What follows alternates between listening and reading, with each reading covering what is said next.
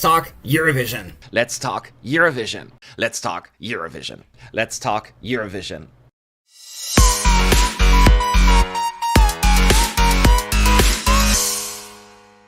Chocolate covered sugar and spice. Tasty, tasty, yum, yum, tasty. How much time do we have left together?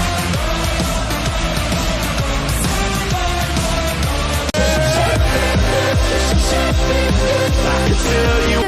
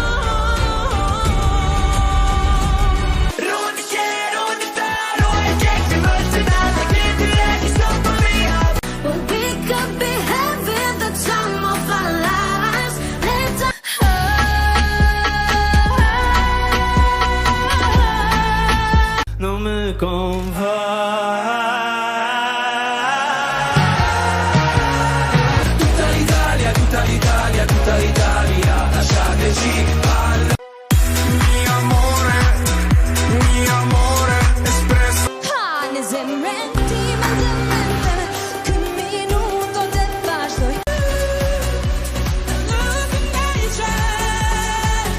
We say la la la la la la la.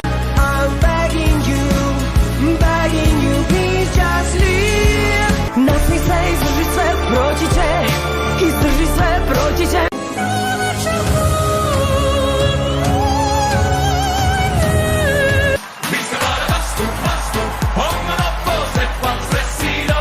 What the hell just happened? Kiss goodbye. Now keep going. Getting tired. I feel so high. In the ground, in sky, in the afterlife. Sam should serca bez łez. Never, never, never, never, never my mistake for me. Never, never, never, never, never.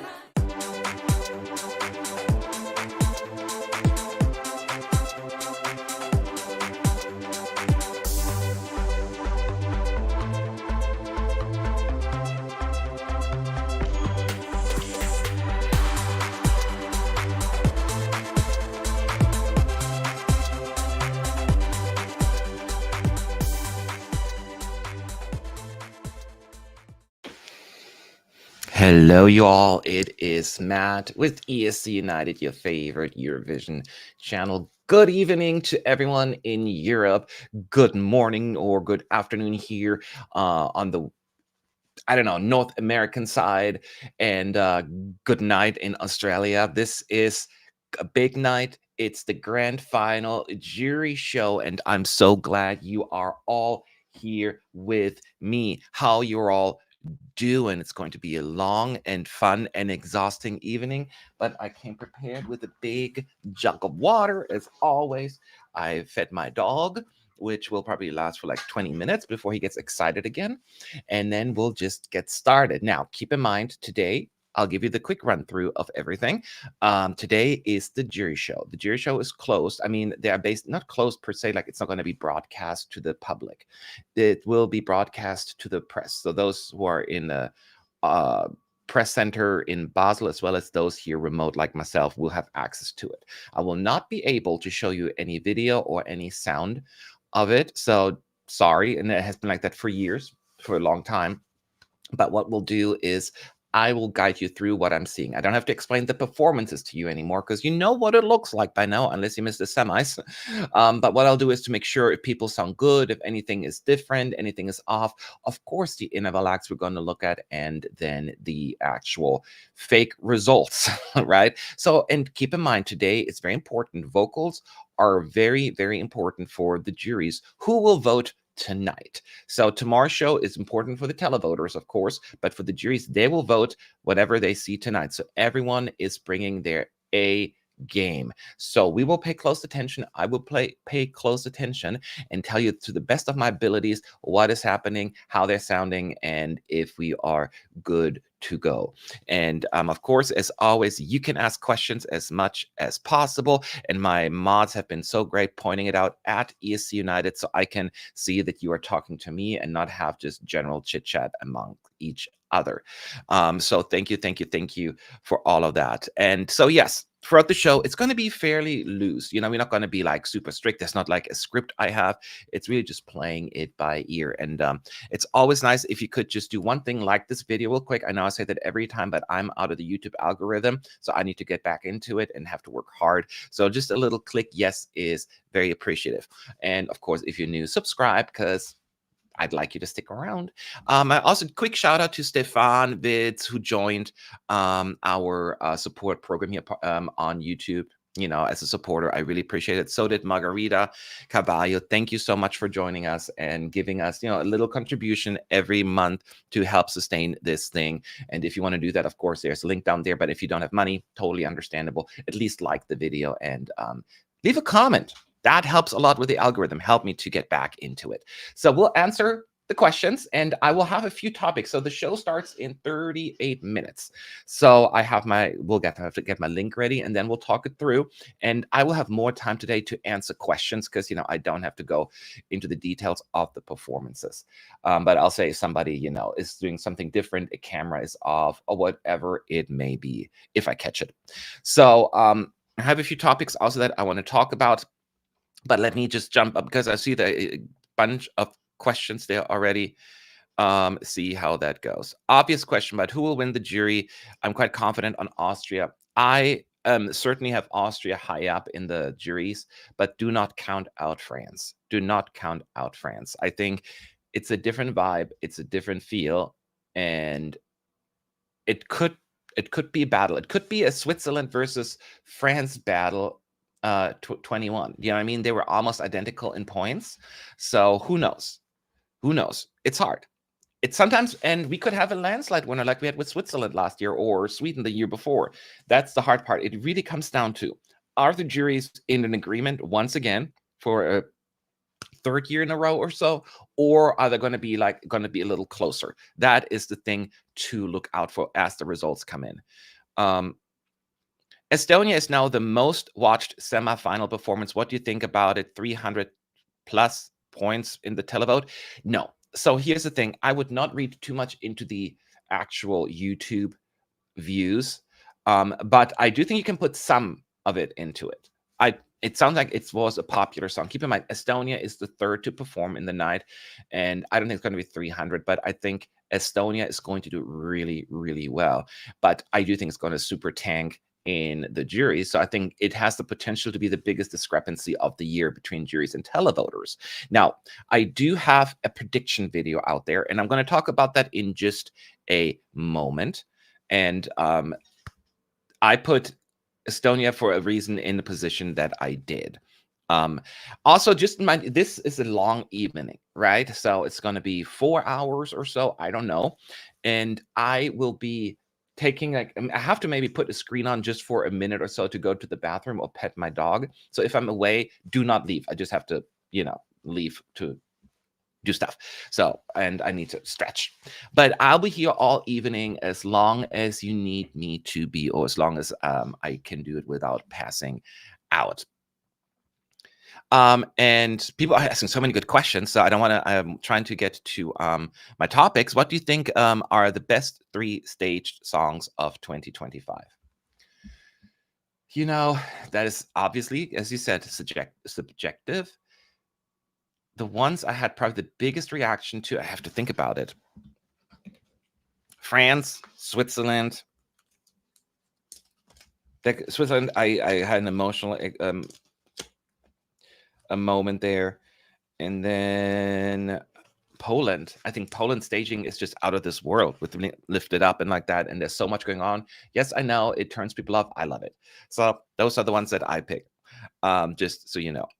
But that doesn't mean these are the best songs or whatever. I'm just saying those stagings were like, whoa, to me. And I live for these whoa moments. And those three definitely delivered on that. By the way, I also did a video on the running order, and I'm sure you all seen it by now, the running order and what it looks like. And I just want to reiterate some of my initial thoughts. Of course, it is clear that the more kid-friendly songs were put early. Norway, Luxembourg, and Estonia. Now, I know Iceland could fall into the bucket as well, but they opened the semi, so they're getting a little break here. But overall, it's songs that are that they tend to have not the Finlands or the Maltas in there, if you will. So that is not a surprise. Not ideal because Norway got again shafted again, just like they were in the semis technically. But yeah, it was very, very interesting. What else stood out to me?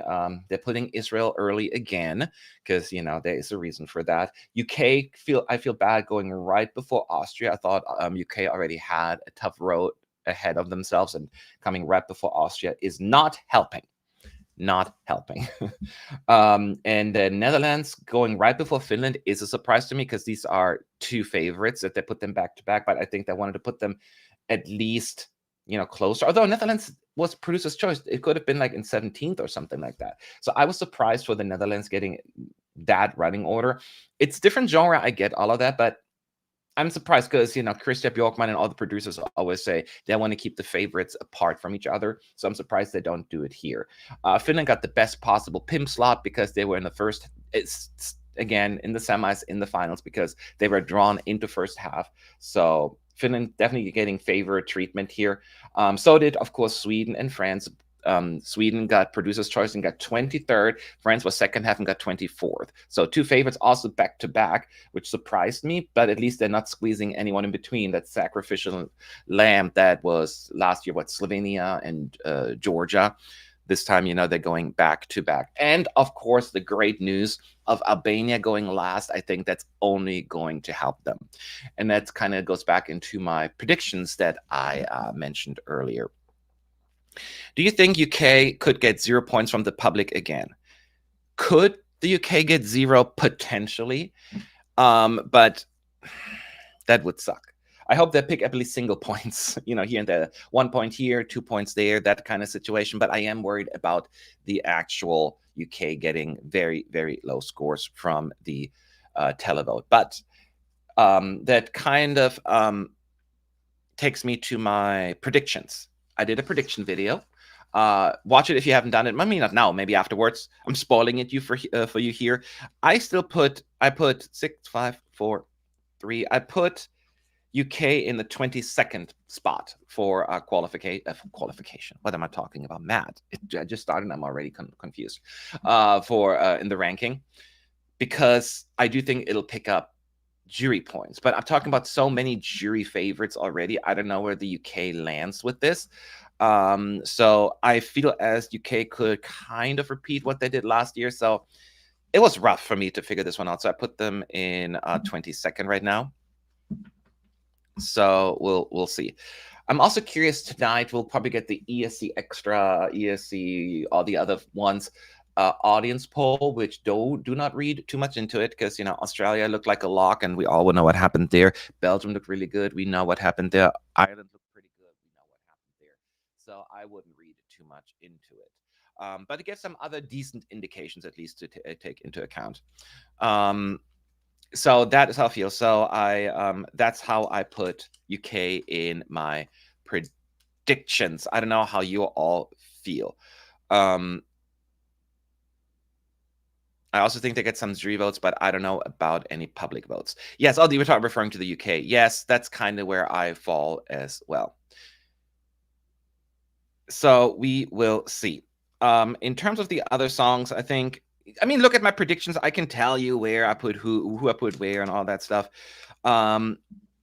my gut feeling tells me that I don't know why.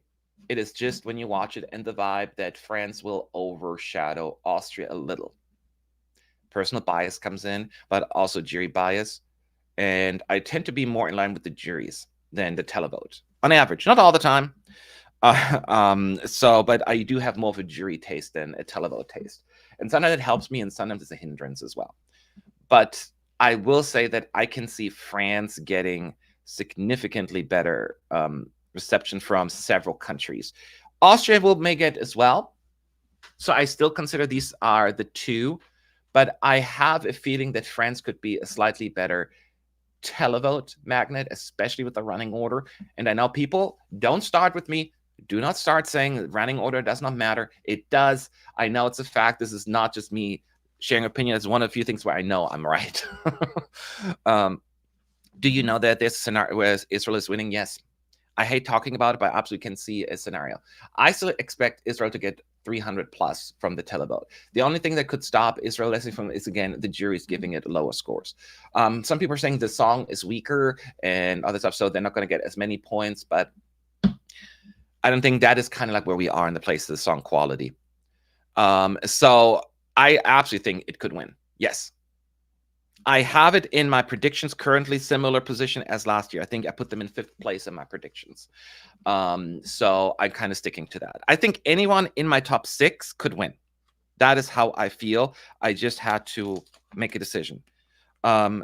So I think it's an open field, but open field does not mean it's going to be closed. There could be a situation where just the televoters and juries disagree a lot, except on one song, and that one song will then landslide away.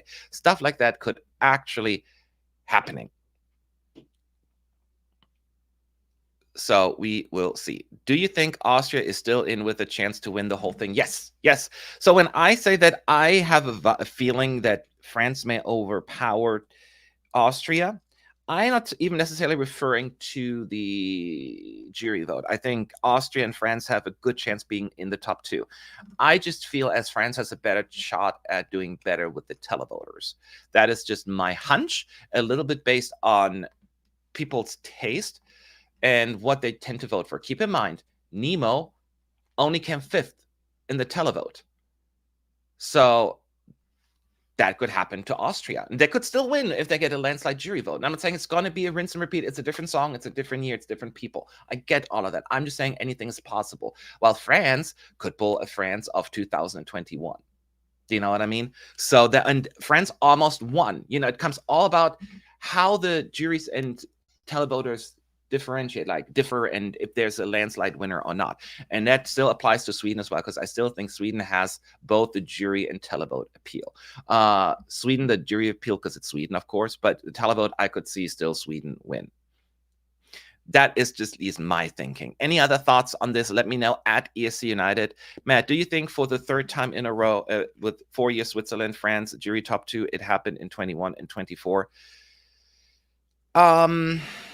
I'd love for Switzerland to be in the top 2. I don't think it'll be a top 2, but I think Switzerland is another potential top 5 jury. But I don't think they'll battle it out with the top 2. If I'm wrong, then I will be happily wrong. Because I think I said it in one of the live streams. I think at this point, Switzerland is my personal favorite this year. So I would see nothing more. I would love not to see nothing more than them doing really, really well. But I don't know if that's going to happen.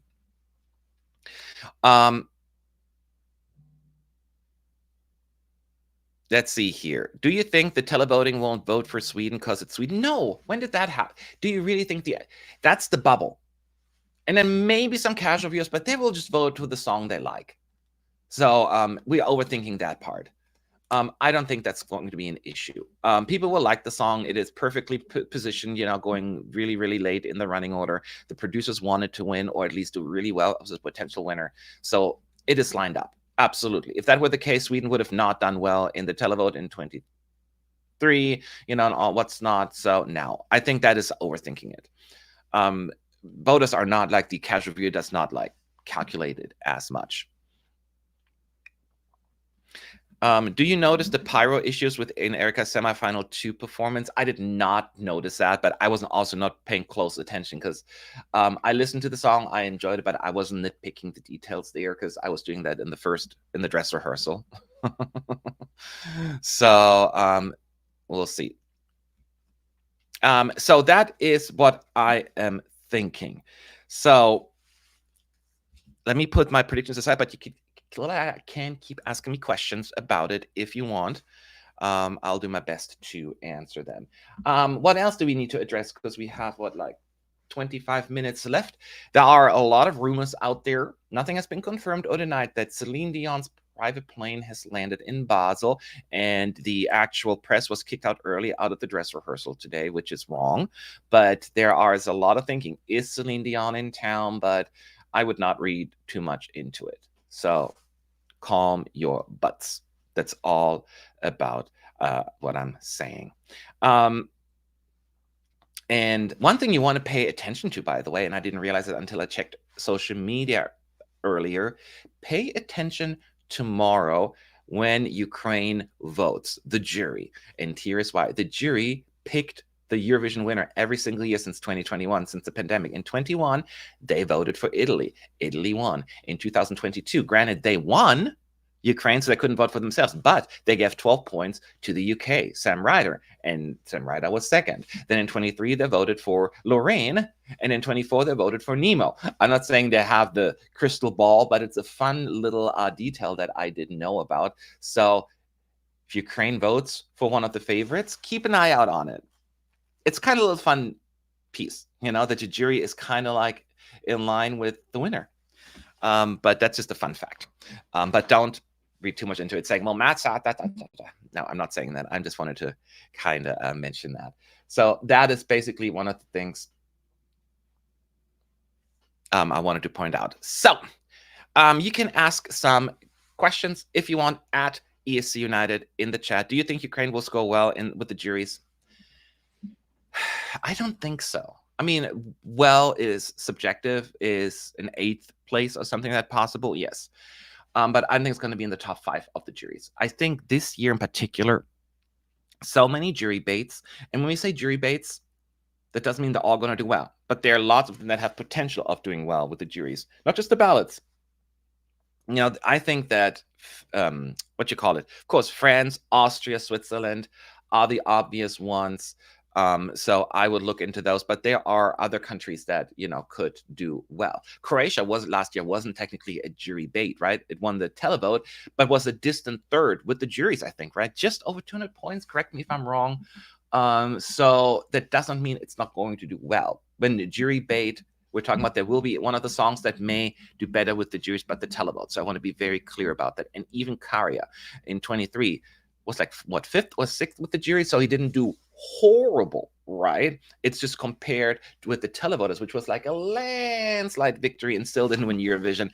That is the kind of stuff we're talking about. So even a song that is not necessarily considered jury bait can do well. And that's where things like Finland and Sweden can still do well with the juries.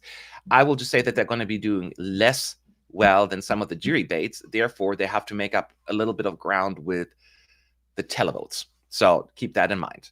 People sometimes misinterpret this term, or what that means. Don't you think Eurovision would be better with the ban on polls and bookmaking, or if people could vote for free with one vote, meaning one phone number? I don't know how Eurovision could be a ban on polls. Like Eurovision, EBU does not have ownership of the internet. Do you know what I mean? So it would not make sense. Can you make it? And no, I think those polls are important, bookmaking as well, because if you don't have anything, there will be no hype. There will be no interest. And hype is important for a show to stay relevant, and it's just how the world works in this day and age. So no, you want to have that hype. So, and these things are very important about it. This happens everywhere. It happens in sports. It happens in many other things. So I don't think Eurovision should be separate from that. Now, you can make a case. I like the idea of one vote, one phone number, or at least limited to 3 or 4 or something like that. Not then 20, because that's spamming and all that stuff. But in this day and age, it's also online now. It's not just a phone number now. I'm not voting with the phone number. I'm voting, it's wherever you registered, it goes by credit card number. So it's different now, the voting. So I'd like to have lower voting numbers, yes, because it probably reduces certain favorable voting. So I would be in favor of that, but then ka-ching. Eurovision is already super expensive. And if we were to do that, guess who has to pick up the slack? Probably the broadcasters. And they're already paying so much. I had a conversation yesterday during my live stream about how expensive Eurovision has gotten. And that is something we need to keep in mind, that's why we have so many withdrawals and it's rough. So that is the thing that Martin Green is really focusing on going forward. And Sweden said, if we win, we will downscale Eurovision because we lost money 3 times now in a row, and we don't want to do that again. So keep that in mind. So that's not always a straightforward answer. So now we have 20 minutes left, so we still have a few more questions to ask. Let's just, while we're doing that, actually, let me take a look at the odds, the betting. Who is currently leading right now? Sweden is still the clear front runner, 42% chance of winning, according, if you believe the betting odds. Keep in mind, Croatia was like around the same numbers, if not higher, with winning, so anything can happen. In second place is still Austria, 21% over the next 24 hours. A lot will change, though. This is where really the movements are happening, even during the show until the voting starts or ends or something like that. Some of these betting companies, they close at time of the beginning of the show. Some allow it until this stuff is done. Third place is France, currently in 11% chance of winning. Then Netherlands, 5%. Finland, 4%. Israel, 3%, and then Estonia, Switzerland, Albania, Malta, rounding up the top 10. So I think this is actually, now that I'm looking at it, not that far off from my prediction, actually. I mean, there's some differences, of course, but I can see, that is a very interesting. The one I don't agree with is Estonia. Estonia will be buried by the juries a lot, and I'll look us being wrong. But that is just my thinking. And Peter saying, it will be interesting to see how juries treat Sweden. And, I love my Swedish folks, and it's not picking on them, but it is a reality that Sweden tends to get a green card from the juries. Like, okay, it's Sweden, I'm okay to vote for this song. If Badabastu would have been a song from Latvia, let's say, I don't know if it would have done well in the juries as much, but with Sweden, I think it's going to be much easier to get a great result. Not just because it's, it's Sweden, but also it is a solidly well executed entry, and Sweden is really good at that. So the question is it going to win or no? If, let's say, Sweden comes third with the juries, or fourth with a decent number, gap between the top two, that may be enough for Sweden to not win. So it's going to be interesting. That's why we love Eurovision, right? And then we still may have a runaway winner, who knows? But that's how it goes. How do you think Finland will score in the juries? It's hard to say, of course, but right now I could see Finland be between like a 5th or 6th place with the juries. So getting maybe 180, just under 200 points potentially. Between 150 and 200 would be my current gut. It could surprise, but I think there will be enough juries that will be put off by this, that there are too many 0-pointers that probably Finland will get to catch up to the leaders in the jury vote. That's at least my hunch based on how I know the juries. The problem is, or not the problem, the good thing is the juries are always different every year, and you never know who's on there. So that this year's jury could have a very different approach. You can only look at patterns. So I am nobody. I'm the first one to agree that you can never 100% know what the juries are doing, because the people are always different. And anybody who says, I know exactly what's going to happen, is a liar, even if they happen to be right then that one particular year, just because you don't. So that is currently the betting odds. So we'll see over the next 24 hours how that'll change. By the way, tomorrow I know the grand final, right? I'm sure a lot of you will be at parties or events or family. It's fine. But if you're by yourself and you want to have some company, I'll be online before the grand final, about an hour and a half before the show. And then as soon as the results are known, I'll be here to comfort you or celebrate with you, whoever has won the contest, so we can talk this through and the results overall. And then on Sunday, everyone has like 24 hours just to get some sleep, calm down, relax, and then we'll talk jury results and all of that stuff, and the detailed voting, and just the contest overall, the pluses, the minuses, etc. So we still have plenty of live streams. Make sure you subscribe. Make sure you are always around, because Eurovision is not over. And as soon as 2025 is over, 2026 starts. That's how you have to look at it. Help with your PED, your post Eurovision depression. Okay. Did you see that the rehearsal today, the mic in Erica's performance could be dragged down in time, so she just performed the last part without? Yes. So there was quick up, in the rehearsal. She got to go twice, I believe, in this afternoon rehearsal, the first dress rehearsal for the grand final, because the microphone, it did not lift up, and then the fire didn't go out, the pyros, which is smart because you don't want to have the pyro happening right on the floor. So stuff like this can happen. This is a very elaborate staging, and that's why they are rehearsing. And if that were to happen in the grand final performance, she would get to go again as well. So keep that in mind. You almost want an issue because you get to perform twice, right? So yeah, don't worry about that stuff. And that's live TV. If live TV may sometimes at times have issues.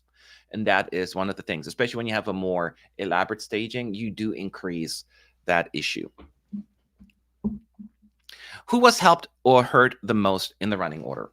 Somebody is asking. Okay, so who was hurt the most? I think the UK was hurt a lot. I think Luxembourg was hurt a lot, because I think it's a great staging and very popular, but I think going second, it's going to be a little bit forgotten with all the other great performances. I do think that even though it's second to last, San Marino's not in the most ideal situation coming after the two favorites, Sweden and France. But I think they'll be happy. So it's not the worst one. I think Netherlands was hurt a little going right before Finland, because they're both favorites. So those are the ones that stand out the most to me. Who was helped a lot? I will say, I think Greece and Armenia are positioned really well. Greece is 17th in the running order, which is a great running order overall, and it's coming right after bigger numbers like Poland and Germany. This is it's a beautiful, calming thing. And then followed by the big Armenia, the So both of them will stand out, and then Switzerland next. Both of them really, I think, should be happy with their running order here. And also super helped, of course, is Albania closing. That is why I feel very confident now that Albania will be in the top 10 for the first time in quite some time. So we will see. So do you think Malta will once again struggle with the televote despite sending a televote-friendly song? What if Mariana barely made it through the semis?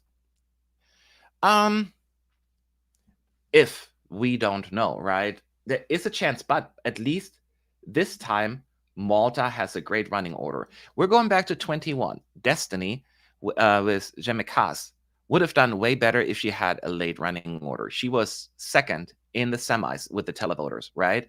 And then completely lost the mojo because she was so early, like was it 6 or something like that? And then running order matters. So that hurt her. If she would have gone later, I think she would have done significantly better in the televote. Here, Malta is going later. So I think it will be in her favor. We don't know if she came only 8th, 9th, or 10th in the semi, maybe it won't help as much. But I think she has a great running order, right sandwiched between Switzerland and Portugal. Right. And then there's at least a couple of songs in between before Sweden and France hit the stage. So I think I'm a little bit more optimistic about Malta's chances. I currently predict Malta cracking the top 10 in 10th place, to be exact. We shall see. I had to lock in my vote because it took me forever to do the video and put it up tomorrow. It would be too late anyway. So I just locked in my votes and said Malta will be 10th. We will see. Um, what time is it? Okay, we have 10 minutes left. Do you think that muting the audience will affect countries like Sweden and Malta? Um, yes, I think so. The problem is they do have the muted audience, but they have the fake audience cheers in there. And so it's all very strategically placed.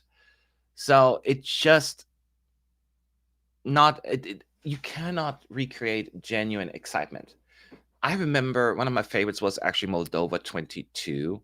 Halo, let's go. Well, it just, the energy, the audience was so loud and so excited. It was infectious. You cannot recreate that with a fake booing, fake applause. So I don't like it. But, there are a lot of things I don't like. And I know people I was like, oh, you hate any sort of change. I'm like, certain changes aren't good because you make it going further and further away from the competition aspect and just more into the, entertainment. And that is a problem in my book because I think first and foremost, the competitive aspect is what needs to be focused on. So, yeah. So I'm going to slowly bring up my press center here while I'm talking to you all. Hold on tight. I'm checking in.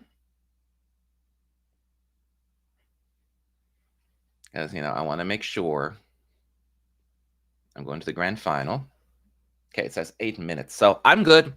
I'm good. I got my headphones on. And once again, if you are just joining, this is the jury show of the grand final where 50% of the votes are being decided. So the juries will vote tonight. The televoters will vote tomorrow. The artists will give 100% tonight. And I cannot show you video. I cannot let you hear audio. It's all about me just explaining it to you. I don't have to explain the actual performances because you've seen them in the semi, but I will tell you if all of a sudden I don't know, Clavida decides to leave mid-sentence, mid-performance because she's tired, and that would have an impact.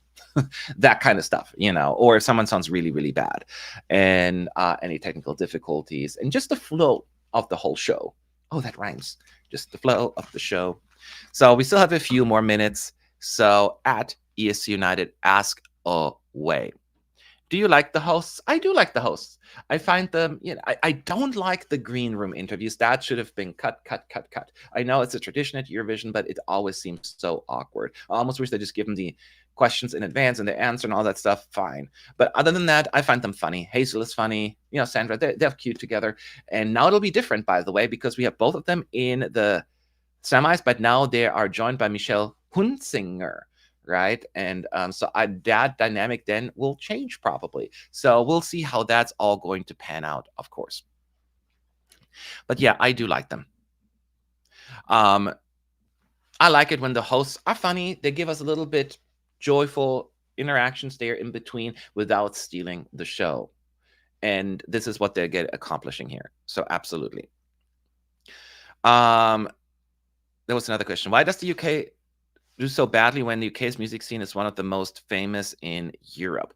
Because the people in charge of at the broadcaster, they don't understand Eurovision. They're trying to chase a trend. They're trying to chase what people may like. And in that process, they kind of get lost. Now, I'm saying that only not because I don't like the song, because I love the song this year. But I understand it's not for the masses. That's why I'm hoping for the jury appeal. So they just like Germany a little bit, they need to come up with a different approach and different people in charge. And hopefully they'll get to it. Talk to the UK. Talk to the Netherlands. Talk to Switzerland nowadays. Talk to countries that have figured it out if you do an internal selection. And it's sad that the BBC is having to do that because, I don't know. They shouldn't have, because they should know how this works. Yeah. So we have a few minutes left. 5 minutes. And any questions, in case you just joined in at ESC United, ask away your question. I should probably drink a little.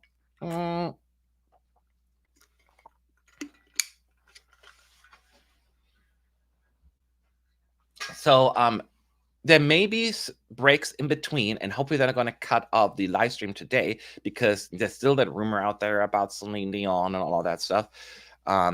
We will see. Thing is, though, UK and Germany have been flopping for years on end. They need a total overhaul of the people in charge of Eurovision. That's kind of what I'm saying. They need a different people, a different approach. Stefan Raab has been more involved. When he was involved, it helped. He had a better idea. They keep in mind, even bringing new people in doesn't always translate to immediate success. Even the Netherlands and Switzerland, they will have bombs in between, like bad bombs, like they will bomb at the contest. So it's more about consistency. And that is what Germany and the UK have not figured out. UK all of a sudden did well in 22. Germany did well in 2018 randomly, right? So they have like random luck, but that is not a pattern. That is an outlier. And that is basically what they need to figure out, being consistent. So that way they can have like a year off where they're not going to do as well. Do you think Australia will withdraw? I hope not. I hope they won't, but the problem is with Australia, they've always been lately a little bit more hesitant to confirm immediately. They were like one of the last ones to confirm. There's financial stuff and all of that stuff, and they haven't done national finals the last few years. Australia is kind of going a little bit into this Germany UK bucket, right? They've qualified a couple of times, but since the pandemic, they failed to qualify 3 times. It's the second non-qualification in a row. And the times they did qualify, they only did okay. Especially with the televote, they flopped. I think they are doing better when they have national finals, but not necessarily, because they've done really well in 15 and 16 as well without a national final, or 17. So yeah, they just need to. They're also a little bit in a lull. I hope they're not going to withdraw, but that is my concern anyway for next year's Eurovision. I'm worried about several countries withdrawing. To be fair, this is only Australia's second consecutive non-qualification. We don't have many. Good thing is, not many consecutive non-qualifications for countries. Czechia has the second in a row, minus Montenegro, who have like 6 now. But all other countries, they usually have not as many, which is nice. You know, now Malta being back in and San Marino being back in, that is going to be helpful. Australia is phoning out. They don't seem to try to win anymore since 2023. I don't know. I mean, this year I thought was a very solid effort. I thought it was. It just didn't work. That is what I will say, because I don't think it was very popular. The people liked it. It just didn't work on the night. It's just sometimes how it goes. It didn't click. So I would not feel discouraged by one surprising non-qualification, because last year in 24, it was kind of expected a non-qualifier, or at least borderline, which it was in the end. But before that, they still do well. Australia, obviously, people will not vote for Australia because it's Australia. I don't think that is true. They done really well in the televote, in the semis. You know, they were just placed badly in the finals. So they can do well. They can do well.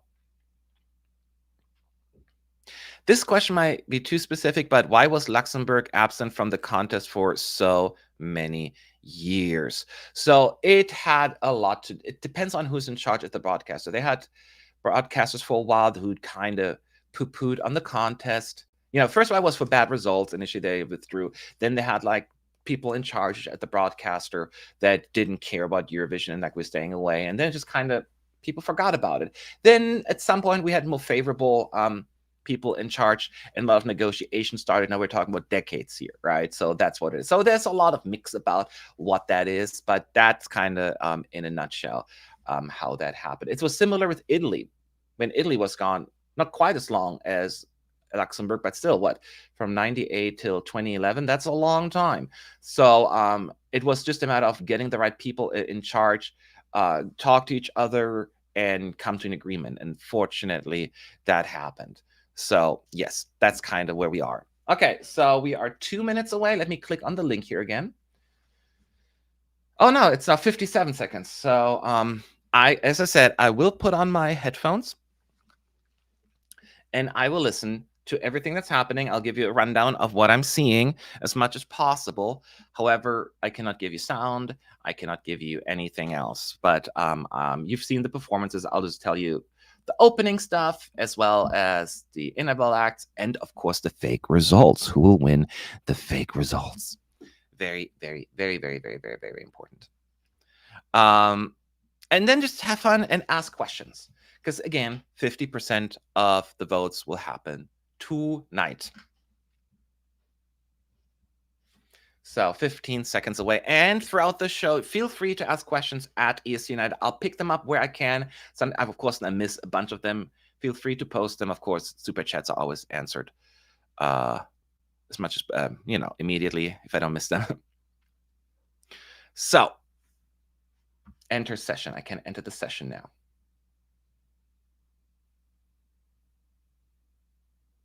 It's loading, it's circling. Okay, now I need to confirm something. The pressure's on. Loading, loading, loading, loading. Oh, I'm stuck on the loading screen. I knew that was going to happen. Please wait until the session starts. You will be automatically joined. So maybe it hasn't started yet. That's what I'm hoping.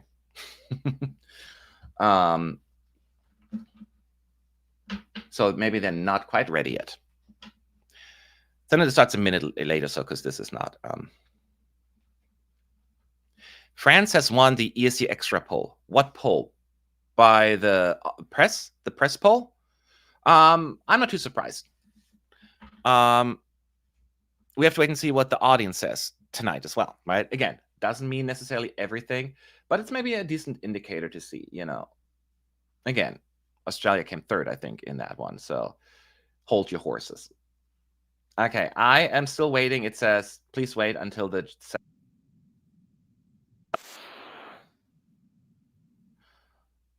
but that wasn't it. I got excited.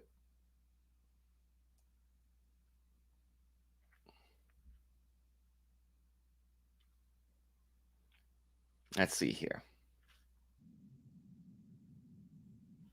I'm going to try one more time here, see if that works. Please wait until the session starts. You will be automatically joined. So I still am on hold. Let me check with my team if they're in.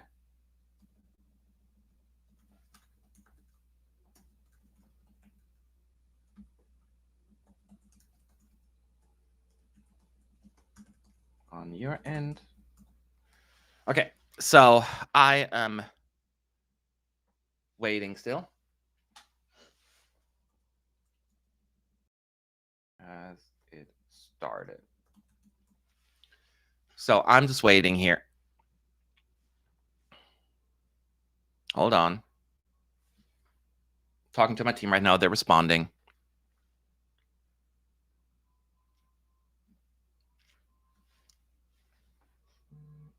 It started in the physical press center. Dang it. This is really annoying. Okay, y'all. I'll keep refreshing. But this is really, really annoying. Check in again. Go to lobby.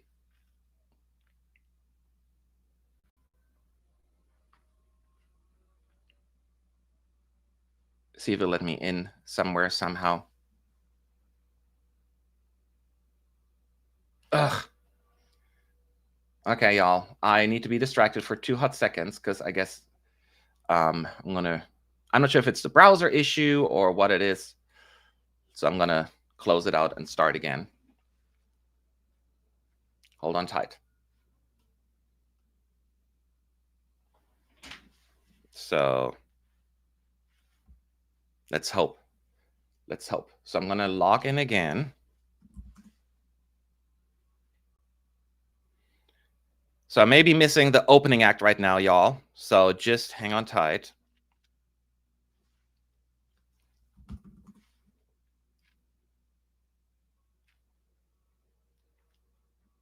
Just hold on tight. The most important thing is, of course, how the performances are. So I'll just keep you in. I'll let you talk amongst each other while I'm doing this. Okay, I'm going to the lobby.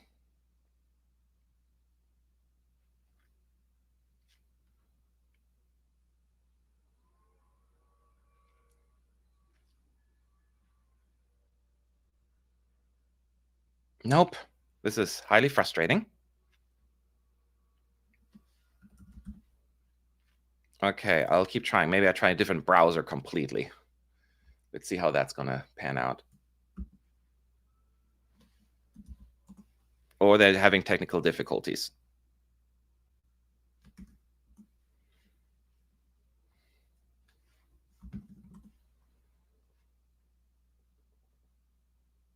Okay, hold on.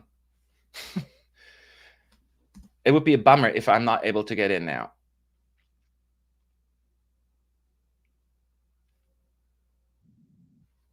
I'm doing what I can. I'm trying a different browser to see if that is an issue.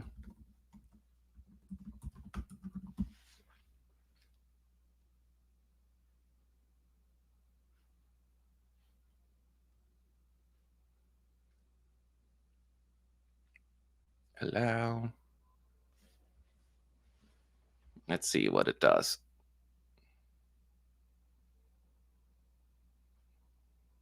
Nope. This is very frustrating. All right, let me try one more thing. I'm going to try a completely different machine here. Because I'm no quitter. I am no quitter.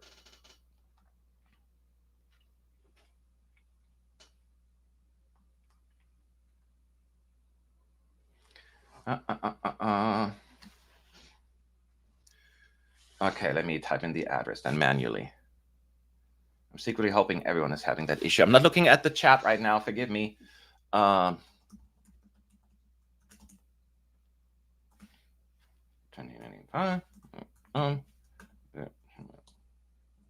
Event.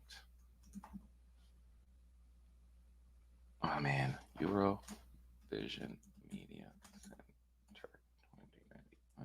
2090. Okay, we're getting closer. I need my glasses for a second as well. Let's check in. Man.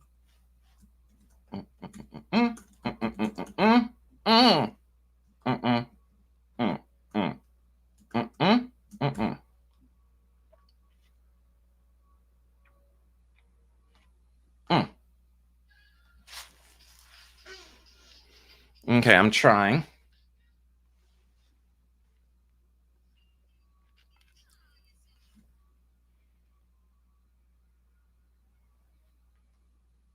I still can't get in. So yeah, I don't know what's happening right now.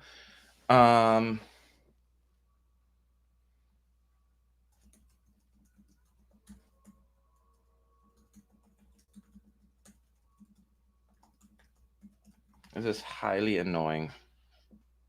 Please wait until the session starts. You'll be automatically joined. That's all it says. So I'm sorry, y'all. I don't know what's going on.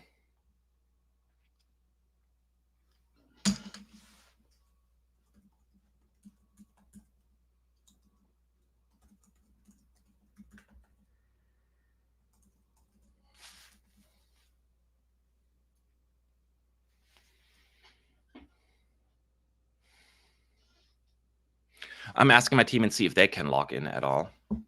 So, yeah. So Roy is telling me that it's running on, that the show is happening. It's just not showing. It's not working for me or Emma either, or some other. Okay, so it's not just me.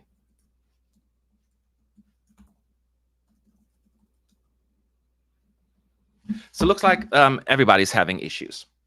That makes me feel better, but not great. But what that probably means is that they must be working on the issue to fix it. So hopefully it will happen soon. I will just click join again and then just let it sit there and see if it's going to come up. This is unfortunate. Let me know if when it starts working for you. Okay, so yeah, so clearly they're having technical difficulties. everybody, so I could check Twitter machine as well and see what people are saying on there. I assume it's not working for anyone. Yeah. So far, the stream has been better. So I am just checking with everybody else. This is always like nerve-wracking, like, it's not working. Help me.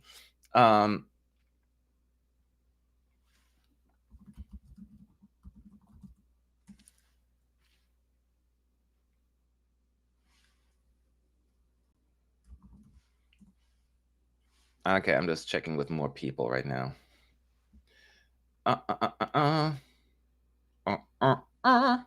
Isn't this an entertaining live stream? I'm not doing anything. I'm just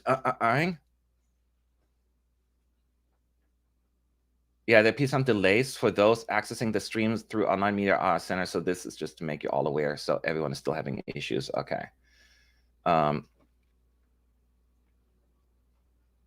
So we'll have to hold on and wait and see. So I just keep an eye out on social media if anybody else has luck to get through. Just hang on tight. I don't know if there's. I'm gonna ask Roy if there are any delays.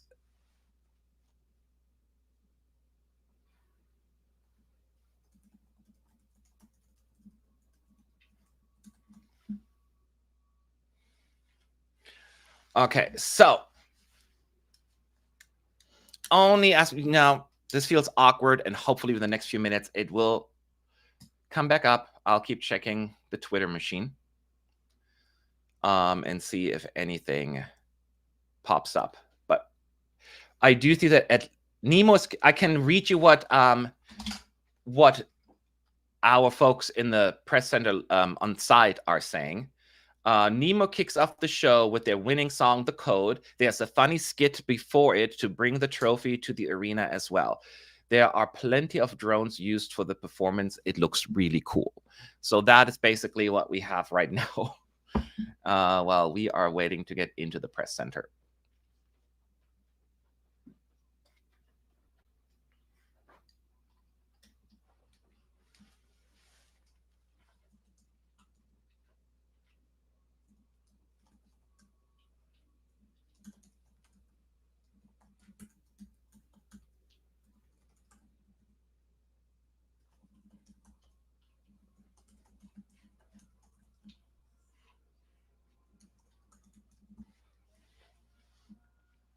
I'm seeing to see if we can talk to the technical people as well there.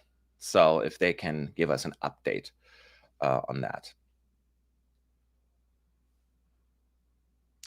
Who won the fake voting earlier today? We were not allowed to be in the arena. We were kicked. I wasn't there, but everyone on the press got kicked out earlier than usual. And they're never allowed to be there now for that anyways during the first rehearsal. They usually have to leave right after all the acts have performed.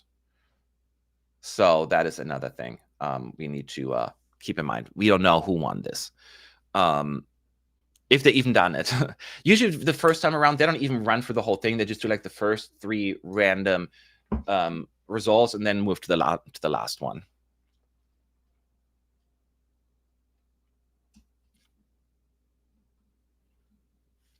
So we're still stuck.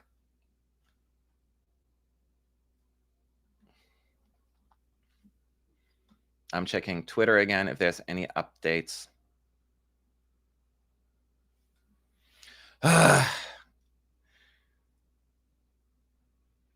This is dumb.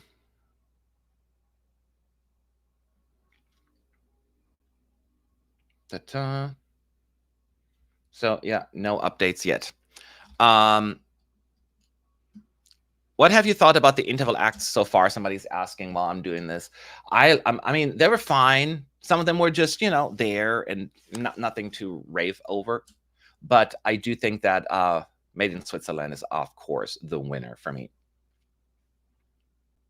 That one was just Eurovision, prime Eurovision in my book. I'm going to log in one more time and see if that helps it. Probably not.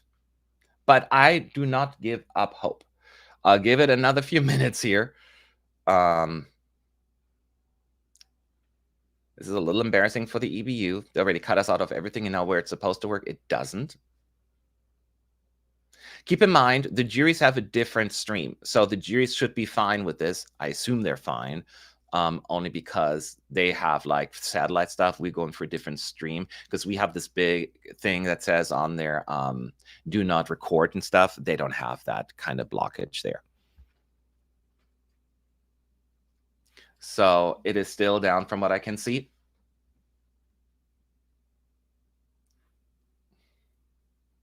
So we'll wait and see what else happening. I don't think anyone is doing any updates. Huh?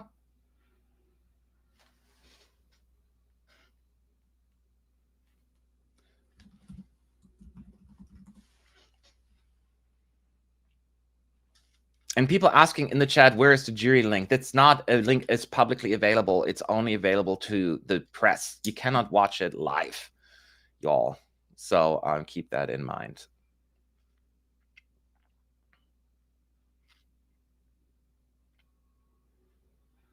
Mm. Mm-hmm. Mm. Mm.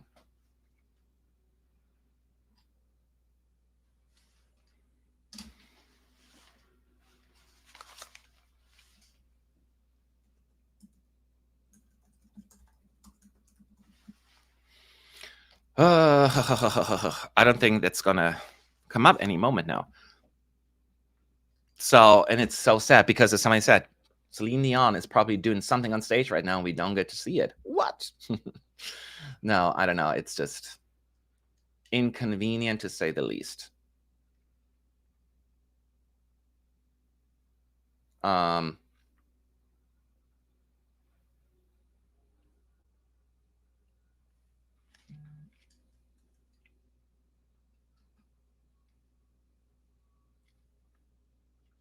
I'm getting some answer from my team. Let me see here what they're saying.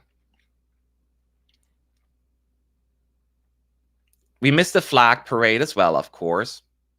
So all I can say is reading it right now, the flag parade started with the flag parade. You know, they used to introduce all finalists of the contest to the running order. And the host explains right now why they love Eurovision and that the audience can now vote even though before all the songs have been performed. They can't vote tonight. They are lying. You can vote only tomorrow evening. So yeah, we're still stuck.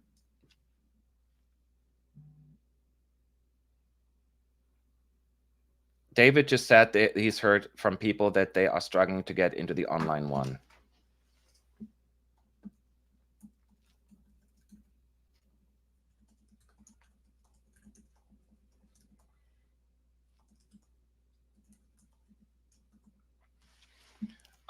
So everyone has struggling still.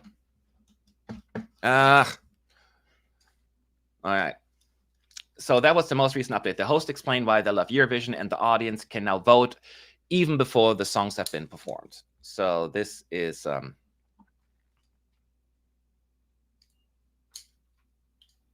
then let the Eurovision Song Contest begin. Who doesn't get goosebumps from that sentence? So unfortunately, we don't have anything yet. So the first song is just about to start, which is Norway. And unfortunately, we cannot get in. Everyone is having issues with the access right now. So this is really bad. EBU, this is a little embarrassing. I understand technical difficulties happen, but this was for this thing, and you already cut so much access.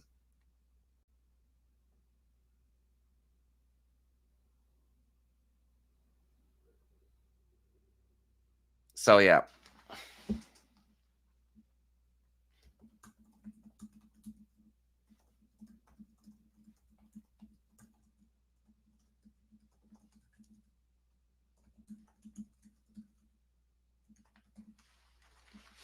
Okay, so I'm still talking to my team, Roy and David. They are on site covering this. So anyways, I'm keep looking. Like, would you say that the UK might be at least... do you think it's done due to leaks or sabotage? Do what? This is just an issue. This is a technical difficulty, an embarrassing one.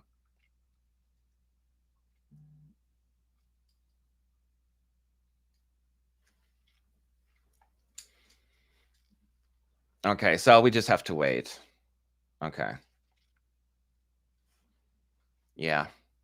Hey, so only the people on site have access right now. The online stream is kaput. So hopefully it'll come back eventually. But for right now, I'm relying on my friend Roy, who is live tweeting about this, to give me as many updates as possible.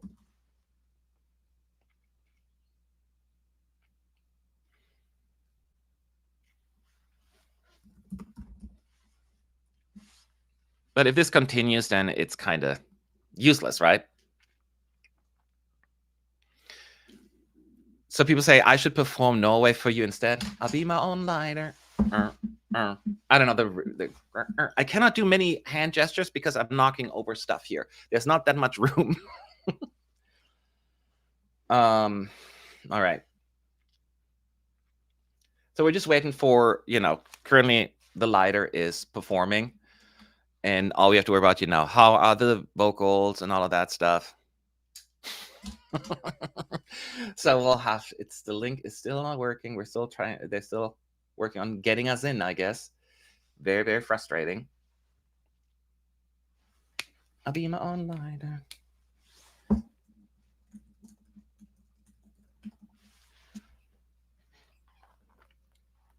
I'll give it a few more minutes, y'all. But if I'm like a few songs into the whole thing and they're not going to give us a live stream, then there's no need for me to keep live streaming, right?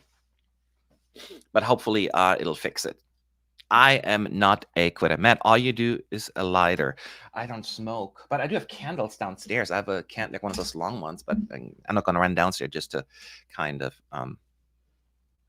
get you into the mood. Maybe the juries have issues too. No, the juries will not have issues because they have an actual TV live stream. The juries come from a different spot, broadcast than the press. The press, you'll see they have a watermark on there that says do not broadcast, do not record, and that kind of stuff. While the actual satellite transmission is the normal one that you will see on Saturday night. That's the one that got hacked into as well. It wasn't the press stream. It was the other one. So that is also very important. Those are two very different streams.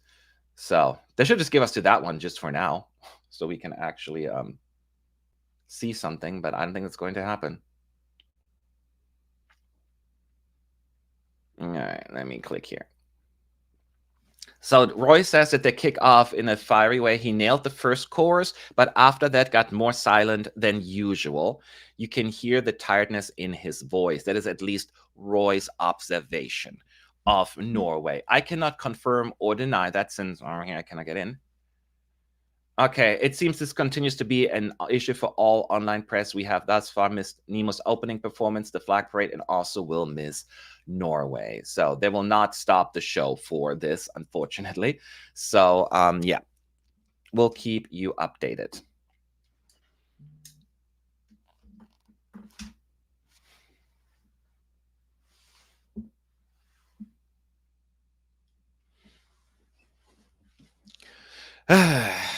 So, yeah.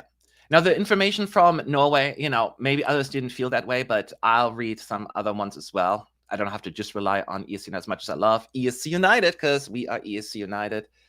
Let me check, for instance, Eurovoix as well and see what they're saying.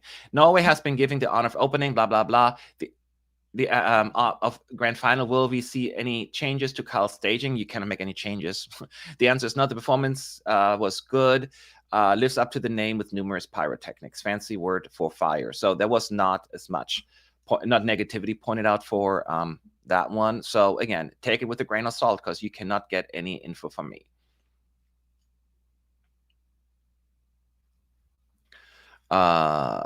Still in the waiting room.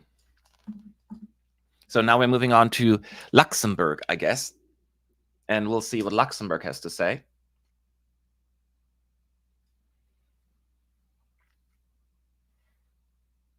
ASD Extra is saying, no big issues vocally, though I find the performance a little less powerful, impactful. The delegation is aiming at a top 10, as they said publicly at Eurovision Village.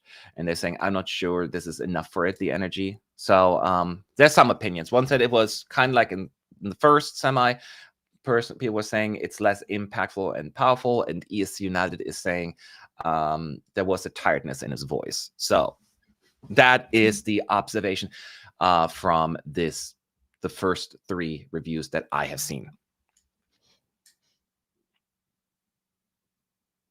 Matt, are you also facing issues with the jury show? We are facing the same from Greece. Yes, if online press, we don't have access right now. There is a technical difficulties. Everything that I'm giving you right now is not because I'm observing it. It's because I am checking the internet. Because the people that are on site in the press center, they can see it. That one is working. So I don't know why this one isn't.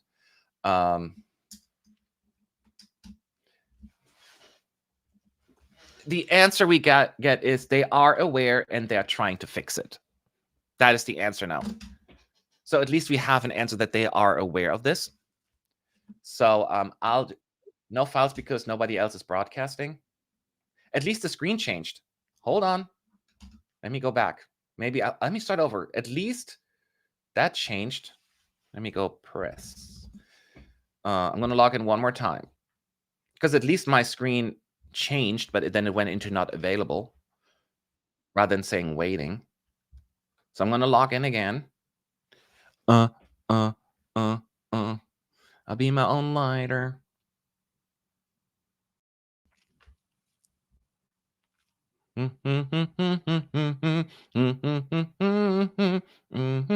No, it says no titles displayed because nobody else is broadcasting. So now it's like they stopped the broadcast, but at least that's different from what we had before, because before that it said, waiting. So I'll just have to keep trying. In the meantime, I will read more reviews.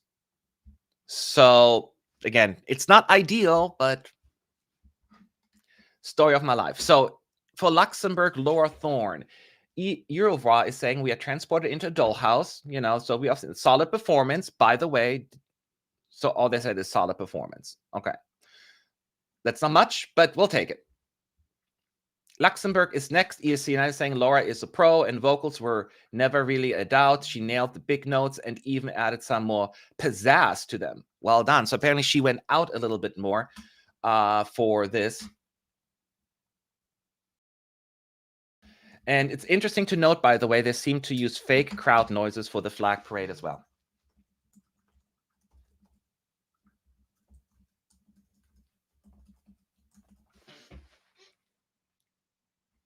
So that is what that says. Let's see if ESC Extra is saying the vocals are shaky at the beginning. She sounds stressed. So this is a very different opinion. But once she's standing up and interacting with the dancers, the confidence seems to grow back. The last note is well hit, as always. So it sounds like ESC Extra felt that it was a little shaky in the beginning, but then it was perfect. ESC United felt it was perfect all through, and Eurova just said solid. So those are the things that we have right now. So I'm going to try again to log in because I have nothing better to do.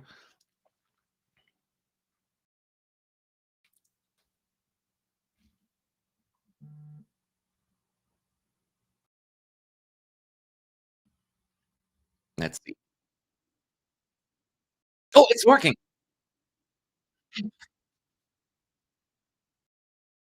This is working, y'all.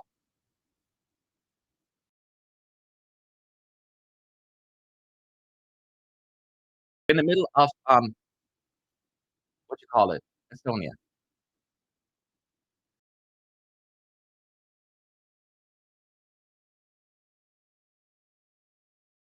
Sound is really low, so I'm trying to turn it up. No, the sound is super low.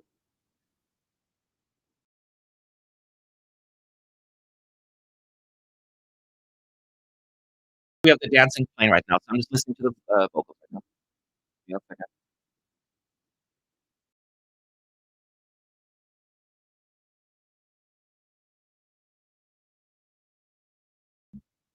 I don't have to explain the performance. Alright,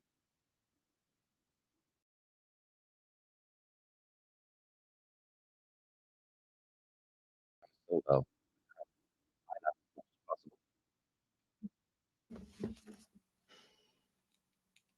Possible. It's already at 100.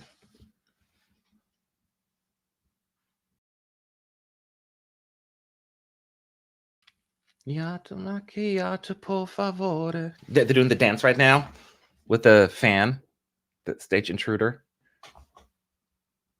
He sounds good. I'm using that term lightly, so he doesn't sound worse than before. Let's put it that way.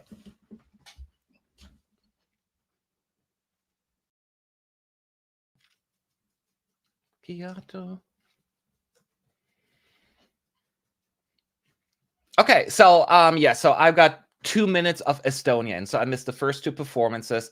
Not ideal, but at least I got my team and all the other outlets talking about it. Um, um, from what I think, there were no accidents or anything. It sounded like perfectly what we would expect. So I still think it's going to do well with the.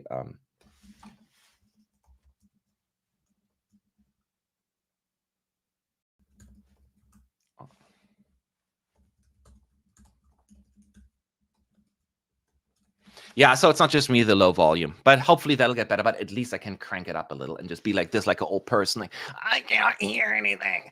Oh, turn it up, Ethel. So now we're moving on to Israel. As you all know, she made a change in the way she sings because the clip went viral where her voice cracked when she tried to hit that big note in the final chorus. So I assume she's going to do the same thing this time around.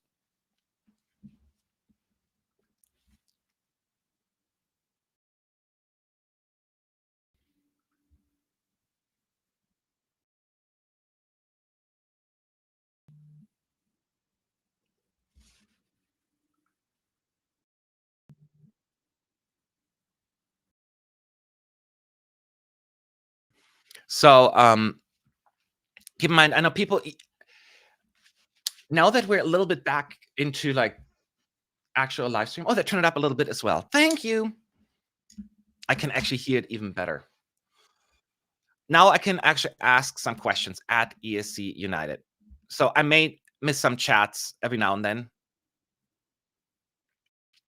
Now that I feel like it's hard. Hello. Can you hear me? Yeah.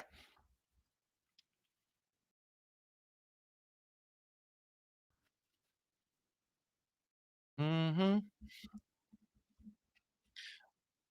But now it's almost too loud. I'm never happy.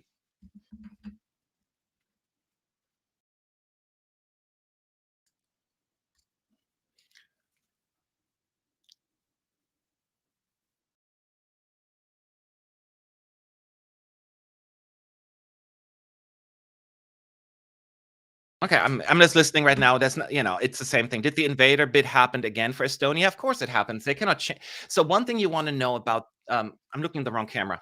This one's not on. This one's on. um is that you cannot really make changes to the staging. That must have been a unique circumstances where it would change because keep in mind it's not just one thing you have to change. You have to change camera angles, everything. When you look at these boards, the technical boards, how each camera shot is so specifically a set, it's it's amazing. So any changes would be a big difference. Thank you so much, Philip, watching from California. Me too. And I thank you for your coverage on this edition of ESC. Keep up the good work. And here's a few bucks for your trip to Sweden next. If it's to Sweden, you need to triple that. And I'm kidding. Thank you. Thank you. Thank you.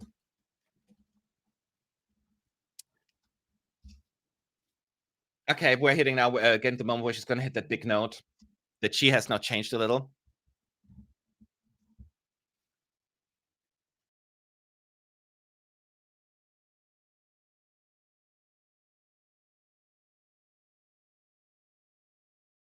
Oh, those fake. That's so the cheers are extra loud here.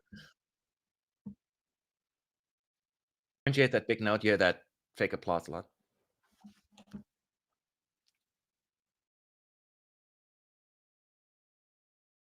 I'm just listening.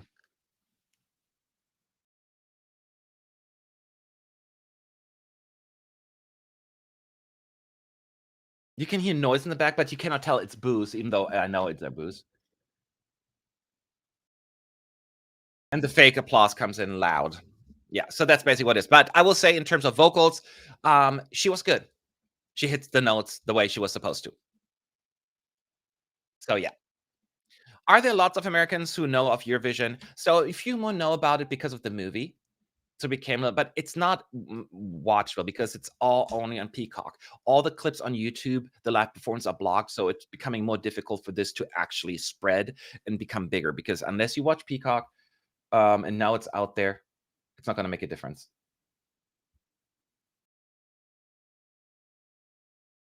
Hang on 1 second.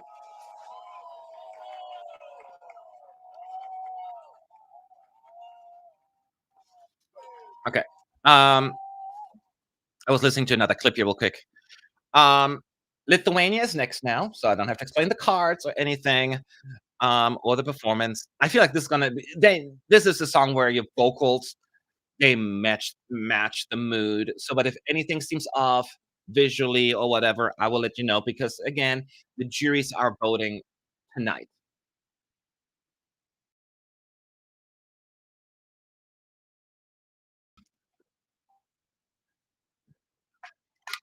Now you can ask some questions at ES United.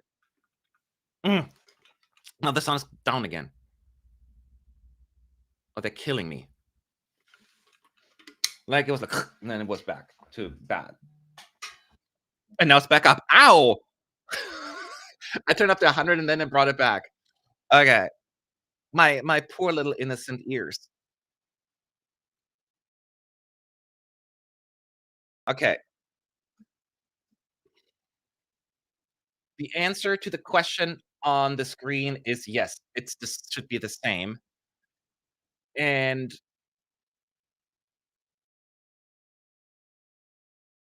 they will not be revealed until after the contest. Sorry, I'm still listening as well. Sometimes when I pause awkwardly, it's not because I'm lost for words. I am paying attention. So I'm really curious where Lithuania end up. Right now I have the midfield for me. I think like 17th, 16th or something like that. So we'll see if that stays the same.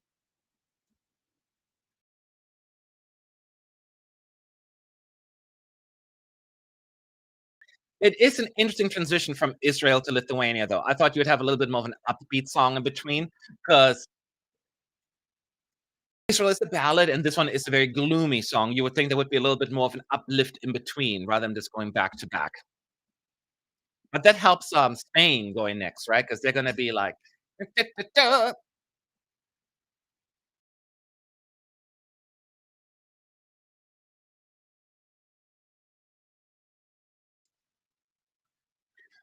in terms of Lithuania, sounds just like sounds right. The mood is there. We know at the Tavo part. Tavo, Tavo, uh-uh, uh-uh, uh-uh.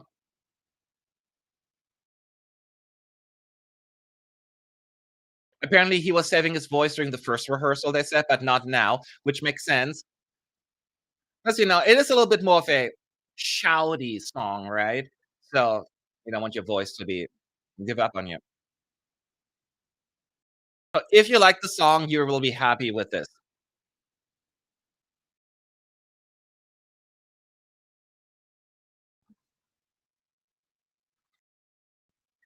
Has Lithuania grown on you any bit during these shows? No, I'm afraid not. But that's okay. That's just my personal taste. I'm not gonna let that, deter me from analyzing it the way it should, because I put one of my favorites this year coming last in this show, which is San Marino. So, yeah. So now after Lithuania, we're getting our first break, it seems. No, never mind. I'm so lying. It just there was a slight delay. Spain is next.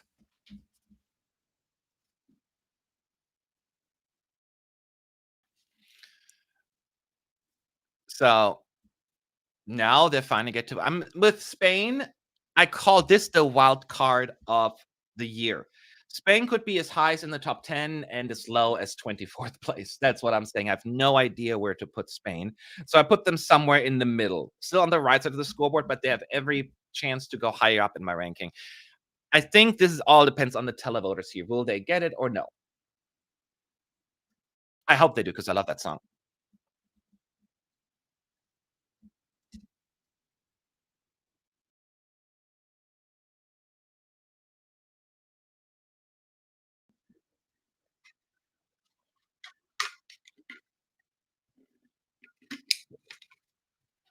Okay, here we go. You've seen the performance as well. I'm always more worried about her vocals. Not she's a good, great singer, but, when she gets push her heart, then it's a little bit sharp at times. So I'll pay attention to that. Matt, you like the UK. I don't think we should take your opinion on Lithuania as objective, LOL. You know what? Objective is not neutral. Objective. I look objective at the odds and all that stuff. And I have UK really low in my ranking in terms of predictions. So that's what I mean. Plus, how dare you attack my taste?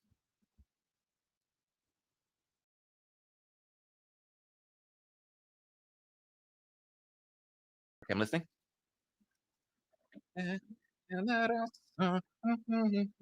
Oh, here comes the fake applause. It's so manufactured, this fly it really takes out the because it's like, "Yay!" and then they're quiet. And they have even fake clapping in there. Because it's like, then it stops, like, everybody stops clapping all of a sudden.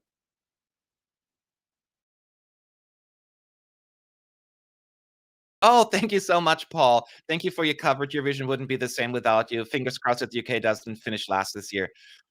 I don't think they will. Uh-oh.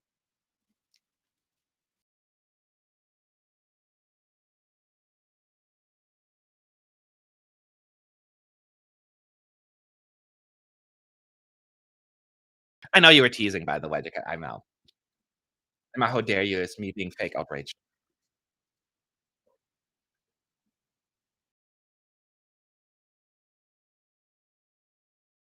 I love this song. I don't know, it just gives me energy.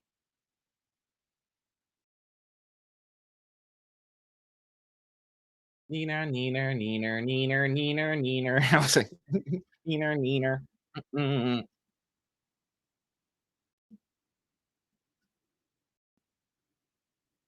It sounds good to me. Becomes a big note.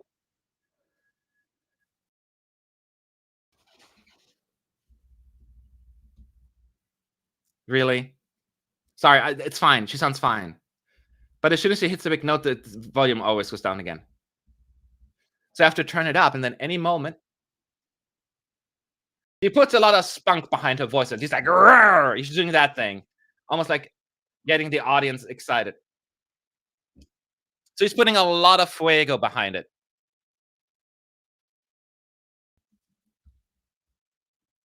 So to me, it sounded good. It sounded really good.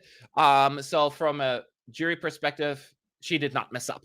I still don't know if the jury will go for this kind of song, but vocally, she did great.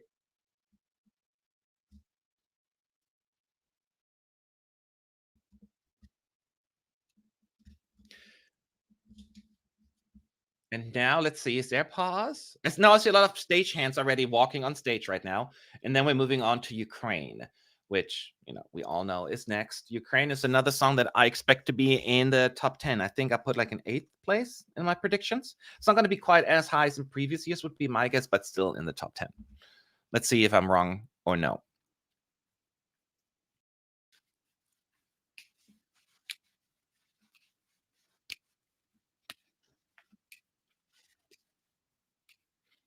So any questions now you have, at ES United? I think Ukraine will be a fairly straightforward one because we know the staging. Vocally, it's going to be fine, but I'll pay attention to it.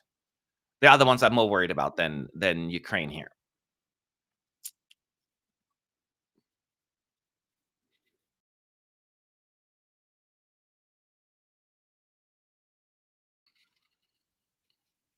Okay, here we go. Mm. May I say also, my favorite part of the song in Ukraine is the pretty beginning of the female lead singer, the angelic voice. I could listen to that for 3 minutes.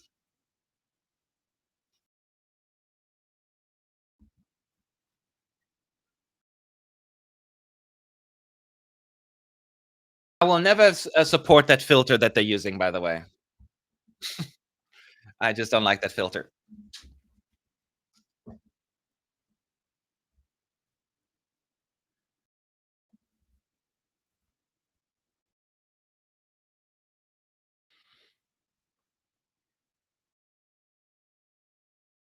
Mm, I'm begging you.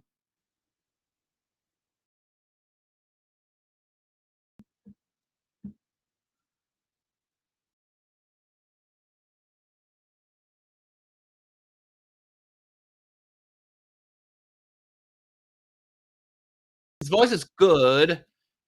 It feels slightly weaker than what I had in the semis. A little bit out of breath or tired, but it's a minor. Don't overread. Don't overthink what I'm saying here.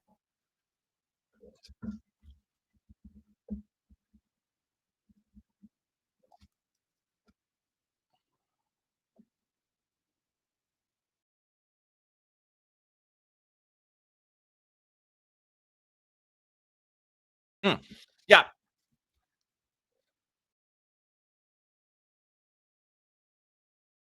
there's almost a raspiness to in some of the parts, which honestly to me sounds better actually. It adds a cool little layer.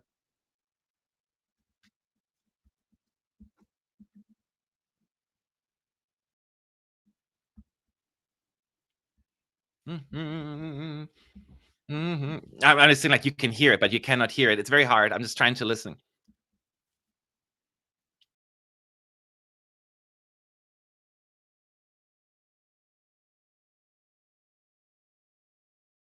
Yeah, it's a little bit more raw, his voice still here.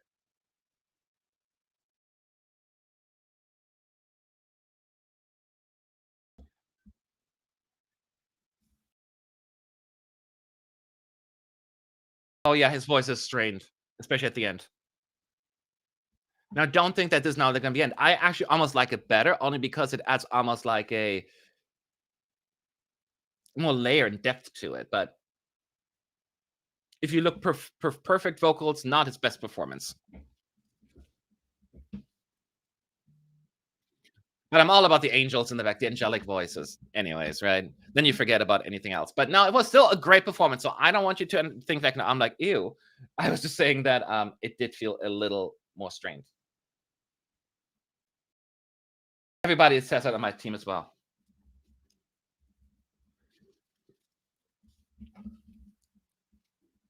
So they're just watching, has access. They all were like, okay, this is a little on the rough side.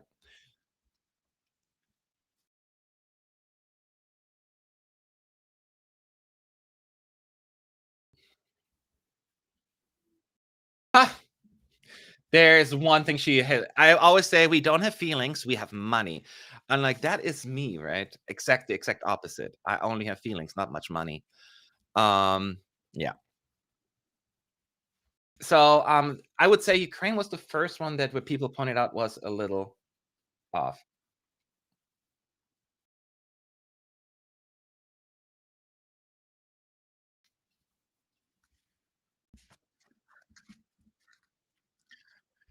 So we got I said we're gonna have a pause now because the three hosts are doing a little skit here, but they're just talking.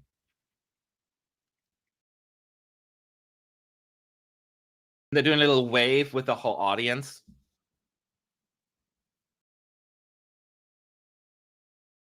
Then a few camera shots of the audience. A strange delay here. So maybe that it takes a second. Yeah. Now we're getting a little snippet. We're delaying stuff here. We're delaying stuff here. We're back in the audience.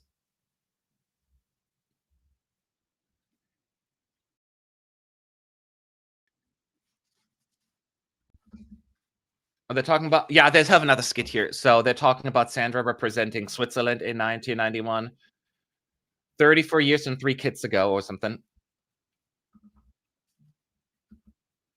Singing live orchestra, no televoting. And a dinosaur took us back to the hotel. Have you ever thought about performing before at Eurovision? And then she rips off her clothes and she's wearing the same outfit. She's singing her song from 1991 in the same outfit before backup singers show up. That's a cute moment.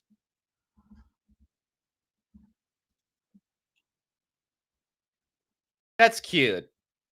She's like, "Have you ever thought about going to Eurovision again?" She's like, "Sure," and then rips off her clothes out. Now she I love retro. And these are like the cute, corny jokes I just love. They're not offensive, but it's just so Eurovision.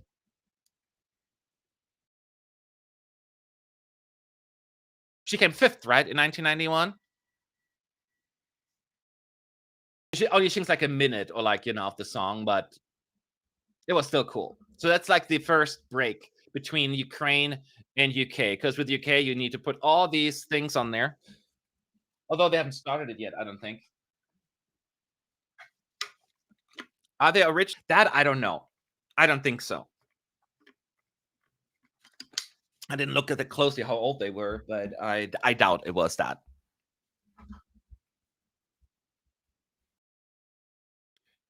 Michelle Hunsinger has a grandson. She's not that old. Isn't she like 45 or so? I guess technically you could be a grandmother. That's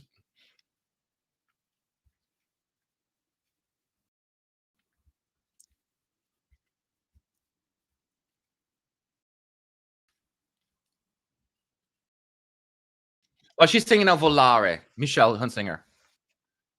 Ni blue, di pinto di blue. But a lot more modern version. They're like a dozen male dancers behind her, and all the gays in the audience are like, "Woohoo!" Well, the girls too. So it's just a little break moment with them singing. So I wonder if Hazel's going to sing something else. If Hazel's going to sing, she's probably going to do like dancing Lasha Tumbai because she's like the actual comedian on the group on the host group. So we'll see.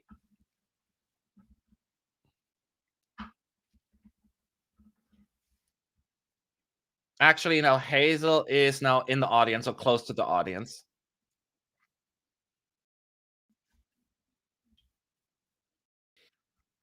I get Hazel's humor because in many ways I have a very similar one in real life.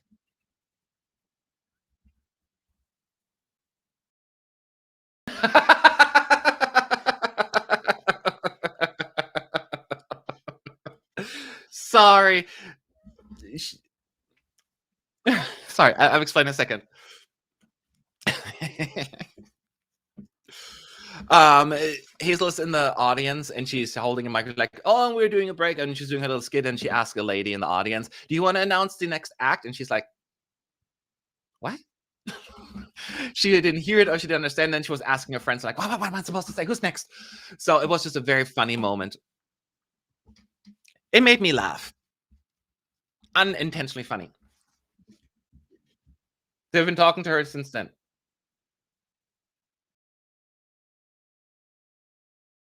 Oh, she's French. I think she doesn't speak English.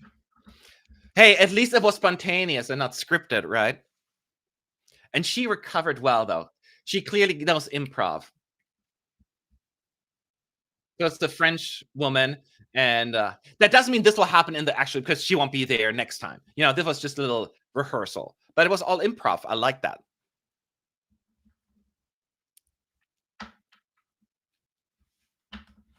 Anyways, we're moving on to the UK now.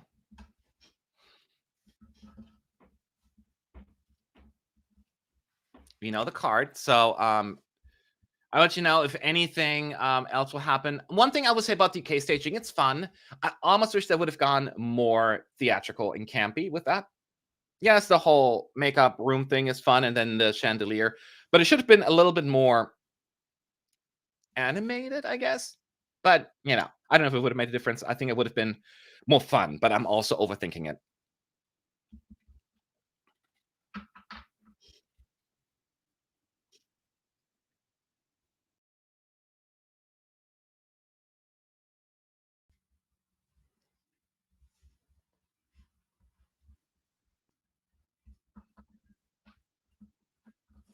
No, they're singing. Two. Singing, bells are ringing.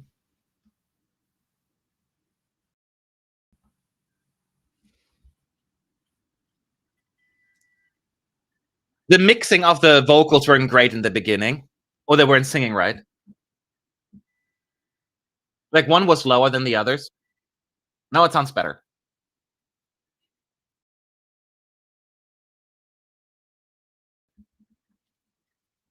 ripping their dresses off again.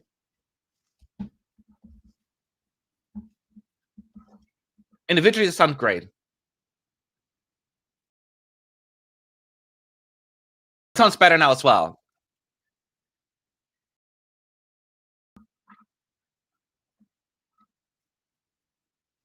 I feel like they're gonna do extra with like their little ah.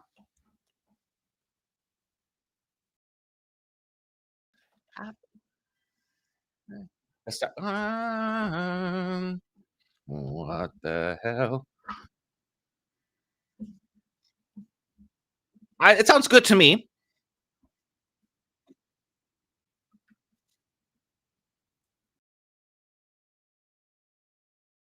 Hell, just.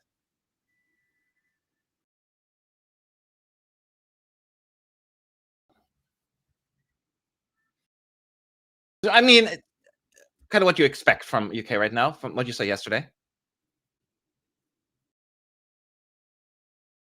They're more playful, and when they have the solo parts, it's almost like very playful, almost like talking at parts.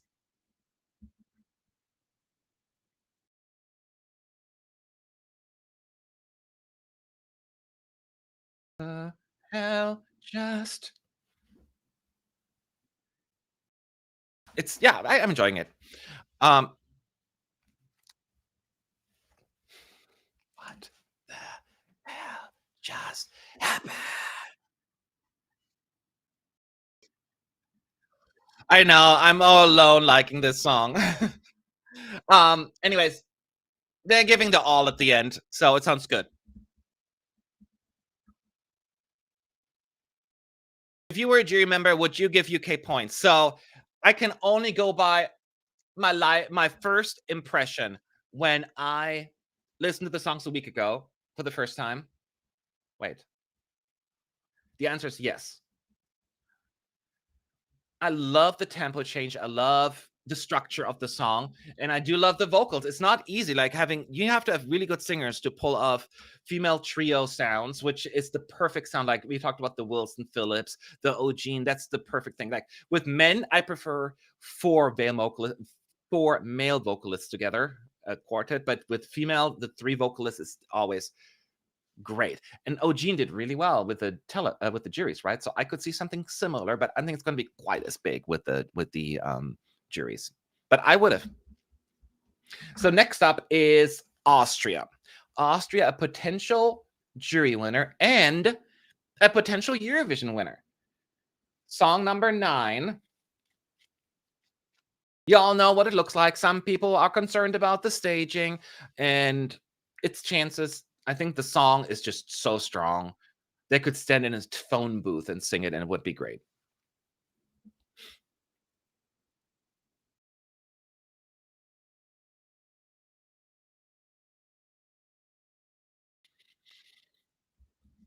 So let's see if he's going to do well. I'll be listening in again, and I'll tell you all about it. So I may be awkwardly quiet, but he fell off stage. I'm kidding.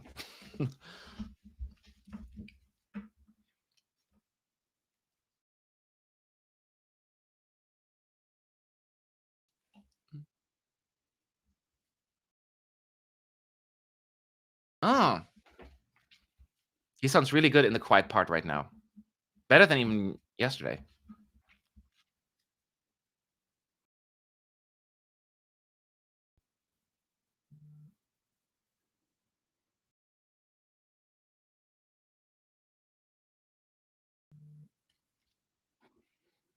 Pretty head voice right now.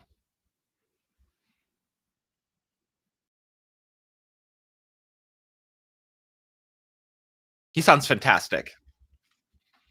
This is a better performance than yesterday so far.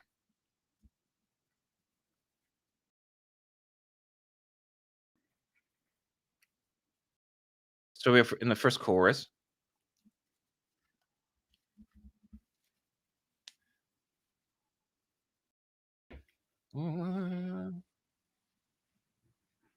Beautiful. He did that really well.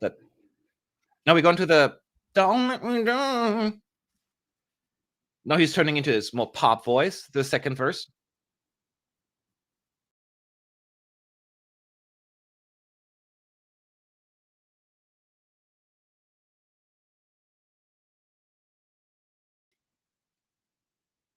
Yes.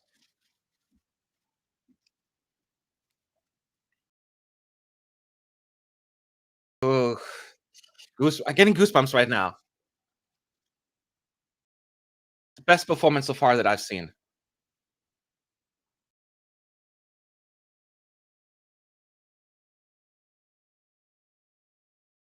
Oh, that high note was perfect.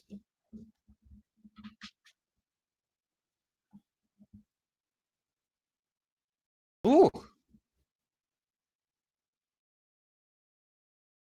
he has some anger. He was like, "Wasted," like almost in a deep voice. That took me there for a moment. Wasted. Another techno beat is there.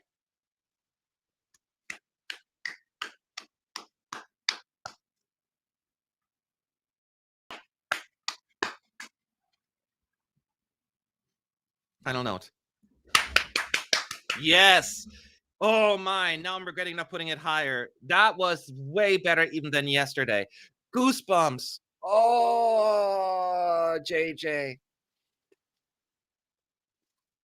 That'll be so high with the juries, and if it doesn't, then something is wrong. So, Austria fans, I was absolutely blown away by this. So, next up is Ireland, and we all know that they made Ireland. Sorry, Irish fans. I meant Iceland. Of course, nobody wants to come after a big number like this, but they're very different, right? We'll see. They're not here for the best, like consistent vocal performance. It's really just the fun part, and where Iceland will probably score the most will be in the televote.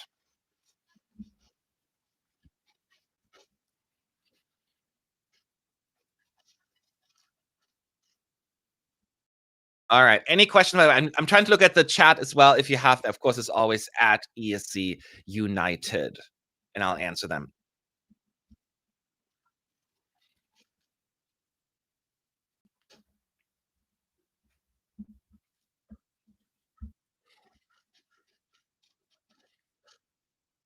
It's it's a very jarring difference because there's no pause or anything, like a break in between. It's so different from Austria, as we all know. So when you listen to it, it's like, oh, so it's actually a good thing for Iceland. And honestly, they're just glad they're in the finals, right? But still, go for go for a good result, Iceland.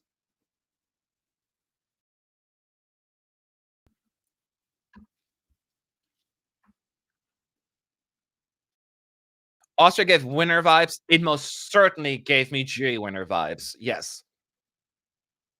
And potentially winner vibes. Yes. This was to me his best performance yet.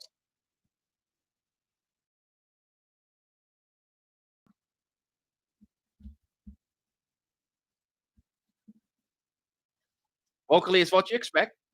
Sounds good. Visually, same thing. It's just, after such a heavy song, this fun song is really, really impactful. Like, I'm enjoying it more than usual even. So I'm letting the order just do its thing, and I'm having a tremendous fun listening to Iceland right now.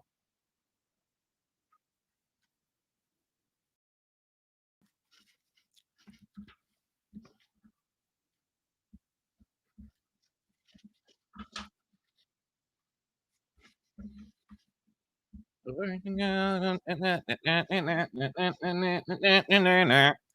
wow, wow.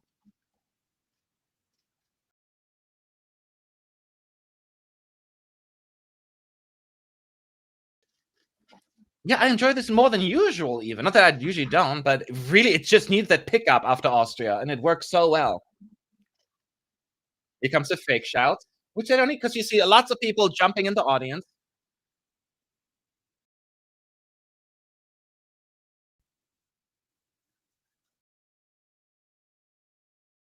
They're just having so much fun. You can feel it. The energy is just right, y'all.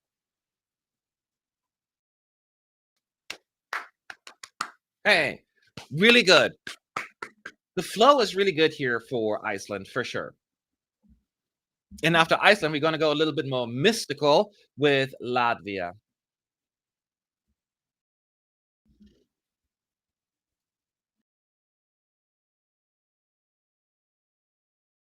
So we'll see.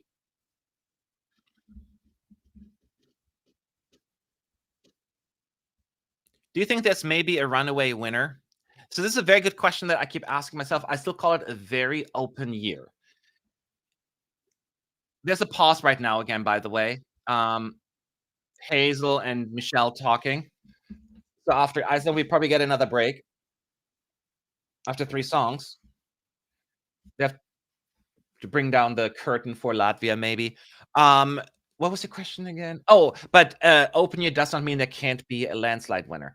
I could see a lot of disagreements between jury and televoters, and then there's one song that both agree on, and that one will pull ahead. That could certainly happen, and that's why I have either France or Sweden as my winners.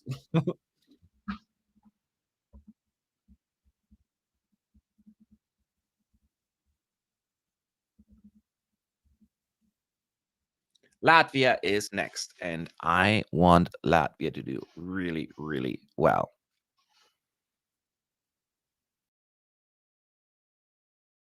So I'll tell you if they really sound bad, which I don't believe will happen, but just in case.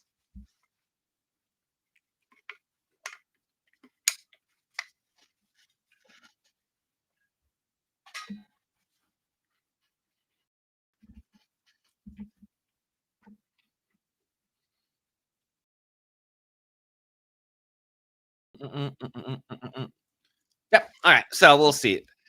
I really Latvia to me actually has a good amount of jury appeal. Actually, the vocals are fine, but it's the intricacy of those harmonies and the haunting melody that could work with the juries. It could also not work, but I hope they will recognize like this very special sound. So do not sleep on Latvia, y'all. And after the postcard, there's a short little delay. And what they always do is they go into the audience watching people clap.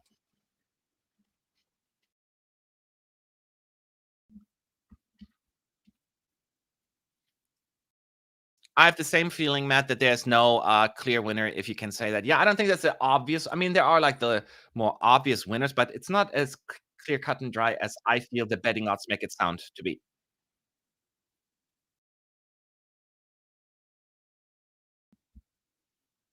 Just the way the song starts, those harmonies. Ooh.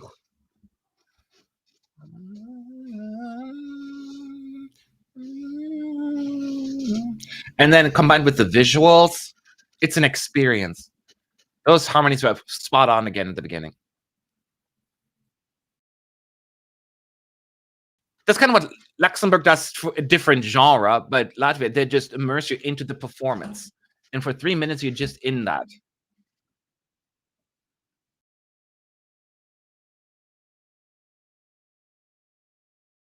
I really hope the Jews will reward Latvia here.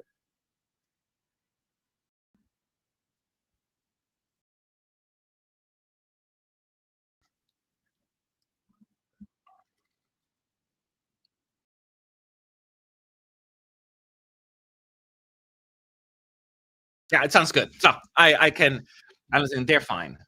But it's just so fun to watch. You know, I want to turn off this live stream so just to watch the performance. And they're gonna, it's just so good. It's just so good.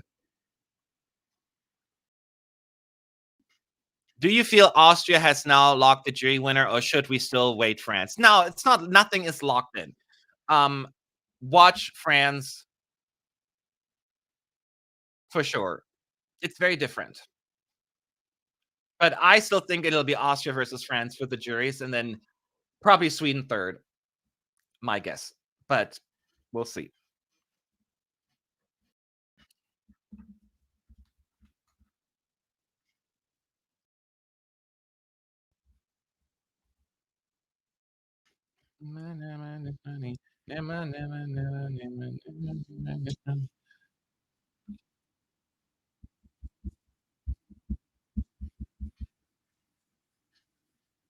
Oh, the tail, it's just so good. Oh, this is like one of those performances we'll talk about for years to come. Latvia, once again, a player after being out of the running for so long, this year and last year. And it's always just so fluid. There's always something happening. The sound good.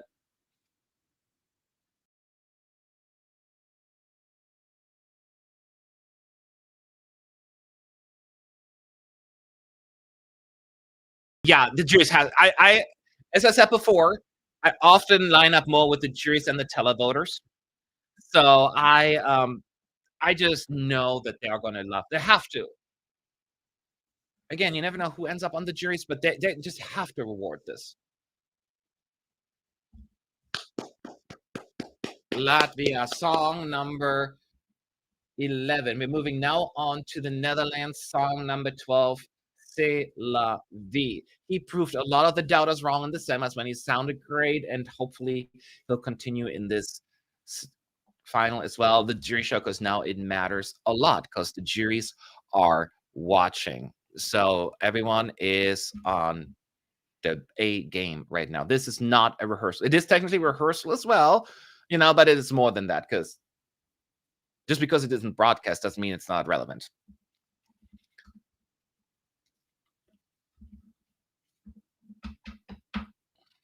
Let's see.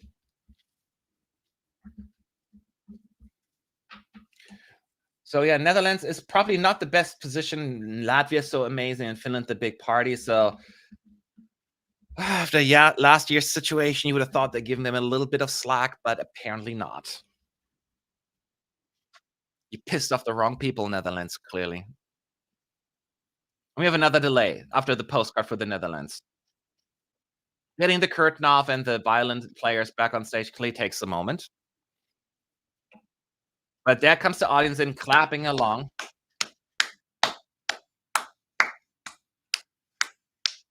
This is good. It's a good, that this is still fine. This is not the televised show, so we're all good. Any questions you have, as always, at ESC United in the chat.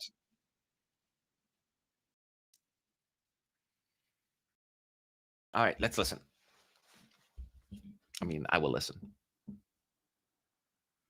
I love the beginning, that wind sound, and the lights behind it. Boom, boom, boom, boom, with the piano. I just want to give him a hug. There's something so likable about him and charismatic.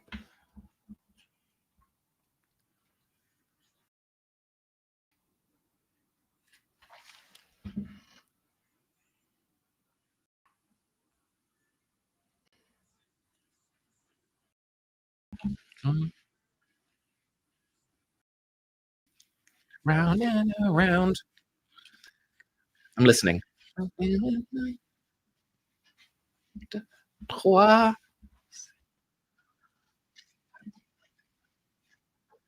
Yes.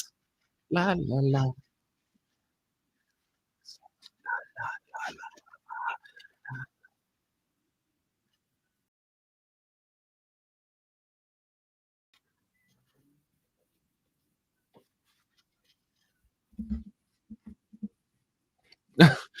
It sounds good to me.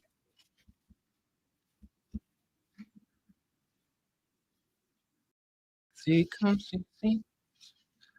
It sounds good, y'all. I'm just very paying attention right now.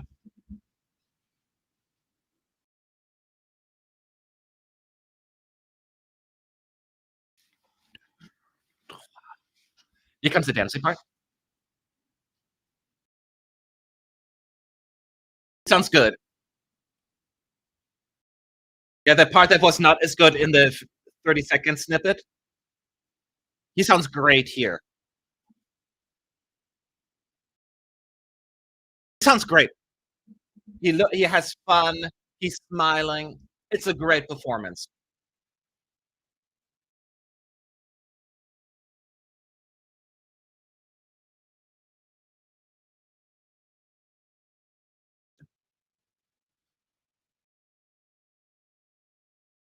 So beautiful.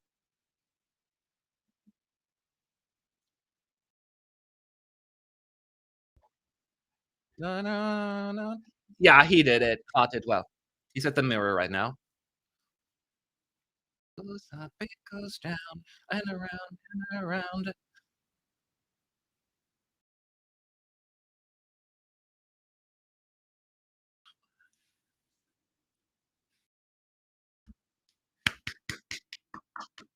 Yeah, he did really well. I loved it. I loved it. Matt, I'm having an argument with my wife, which thinks that Sweden is overrated. I think the song is quite fun. What do you think is right? I don't think they're mutually exclusive. You can say the song is quite fun and can still be overrated, right? I take the middle ground. I will not pick between the wife and no, I'm not gonna do that. But I can see why people may feel it's overrated because it is a silly song about a sauna, and not everyone will click with it. But I think it's just too much fun to. I love it. But don't dare you to put me between the two of you. Next up is Finland, of course, a big fan favorite and potential televote magnet. In the first dress rehearsal, Finland had a little situation where the microphone, the big one, did not come down in time, so therefore it didn't lift. So she was just standing on it while the microphone was sitting on the floor. So hopefully that's fixed right now. So ich komme.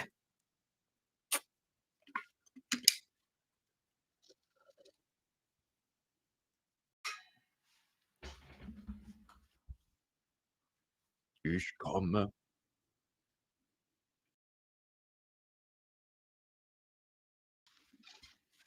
Here we go.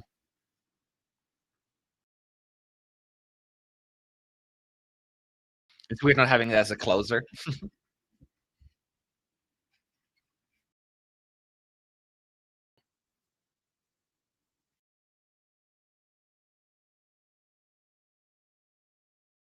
It's just amazing how many non-English songs we have in this semi in this final. It's so great.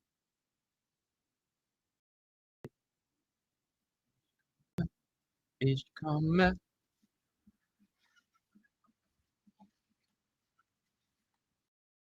I mean, one thing, it's she just draws you in. She's like, I'm not a toilet break. I'm not the one you're gonna talk while I'm performing. I'm here, you're listening. Oh, she gives a little wink into the camera.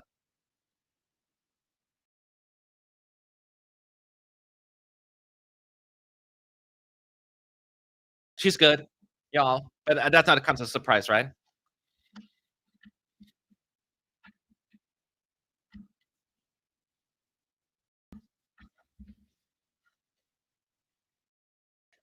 I cannot root for Erica because she isn't from Finland. And Finland is too expensive. I don't want to go to an expensive country next year. Which of course I'm kidding. I mean, I would love for her to win, but I need cheap countries to win. Just like what you would expect here with Erica in Finland. She's great.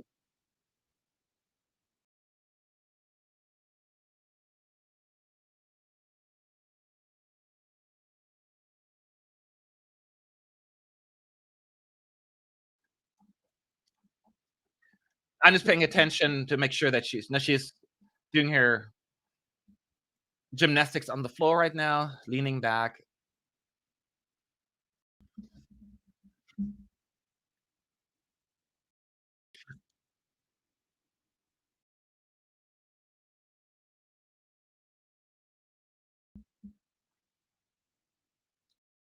I had enjoyed that Netherlands is going to be forgotten after this. I hope not. It's so good.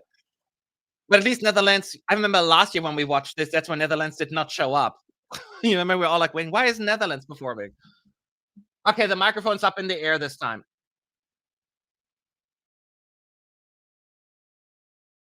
Uh-oh. Uh-oh.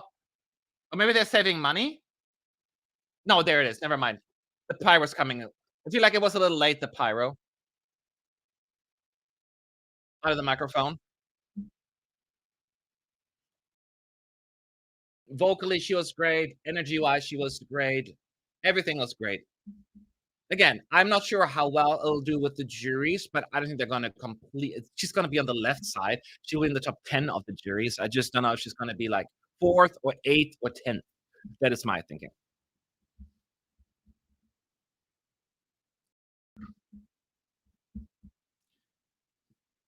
Oh, the audience, y'all. Wow. Wow. All you heard was Erica, Erica. This is huge with the Eurovision crowd in there. And that was clearly organic. They did not mute that. I guess they didn't expect that moment to happen because now there's another break. So, they're now promoting the whole CDs thing for Eurovision 25. Oh, that was a cool moment. Audience excitement. Ich komme, ich komme. I could see Finland as a surprise winner if the juries play along, and that's my only concern. I could see Finland winning the televote, but it could be one of those things, you know? And then Italy is next. There was like a 1-minute break, not much, because, we have to get that whole microphone off the stage basically, and then Italy's huge amplifiers on stage, so we need an extra minute there. And I wouldn't be thrilled if I was Italy coming right after Finland, but hey, it is a very different song. Somebody has to come next. I don't see Finland in the top 5 with the juries, and that's the issue there, ESCI. That is true, um, but if Croatia comes 3rd with the juries last year and Finland came like what, in 23, 5th or 6th, right? And if Sweden didn't have such a landslide win with the juries, then maybe that would have been enough. And that's what I'm saying. It could be that they come 6th or 7th with the juries, and that still will be enough because of the way points are being distributed. I'm not saying it will, but don't give up hope.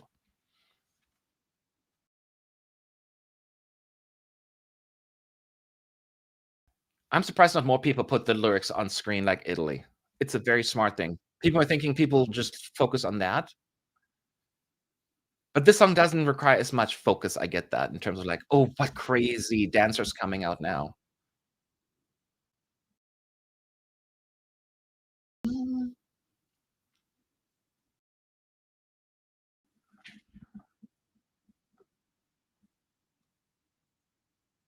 I find Italy hard to predict, only because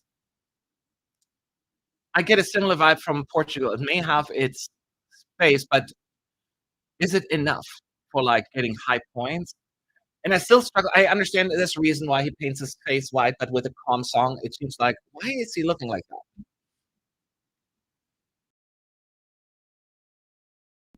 But it could really be that calm after the storm kinda song.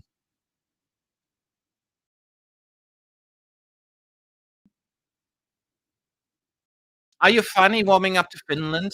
Here's the thing with Finland asking, I like the song. It's just not my number 1. It's, like, not in my top 10 person because it's not my kind of song, but the performance-wise, it's so much fun.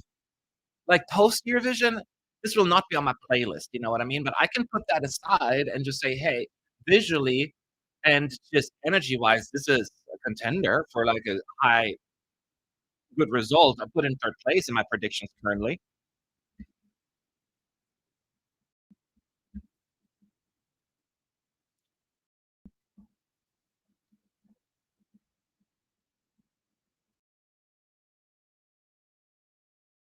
And I know I'm maybe underestimating Italy because Italy is frequently underestimated, but I haven't in past years. This year, only it's the first time I feel like I'm underestimating them. I think I have them, like, in 20th place right now. Unless it's really that song that people needed for, like, a "Ah." It's a nice song, but is it too nice?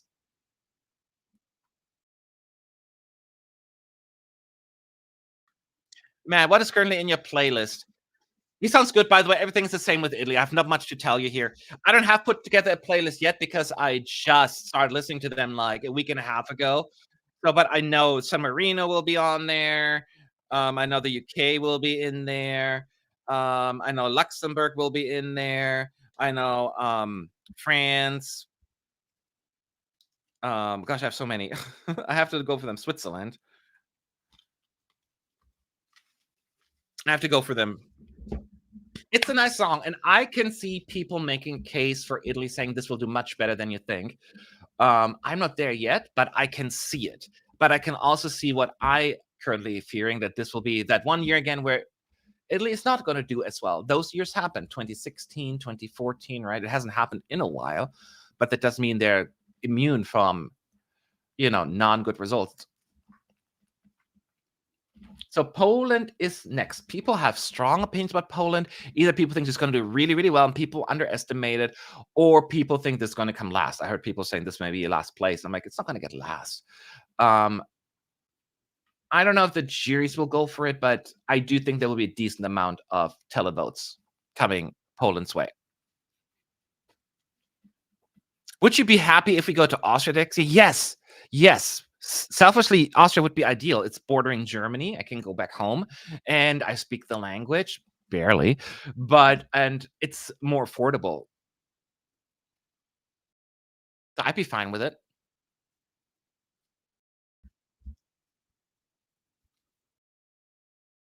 So here we go. Poland.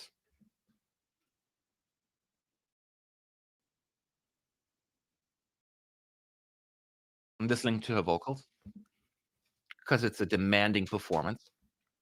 And these are the juries. They will be very unforgivable if it doesn't sound good.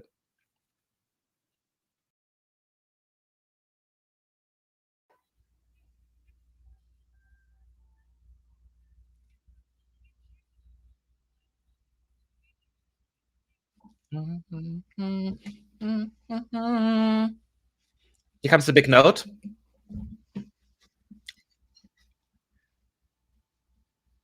Yes.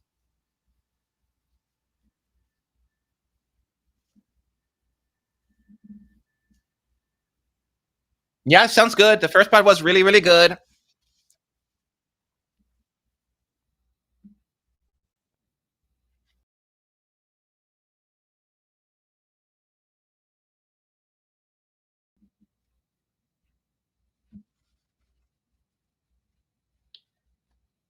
Mhm. Sounds good.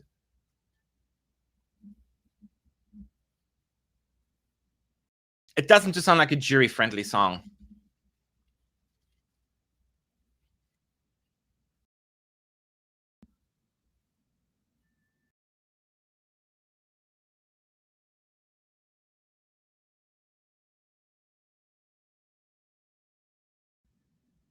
Here comes the cheer fakes.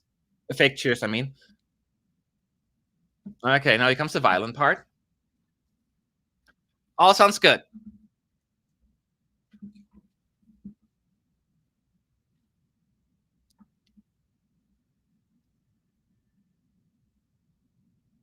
Okay, now she's about to get lifted up into the air. There comes the dragon.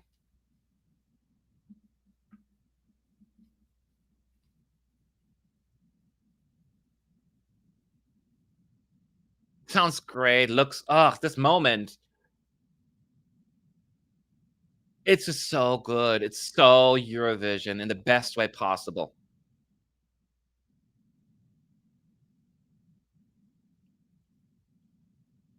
There was a camera mishap, but it's fine now.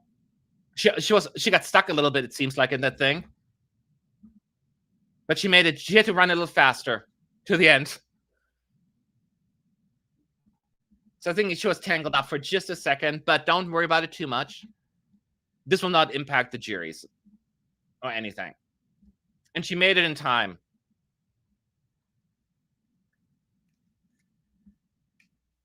But vocally, like she ran a little faster, it seemed, and she still made it. No notes and nothing. It was so good. And, oh.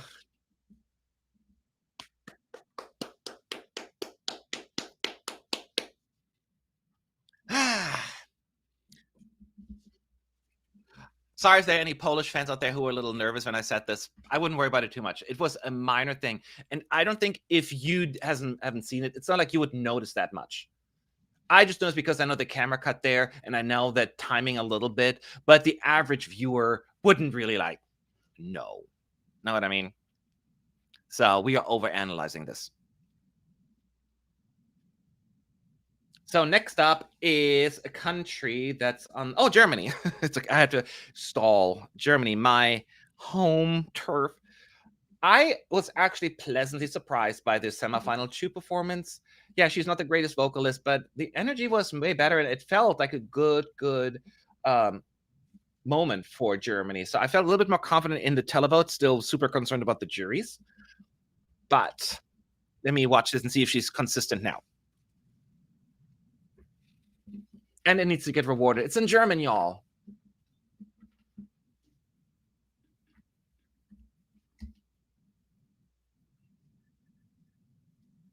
I love the first 10, 15 seconds of the song with the cello and then the flashy sound.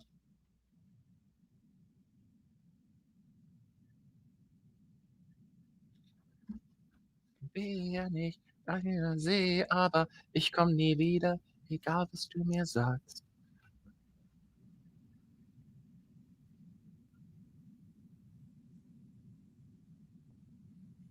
Yeah, she's solid. With her perfect imperfections.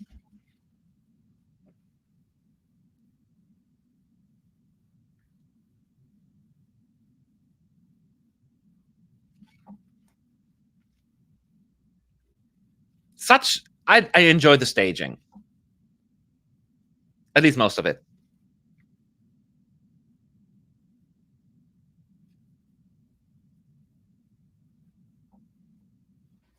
La la la la la la.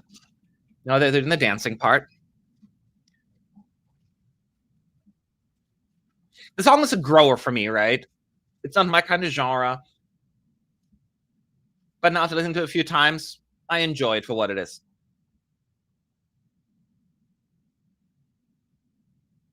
But this genre is just not always the most successful at Eurovision.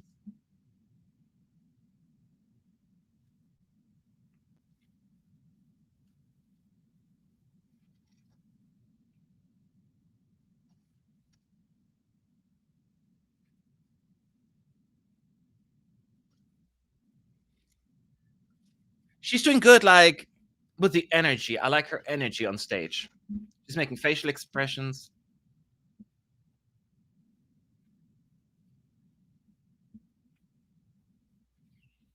La, la, la. She sounds good. She sounds good. Yes.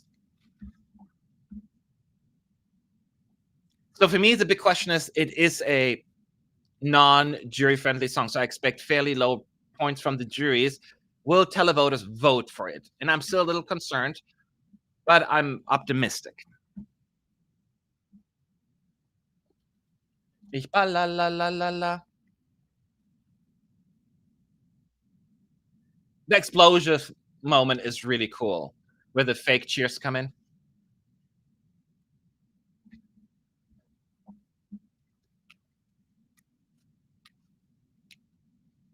La, la, la, la. Yeah, I think it was consistent with what we saw yesterday in the semifinals. So if you like what you saw, you shouldn't be worried. It's just that simple. And after those two upbeat songs, Poland, Germany, you're now getting a very beautiful ballad from Greece. And Claudia, she gave the performance of a lifetime, I felt like, in the semis. We're getting a break after Deutschland.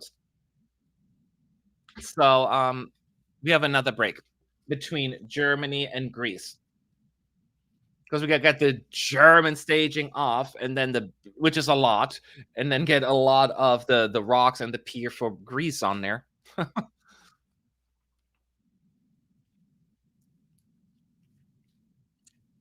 All right, see if there are any comments. Oops, that's not the one I meant to highlight, but you got to see a comment on screen. Was she more relaxed? She looked a bit nervous yesterday. I think it's her whole nervousness personality. I felt more she was more relaxed because she made some attitude issues when she kicked her brother off the seat. And all the time she was like, go away. I like that. It adds a little bit more. Now they have another break, as pointed out, and now they're playing a clip. They're talking about the volunteers of the Eurovision Song Contest behind the scenes, and she's helping them, Hazel.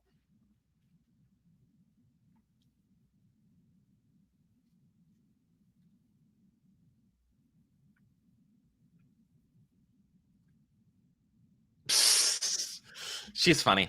Hazel. She's like, because it was having with the stage hands people, and the one lady was like, "You have no nails, no nails allowed," and she's like, "No, but how you girls have fun?" She's funny. Not as funny as me, but she's funny. Oh, she's like, "When do people applaud for you?" And the guy's like, "If nobody sees that, that's our applause." They're showing the Italy stage right now and how it's being put together and pulled off. So it's nice to give you a little behind the scenes view of all of this. I love how they do. They give the high energy of moving things off and on stage here. Wow, you guys will love seeing this behind the scenes stuff. I've seen it many times in the arena, but on screen, of course. But for those who have never seen it, it's really cool. It is stressful. It is very stressful. But I'd love to do that one year, just once, just help them out.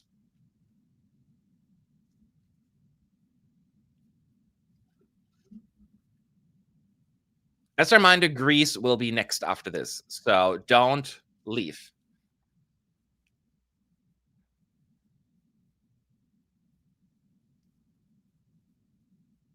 Oh, this they're talking about the German staging right now.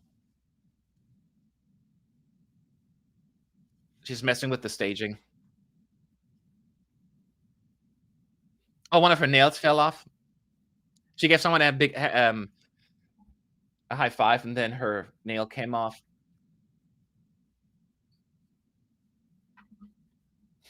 She's funny. He's just naturally funny.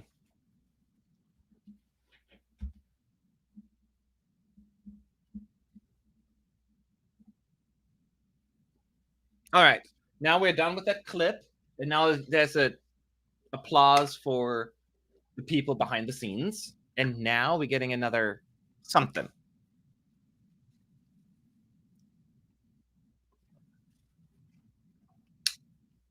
Michelle is talking. The search for this year's winner. Who knows? Maybe the winning song has already been performed, or it's still hidden among the 10 acts to come up. The power is in your hands, so vote for your favorite. And now, welcome to the stage, Greece. I mean, if she performs like she did yesterday, I think Greece should be very, very happy and very, very proud. So let's wait. We know the clip. You know what the staging looks like. So I will not explain all of that. Why bother? I'll focus on her voice, of course, any missed camera work, as well as her energy in general. So just hang on tight.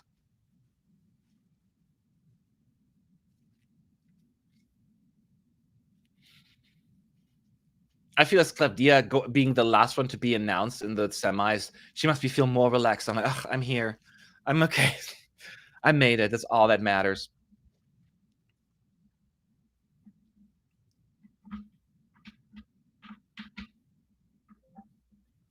Okay, here we go.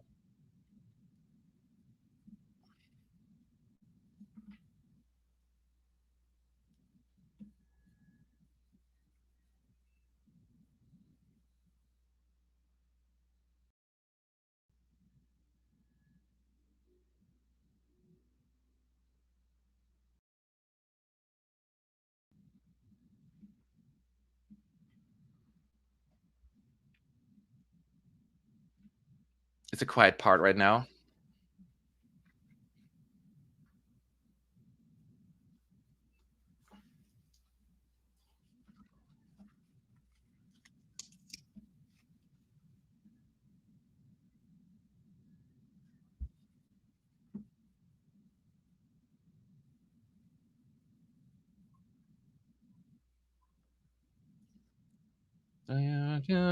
I'm listening, y'all. She sounds good so far.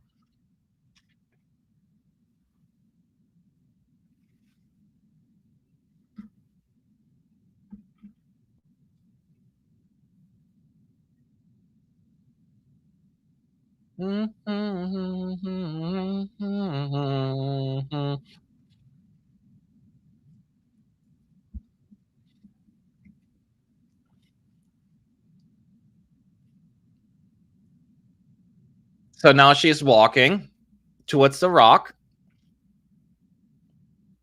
The rock. She. When I said the dancer, I should say. She was already on there. She sounds good. So she does the vocal performance she needs to do to impress the juries. Then no camera off, like nothing off in terms of timing that you would feel like, what is going on?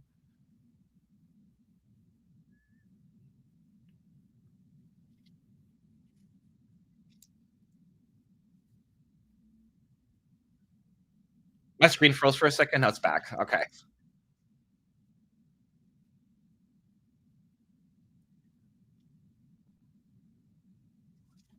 You sounds good, y'all. You should be all happy. He comes in.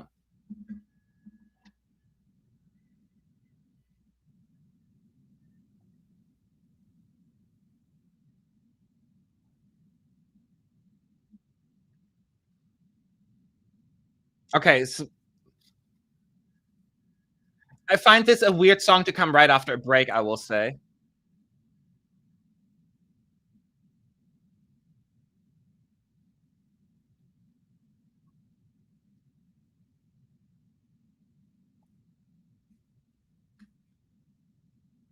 Yes. It all looks good. It all looks good. It all looks really, really good. Um, I will say, I miss it's coming right after Austria, like a song, like with the break, it's almost like less impactful because we had a break because it's such a cleanser almost, palate cleanser. So that kind of was like what I was missing, I guess. But in terms of her performance and all of that stuff, it was great. It's funny that I put a power ballad right after a break. I would have placed it elsewhere, I guess. But hey, it could be worse. Now we have a delay. It says, here's tonight's lineup again. So because Greece has to get the rock off, that sounded dirty. Getting the rocks off. I'm going to say the big prop that looks like a rock needs to come off stage.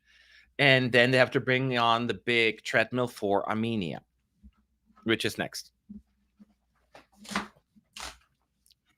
So, but yeah, all my Greek friends should be happy for Claudia. She was amazeballs.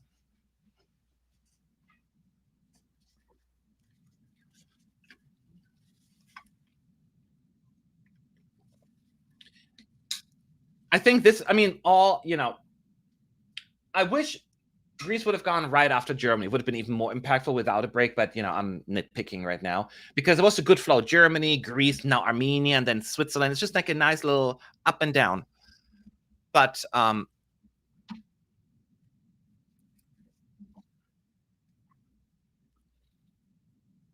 his energy was like unmatched yesterday, and I'm sure he's going to deliver just as well today. Mm-mm-mm. It's a good song to come right after Greece for sure.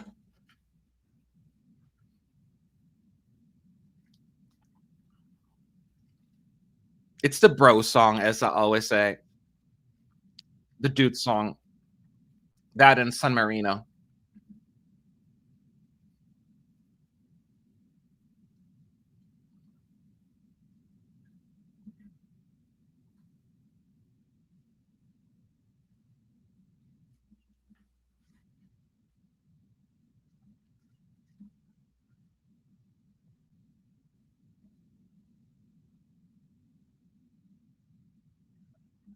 Sounds good. I was just paying attention for a second.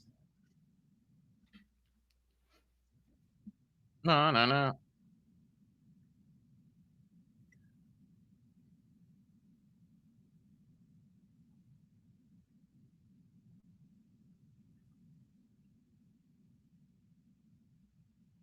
Yeah, no, we're good with Armenia as well. I just had to focus here for a second as well.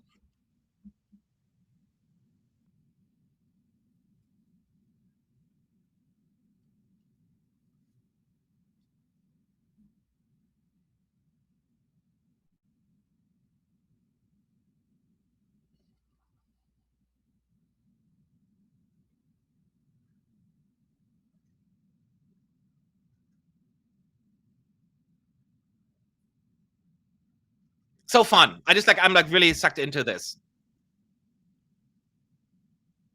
So any questions you have, as always, at ES United in the chat. Now, in terms of jury, I think this could be mid low, like 15th place or so. I think 16th, 17th. We'll see. I think I have Armenia right now estimated or predicted in 13th place overall. Could go higher.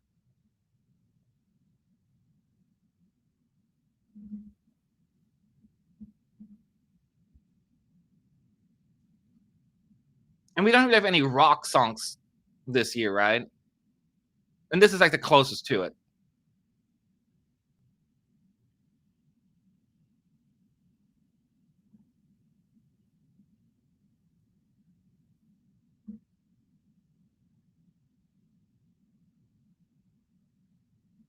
Yep, we're good. Armenia is delivering as well. And I think with the flow after Greece, this will stand out really well because the next will have the very calm, sweet, and touching Switzerland. Armenia is perfectly placed in the running order for their purposes. It's also in the second half, so people are still not tired, but they're already all paying attention. This is perfect. Where do you think the UK will come? Right now, I have them like in 22nd place, but I'm hoping better. I want them to do better, but with the running order they've been given and the way people feel about it, and the way what I feel about the staging, I think they pick up jury votes, but I'm so worried about the televote, and I hope I'm being proven wrong. But we're going now to the actual host nation, Switzerland.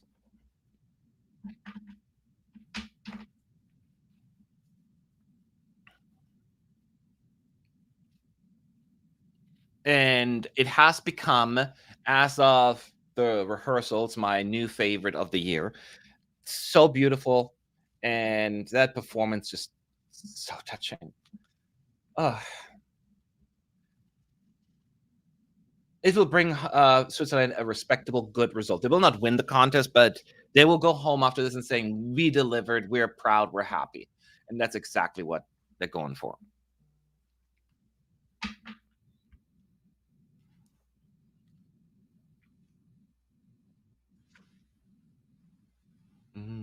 And they're now doing the semifinal performance. There was an issue with that big part, in the bridge.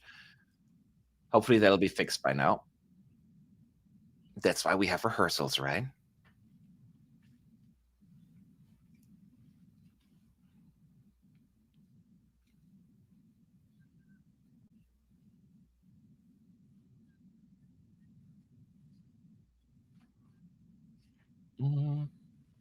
Listen.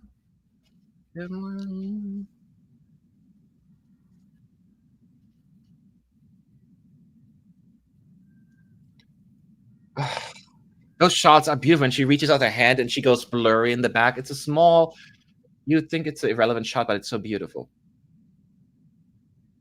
Oh, she touches me emotionally.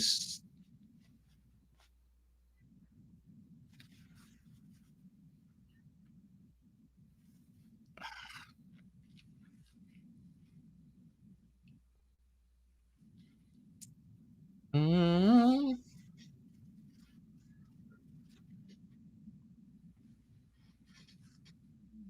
She sounds so good. I'm sorry, I'm like so mesmerized right now. Personal bias comes in, of course.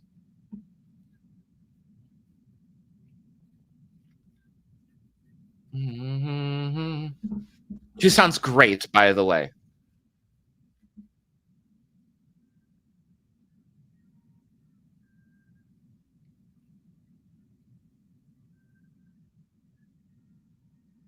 Ugh. Yeah. Now we're approaching the big bridge part where the camera cuts are dramatic. Let's see if that's going to work. And she turns it back into the beautiful melody.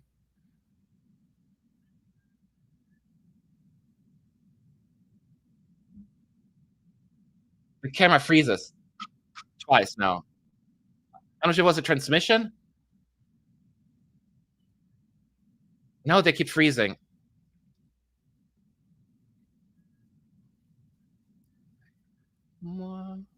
Maybe it's on my end, or this is a live stream. Must be the live stream. It's beautifully done, but it kept freezing like at certain moments. But now it's working fine again. I'm curious if others had the same issues. Maybe I should check online. That would be an issue because it seems like, it's like buffering, like, hello, knock, knock. But I think it's a live stream, so don't freak out about it. It just was probably strange coincidence that it happened at that point in time.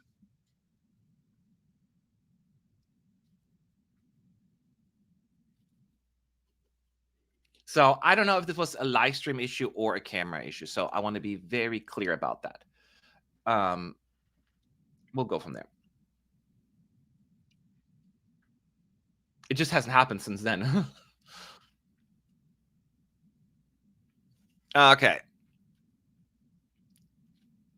On the Dutch TV, Switzerland's performance. Oh, I lost that comment. Whatever you said. Performance froze as well on the angry parts. Okay, so it wasn't just me. Okay. But I think it was the stream, not the actual camera work, if that makes sense. And keep in mind the juries won't care about it as much. If Lorraine can swallow a snowflake, cough, and continue to sing and still win the jury vote by landslide, this will not impact it, okay? Okay, here comes Malta. I got a secret you should know. Yeah, it got choppy again a little bit, so it's probably just a live stream. The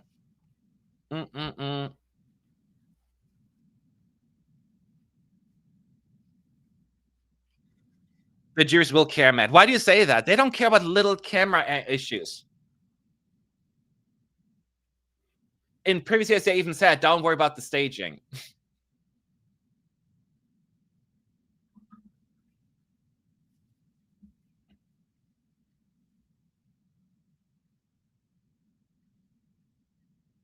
It's so nice to have Malta back after all these years.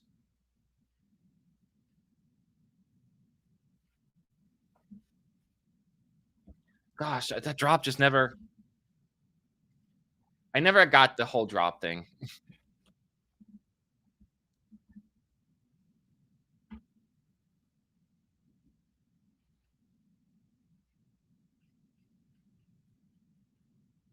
Kaino would like to have a word, Matt. Kaino did bad in the semis and the finals. The song would have done bad without it. With any of that what you're saying.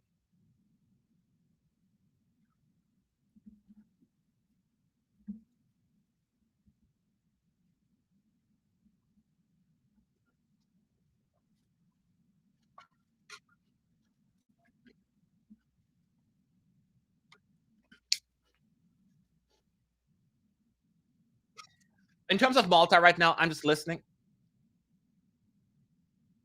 Lots of shouting when they're singing. I still don't think it's going to do well with... I mean, it could... she has a nice voice, so I thought maybe the judges will give it some points. But I'm uncertain.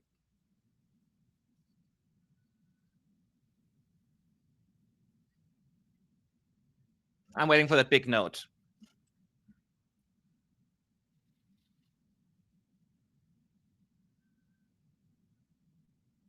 She hit that big note, the first one. I know here comes the really big one. Let's see. I do it all the time. I do it all the times. Lights.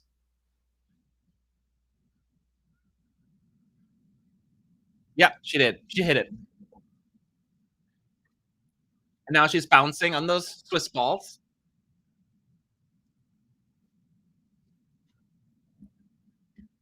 I do it all the time. No, she was good. I will not stop predicting right now with the juries. I'm still uncertain about that one, but she came here and did what she had to, and she did great.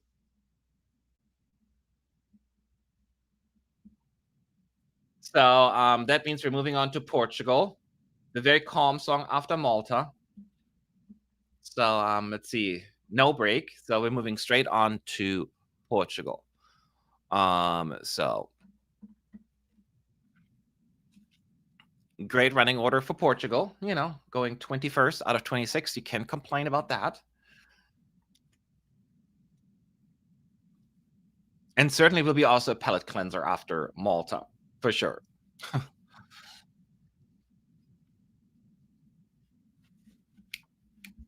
I feel like with this one, you know, they've been consistent throughout all the rehearsals.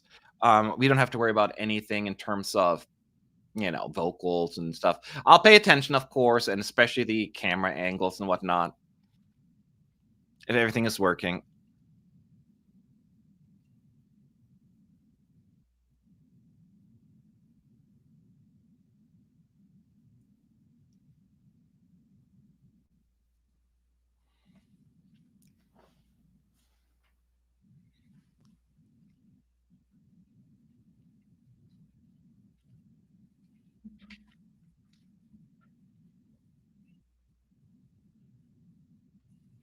I'm always curious about Portugal.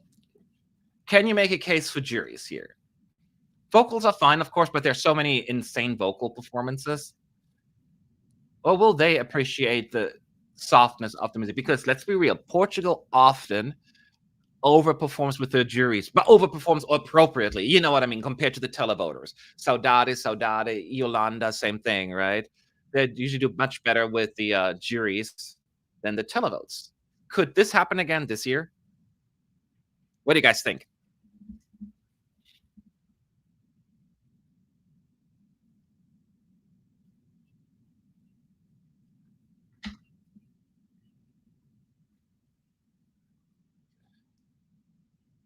It's also kind of funny because remember, like 10 years ago or so, Portugal couldn't figure out Eurovision, then Salvador Sobral came, and then I mean, granted, we had like another non-qualification last place, but that's the beginning of the golden age of Portugal at the contest.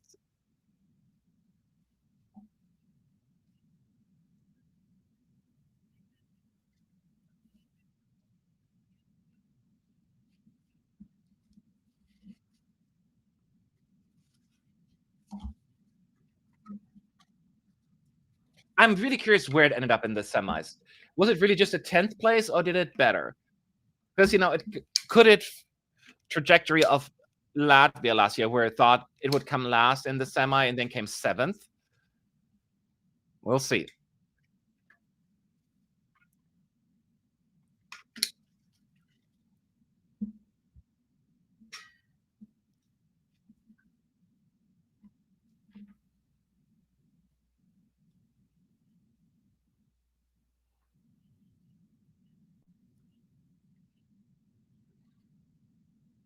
It's vocally great.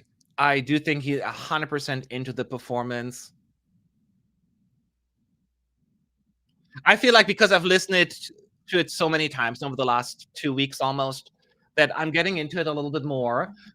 But clearly there is I need to put my own personal bias aside and say, "Hey, not my song." But clearly there are people that find this incredibly charming. So I'm not counting it out. So right now I did put it in 20th or 19th place in my predictions. Could I say universe where this dude does better? Yes. But I don't see a left side of the scoreboard at this point, unless the juries really, really put it high, like what they've done with Portugal the last 3 years, which would be a surprise. I just don't see the televoters going quite as big.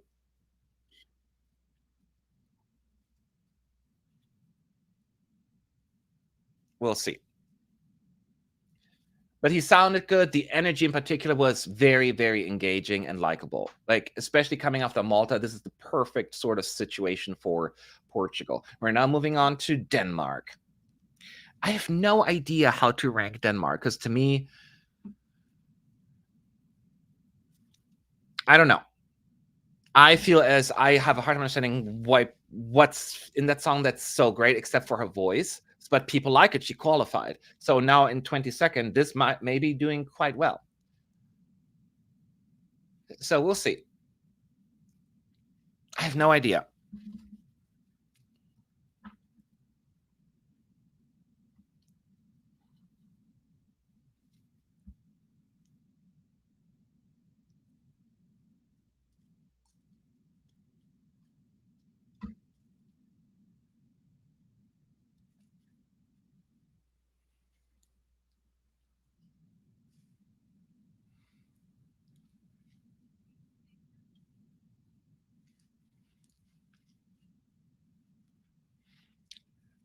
Yesterday's performance by was it yesterday?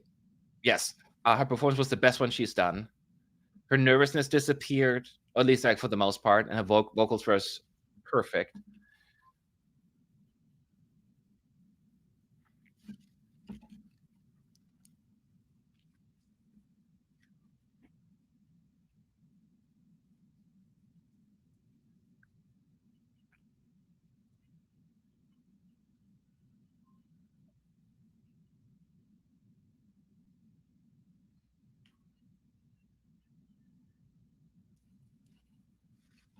We're in the first two hallucinations.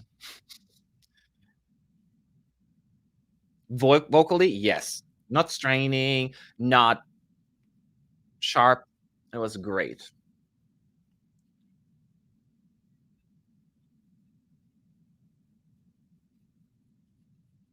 It's hard to get like her energy because it's so dark, the staging. But the camera work looks good.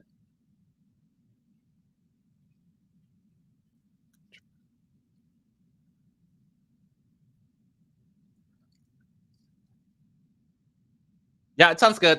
It sounds good.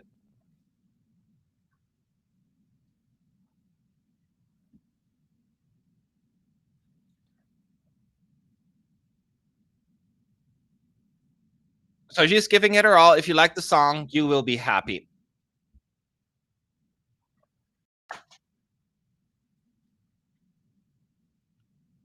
Could you make a case that this could be a jury pleaser, potentially good vocals? But as I said, there's so many jury pleasers. They can all just be there. And vocals aren't everything. Just because someone's a good vocals doesn't mean they're gonna embrace it. But maybe that's there's always this random song that you didn't see coming, the jury is coalesced behind. Could it be Denmark this year?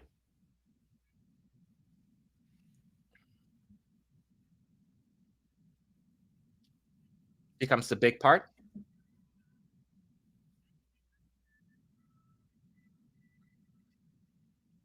Oh, the fake cheers is so terrible. Because the cheers come in the moment she hits that big note. I'm like, did they have time to react? Like they were ready to cheer.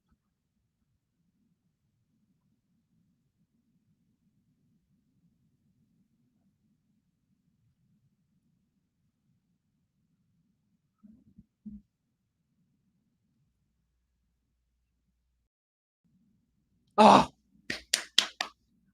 the reason why I'm like all touched because she after the performance, there was this relief coming out of her. Just like, and then she jumped up and down a few times, just looking up, her hands raised. I did it, and then she thanked the audience. It was just a very genuine, sweet moment. Oh, my heart, it hurts. So now we are getting a break. So between Denmark and Sweden, where we have to bring the whole sauna on stage, we're getting a break, which means we're probably not getting a break before France, which I thought we would. Give me 1 second here.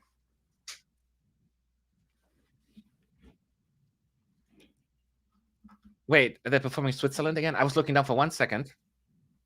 They're playing the Switzerland clip.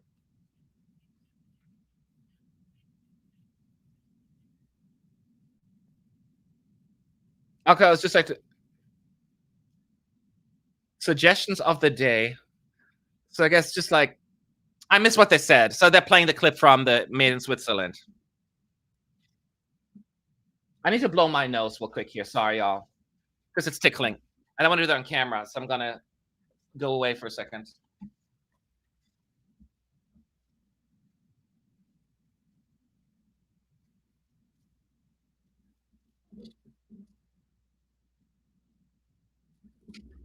Okay, I want to make sure no boogers are hanging out. Yeah. So they played that Made in Switzerland clip for a second. So I'm curious if they're going to do another the break before France. Then, like Sweden gets like broken out twice.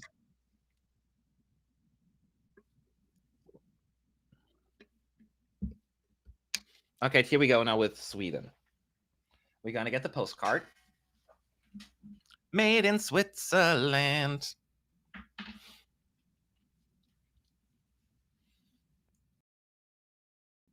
I'm one of the few people actually who likes this version better of the song, the live vocals, because it's more raw and sounds more real.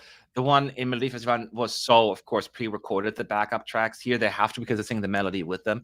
It sounds more rich to me, and I'm always a bigger fan of slight imperfections. As John Legend said, perfect imperfections. Um, so I hope it's gonna sound good. So remember, it's Sweden, France, San Marino, and Albania, and then we're gonna get the interval act. Not Celine Dion is she's here, but we're gonna get something. And then of course the fake results. Na ja.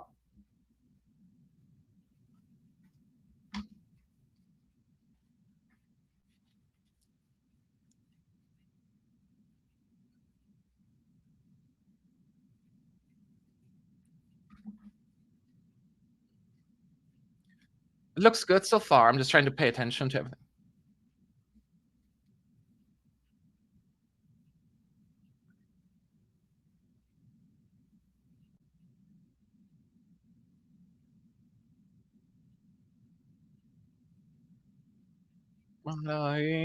Oh, whoa, whoa, whoa. Yo. Oh, it's my favorite Swedish song in so many years. Nothing against Lorraine, but this is my kind of jam.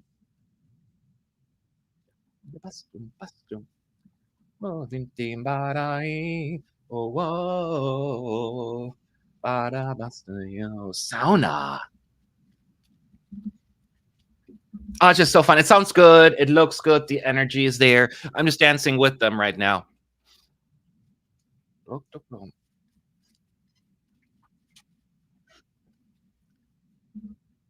It's just funny. The fires now they're sitting on the sauna while the backup dancers are changing behind. And there they are in time on cue.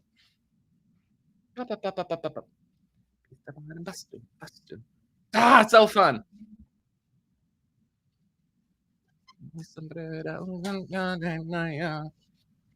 It sounds good. It looks good. I'm having so much fun with this song. The audience will have fun with this one. There's nothing else to add except I'm going to keep dancing with it.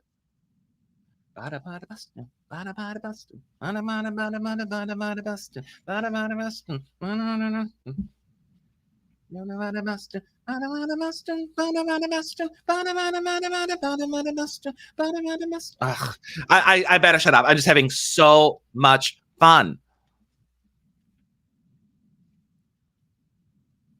Now, it is expected for this to win the televote. It has the most ideal running order, right? So we'll see. Of course, big France coming right after that.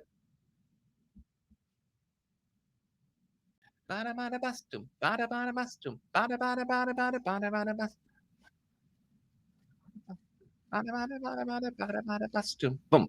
Ugh. Nobody wants to. Nobody. It sounds so harsh. Most of us are not ready to go back to Sweden just yet. But if they win, they win. They deserve it. It's just so much fun, y'all, and it's fun. It's fun. Ugh. And it would be nice to reward a song in Swedish for once. So maybe second place would be best case scenario. Sweden. Oh, yes, guys, we do get another break.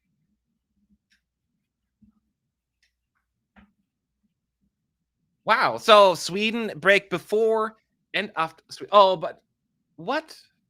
Hang on. Shh, I said shh. Yes. Wow. Special treatment here. A break before Sweden and a break after Sweden. There and then I go to like some hosts, the public viewing of the Eurovision Song Contest with some volunteers by there now, but I guess tomorrow it will be full with people. So yeah, so we're getting a clip here right now, them talking. So there is a break before and after Sweden. I love Sweden. I love the song. But it's a little annoying that they get this special treatment. I mean, I understand that this is for France, but they should have spread them out a little. And this is what I'm talking about. It just seems so unfair and it angers me a little. And people say, well, it does not matter. It does matter. People talk after songs. It's a human nature.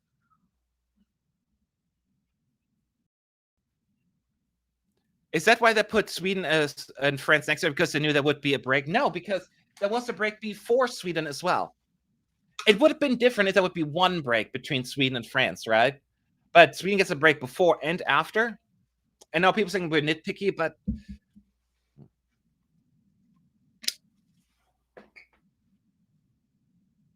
I want to be clear. I'm not picking on Sweden, the people, the song, because that is not what this is about. It's a great song. It just seems the frequent treatment of that appears to be perceptionist reality, not consistent.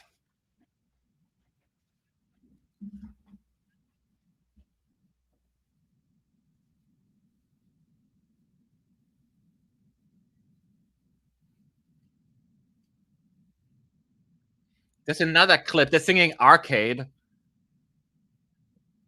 Dutch people singing Arcade in the streets. So they're traveling. This is a clip. You will see tomorrow. I don't have to spoil all of that for you here. But yeah, that's basically what it is. It seems like Krista and SVT don't communicate because Krista didn't get the memo that they don't want to win. Krista is competitive and he'll do what it takes. I get that. I mean, they're not going to manipulate the results. They cannot do that. But yes, with the producer driven decision making, all that stuff, it can be absolutely favored, like France, Sweden, always getting the best lately in terms of running orders, and then certain countries continuously being, just the fillers. Even, it's a little tiring. Even it shouldn't be like that. At least if you do the two halves, it was a little better. But I feel like at some point they're just going to do 100% producer driven anyways. They keep taking stuff away, and then at some point we're just so used to it won't change. Nobody talks about pre-recorded vocals anymore, so it's just going to keep happening that way.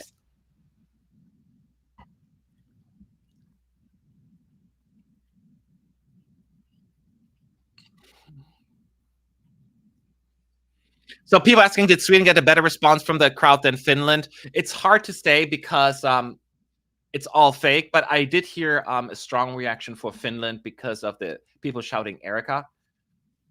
I didn't hear that for Sweden right now, but it also was different here. There was a different setup that went into a clip. So now we're moving on to France.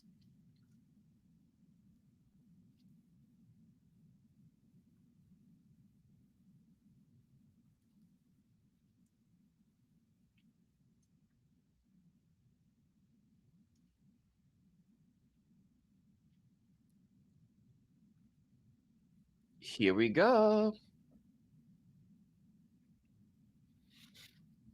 All she has to do is, convey that emotions that she had before and hit those notes, because she has some tough notes there. There's some almost like vocal acrobatic, this maman part, but she nailed it yesterday, right? So let's hope she's going to do it now.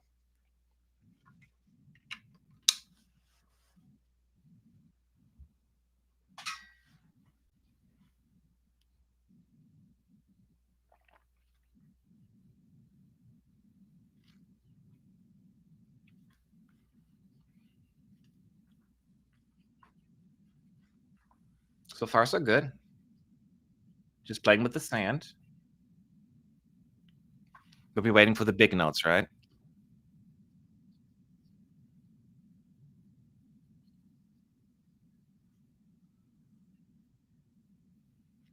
She puts her hand in the sand.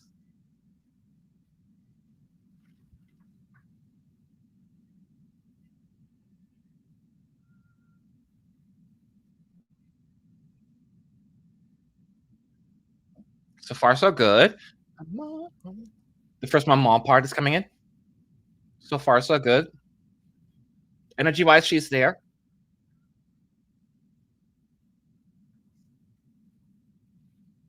She's doing what she's supposed to.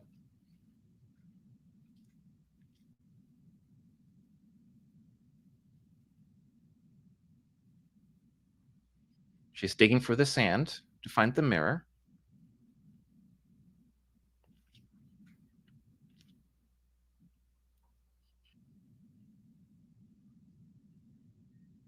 So far, so good.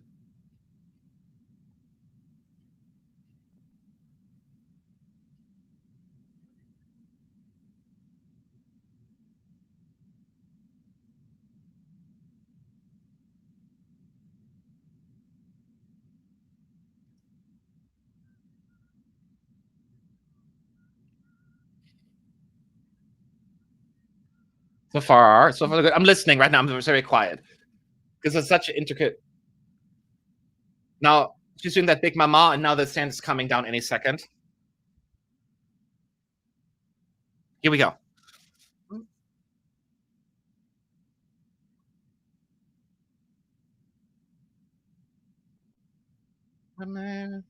She's good, y'all. She's good.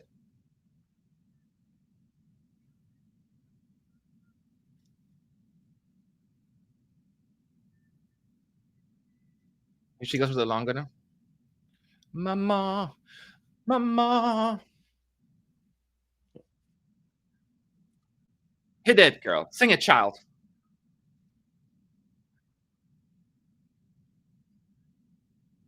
Yes.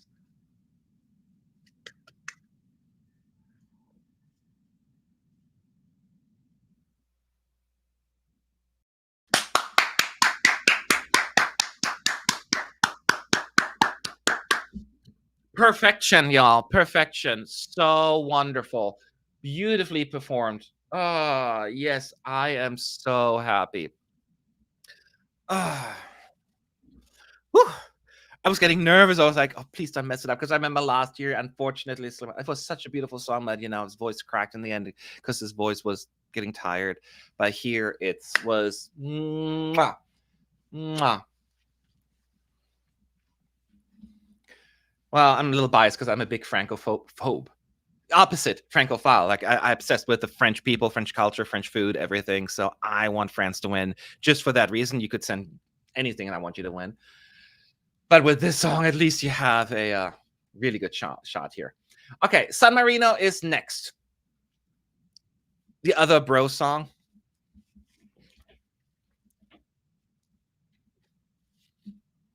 I was the only a few people who actually love this song. It seems I'm having so much fun with it, but I know it's not going to win.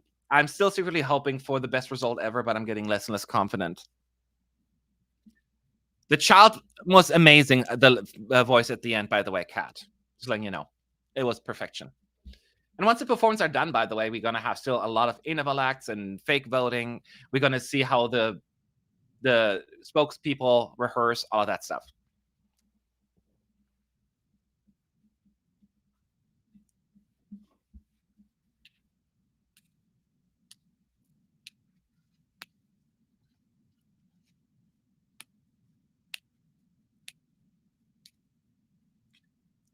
I mean, this song I don't think has much explaining to do here. The vocals, how it's sung. It's in a very specific style.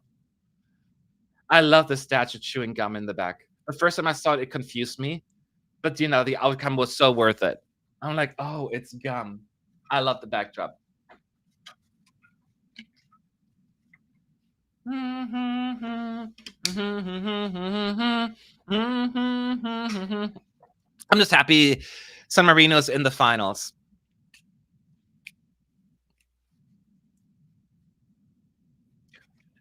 I love this song. It'll be on my playlist. It's one of the best songs to me in studio version. And I love it live as well. I know I'm in the minority. But hey, it qualified, so maybe I'm not. Hey, and after this, we only have Albania left. This is a fun song to go after France, so it should have been last in my opinion. Not that I'm sad that Albania's going last, but in terms of vibes, you get what I'm saying. I've been judgy of this song since the beginning just because why would San Marino sing about all of Italy? I mean, it is surrounded by Italy. I mean, I don't know. We know why. I mean, how many people live in San Marino? 20? No, that's Liechtenstein. 50,000. I don't know. What is the population? Like 30,000, 40,000 of San Marino?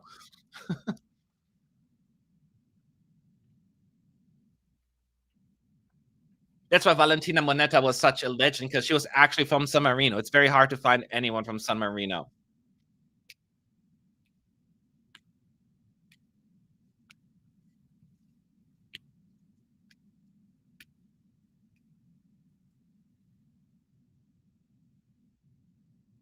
I feel like they added more harmonies even.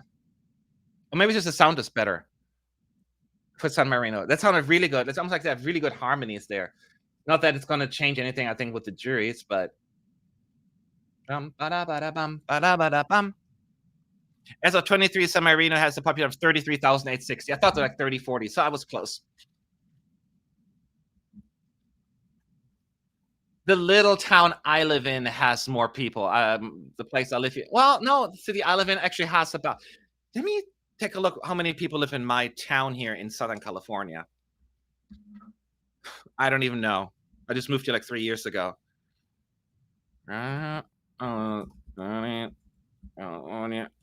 Population. Now I'm curious. Oh, we have 39,980. So my city has also more population larger than San Marino. Who knew?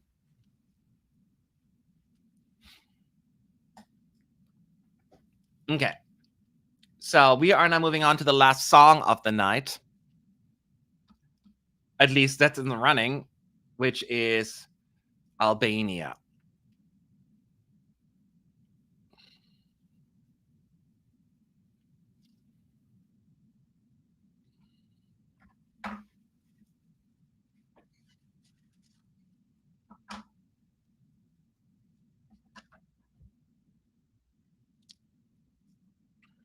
Siam.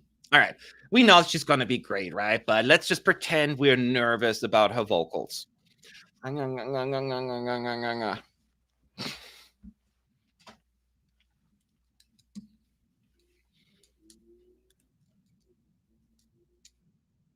love to see a universe where Albania brings home the best result ever for the country.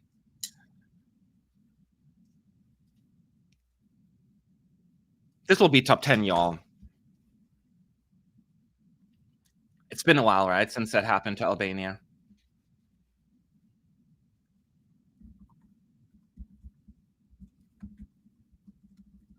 Sounds good. So far, so good. I mean, when was the last time they were in the top 10? What did Seuss the last time, right? So 13 years? Correct me if I'm wrong.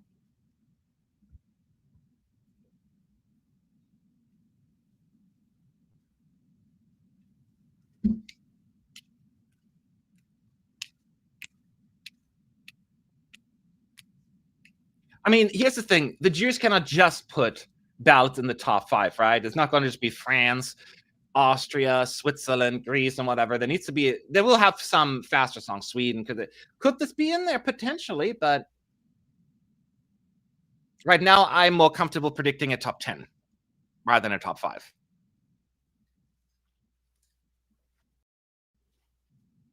Now, there's also the televoters. I get that, but also it's. There will be certain songs will click more than others. Will be Albania the one that clicks more? Will it be Sweden that clicks more? Will it be Finland that clicks more? You get my point.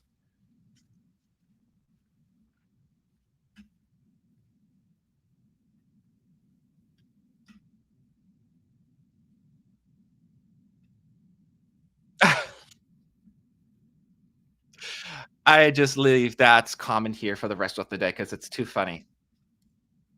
Live in your world because I do that same delusion all the time.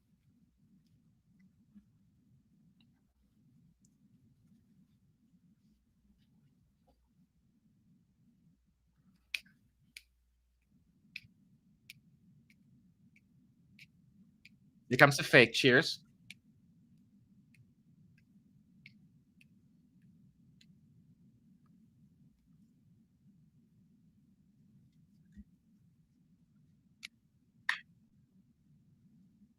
Straight. She sounds good, y'all. The energy is there. Everything is right as it's supposed to be.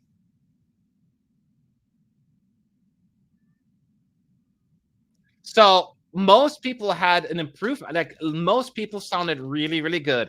You can make the case about Ukraine being the only one a little less ideal. But I never thought that Ukraine was a jury magnet to begin with. Yeah. So this was a really good running for a lot of the countries. I'm looking at the ones again. I missed Norway. Norway was kind of more like in between for people, and Luxembourg I didn't see either. But everybody else, Lithuania sounded good, Spain sounded good. Ukraine is the only one where we had some vocal meh. UK, some of the mixing felt off, but it still sounded good. Austria was good. Iceland was fine. Latvia, Netherlands, Finland. I'm trying to see anyone that disappointed. No, we had some camera issues with all of it. No, with the strap thing, but other than that, it wasn't a big issue. So no, I think overall people brought the A game. So did it help us much? No.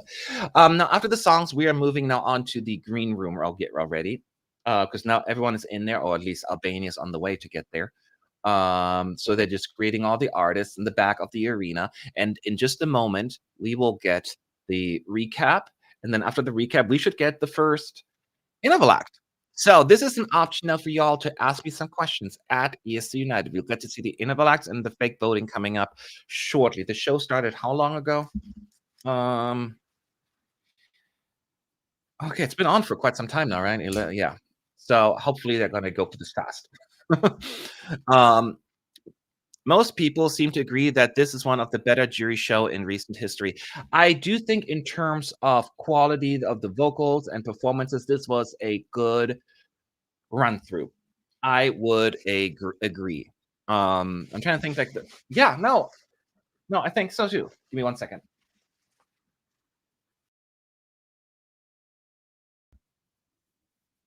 Oh, I'm not getting sick.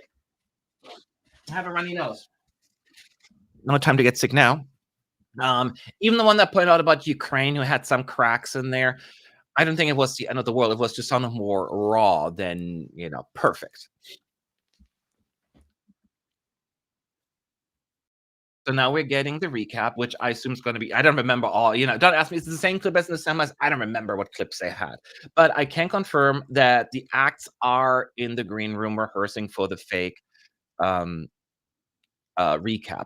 I don't know if they're staying though for the actual results. They've been sent home in the past because it's so late and they need to rest and all of that stuff. So I have a feeling once this is done, they will send the acts home and they will rehearse the rest without them, which makes sense. Now I know in the past, the last time I remember was Israel. They had to stick around. They all passed out, and I think after that, they stopped doing that.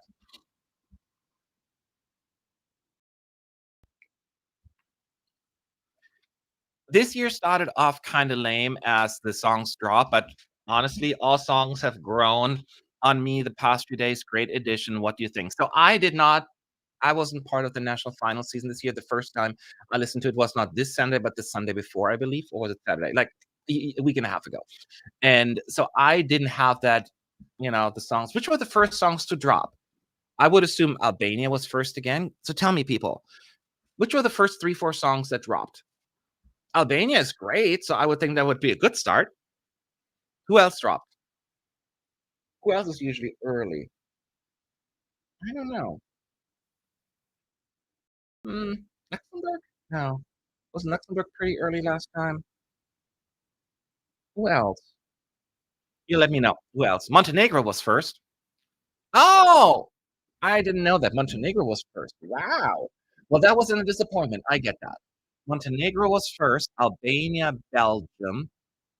Montenegro, Albania, Luxembourg. Well, I like Luxembourg, so I cannot complain. I like Albania. Well, yeah. So, people, I get it. Okay.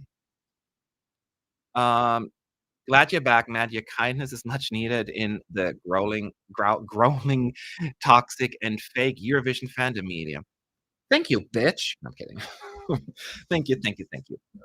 Um, yeah, so yeah, I mean, I know with Montenegro they also had a change in song, right? So I missed all of that, so I can't really comment on that. Malta was early too. Okay.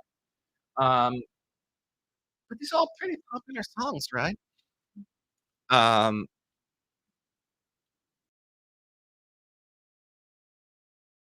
Oh well. Well, now the point is, it's nice. Nice music, nice songs. I'm happy. I personally like this better than 24 overall. Although it has more high songs, there are more songs I feel stronger about, and in both ways, like and dislike. So, yeah. Instead, based on what you saw and hear this evening, who will win and come last in the jury vote? Put me in the spot again, y'all. Uh-huh. So last, I don't know if Estonia will come last, but it's gonna be pretty low. You could make a case Germany would be pretty low there. There will be that one song that the juries won't get and that we don't see coming, that they didn't get. I could see Iceland flopping with them as well. So that would be some of the ones I would point out. Maybe Lithuania will not work for them either. But last place is very difficult for me to predict because it takes one jury to go rogue and give 12 or 10 points, and that is enough for them to be not last place. So that is definitely what I'm thinking.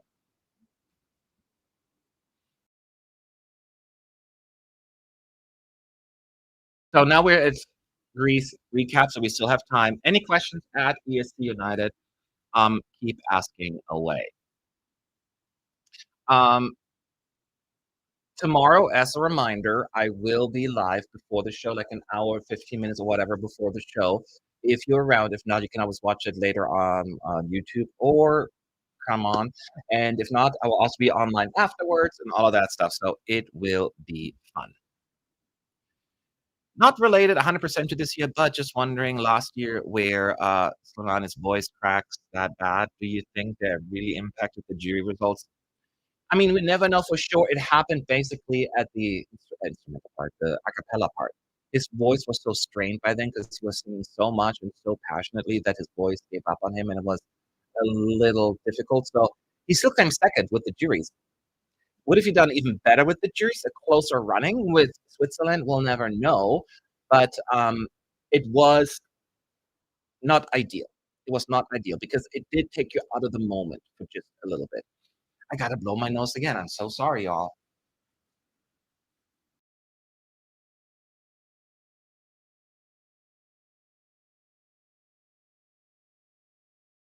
Okay.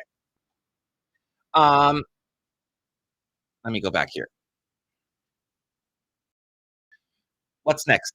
You can ask a lot of questions right now because we have time at East United in the chat. We're at 23 Sweden right now, and I'll tell you what happens with the interval acts and all that stuff. So don't worry. What is your jury winner tonight if you were a juror?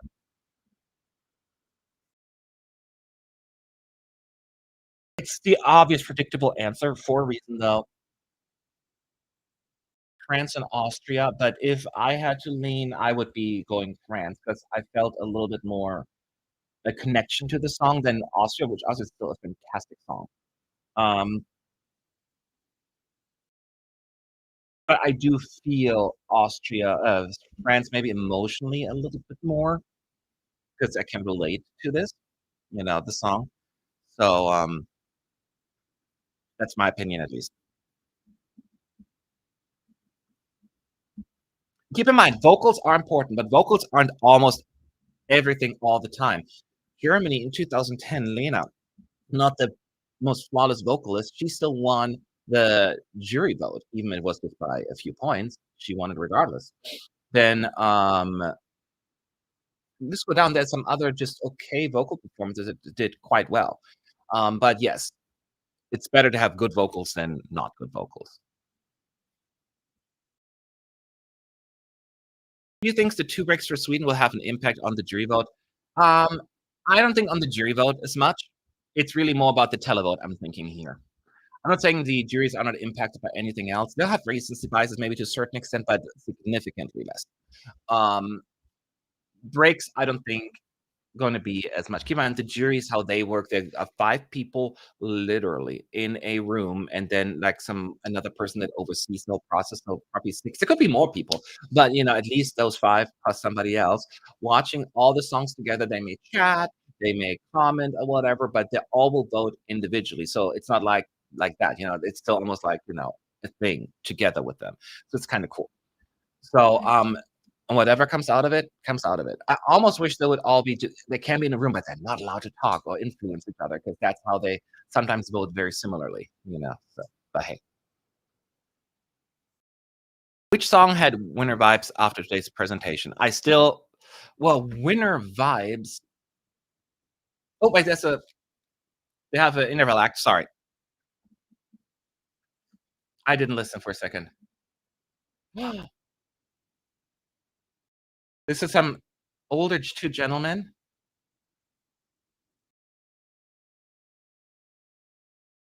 Is that Peter, Mark, and Sue? I missed that I was missed that for a second.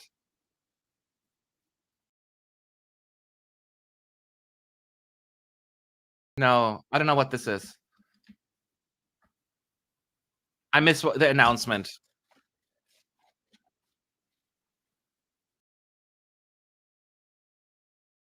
I'm listening right now for you, just a second. Yes, it is Peter, Mark, and Sue Mark. I thought so. It's a 1981 entry. This is a trio that represented Switzerland 4 times. The lead singer, the people that are singing are not. These are younger folks, but the 2 original guys are in the back playing instruments.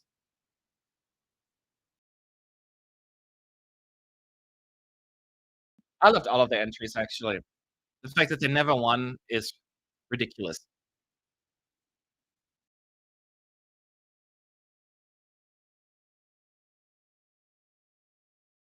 So they're saying that song from 1981. I wonder if they're singing others. Let's see. There's some strings playing in the back. Yes. Oh, somebody else shows up, and there's like I don't recognize her. Paola?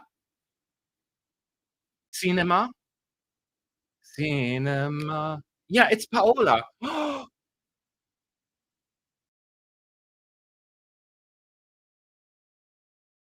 Why am I getting emotional about this one? As you know, I've lived now in the United States for most of my life, but I remember her as a child. She was very popular in Germany. She was hosting a hidden camera show, a prank show. This is my childhood coming back right now. This got me, y'all. Damn you, Switzerland. Cinema. And it's her singing. I love this stuff. Ma, cinema. Oh.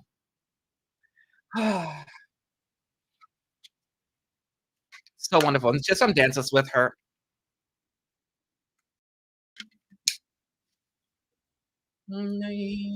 She's a legend. With her and her husband, they hosted it together. She sings in German. Cinema. Oh, that's nice. Finally, some German. Because you always have only Italian or French or English in Switzerland, hardly ever German.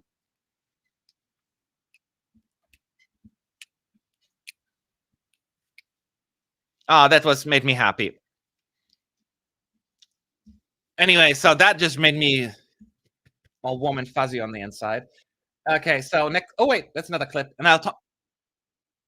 Oh, Luca Hani is next. So we go a little more recent, 2019, but he's descending from like a platform from.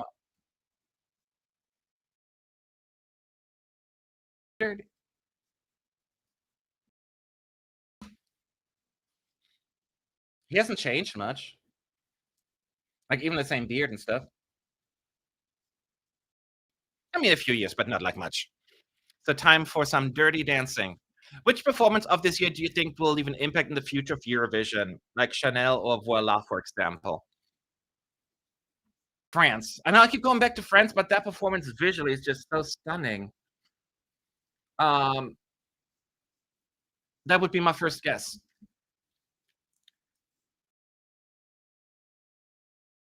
She go low, when she go low, she goes solo, she goes solo.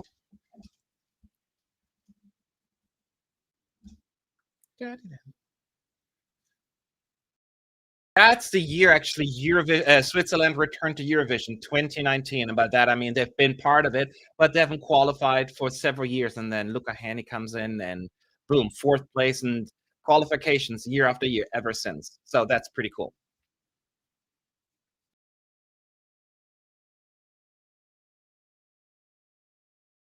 Okay. Yeah. Matt, do you think there will be any surprising I'm sorry, 0 points this time? The only ones that I could see a universe where this could happening in the televote are Germany and the UK, the usual suspects, right? I'm not saying it will happen because I do think there will be televote points for Germany, but I could see UK getting a few points. So the answer is yes, but I'm not certain.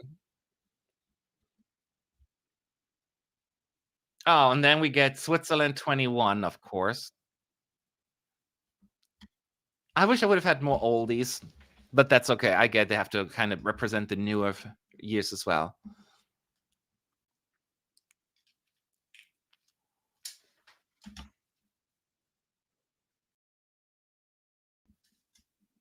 He gets to perform twice in the semis and here. They love John's tears.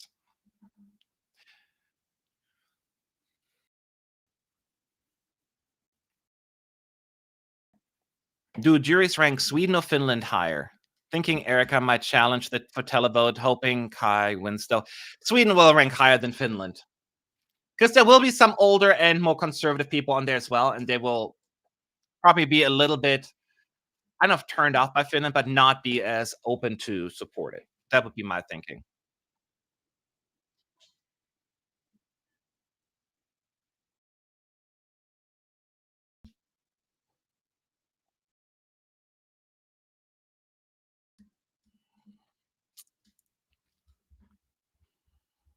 Mhm.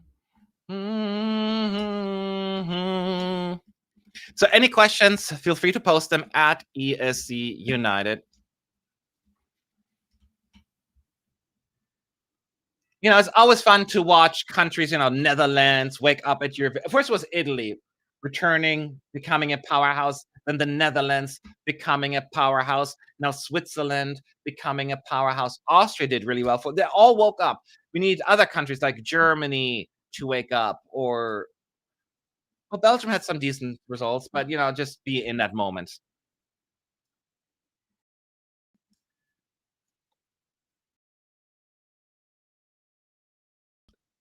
I wonder if we get and I would assume Nemo's gonna perform now too then, huh?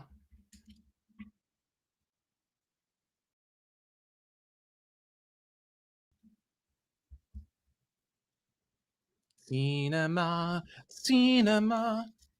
That song stuck in my head. Could Germany be the 0 points of juries? Potentially, but I don't know. It could be I'm worried. And it could be nervous for no reason. By the way, John CS was the last one to perform, and now we have the hosts back talking.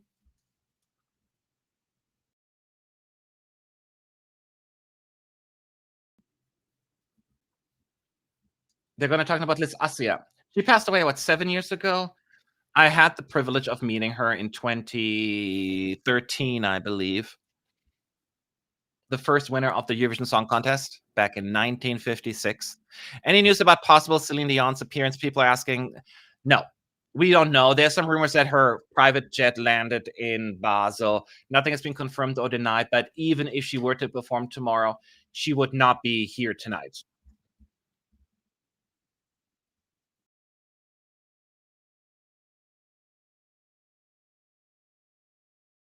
So they're playing the same clip again from they played in the semi one, I think. Wait. Yes, I think it's the same clip. Hazel did say we would love nothing more but to have Celine Dion here, but unfortunately she cannot make it tonight. Which either is meaning she's not going to perform or they're trying to fake us out. We don't know. Oh, thank you so much for the support. Matt, a little token of appreciation for your amazing work every year. Sending hello from Washington, D.C. Come to the East Coast. I will be at the East Coast actually in September. But I'll be in New York for a day. But first, I'll be in Orlando for 5 days. then in New York, and then I'm going to go on a cruise to Canada. So, but I want to go to DC. I love that place. I went there like during right after the pandemic in 22, I think. Mm, mm, mm, mm, mm, mm. Because then Celine hates Eurovision, she won't perform. I don't think she hates it, otherwise she wouldn't have done the clip. But she did say in the past that the experience of being put like up for betting, she also felt like a horse at a horse race. You know, the people put money on her and all that stuff.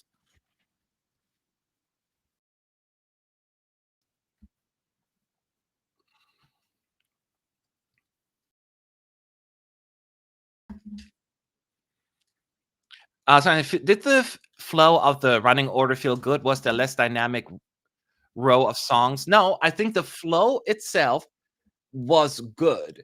There are other things that I criticized, the pauses and breaks in between. The flow itself, I'm not complaining about. There was good ups and downs there. It was pretty good.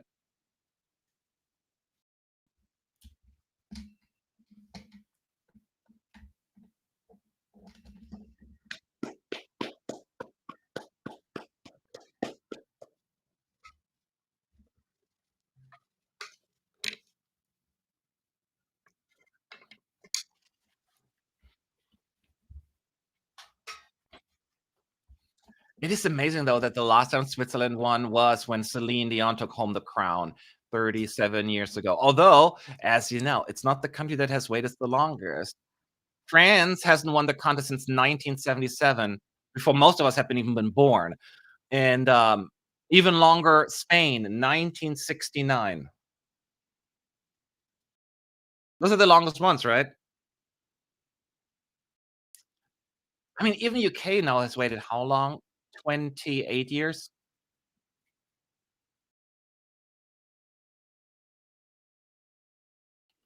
And their countries have never won.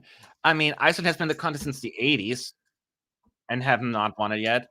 Malta since the 70s, although they took a long break in between as well. We have them the recap, by the way, again, so we can talk. At ES United.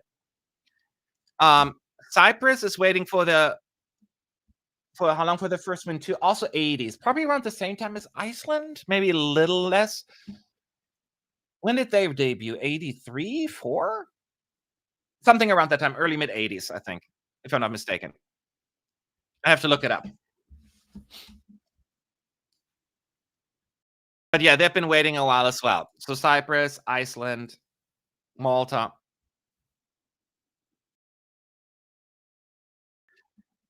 Where did you pick up y'all up? Does well, I lived in the South when I came to America first. You know, when I was very young, I lived in Florida, and I think that y'all has never gone away. So it's not very Californian. I fully get that, and people here point that out as well. I like the y'all because it's easier than to say you all. Can you all?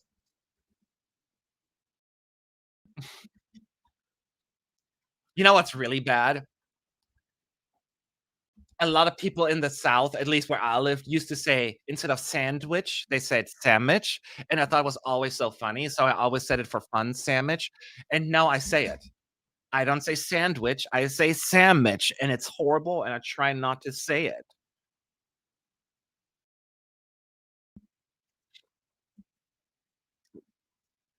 Okay, now we're still waiting for the fake results, y'all. We're getting another recap. I'm waving my hands because it's Italy.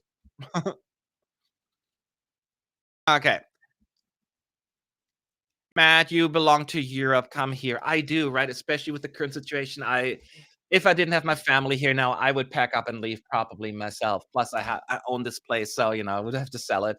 But yeah, I still think that there's a good chance I will retire back in Germany or in France or Austria, somewhere that area. That would be my dream.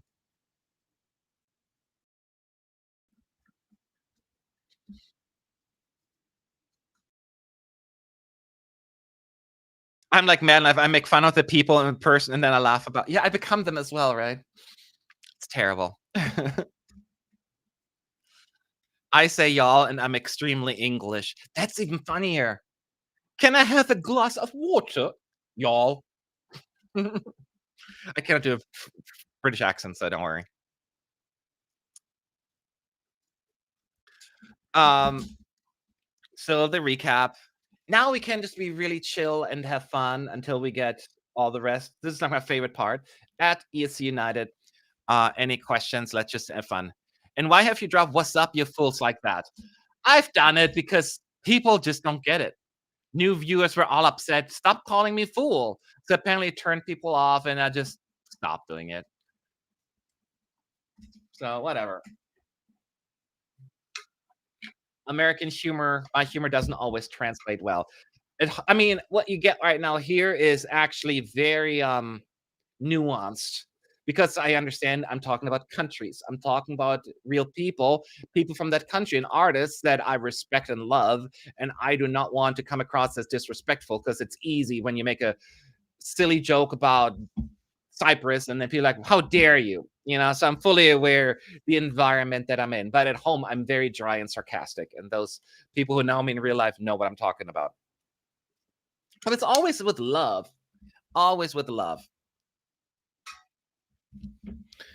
Um,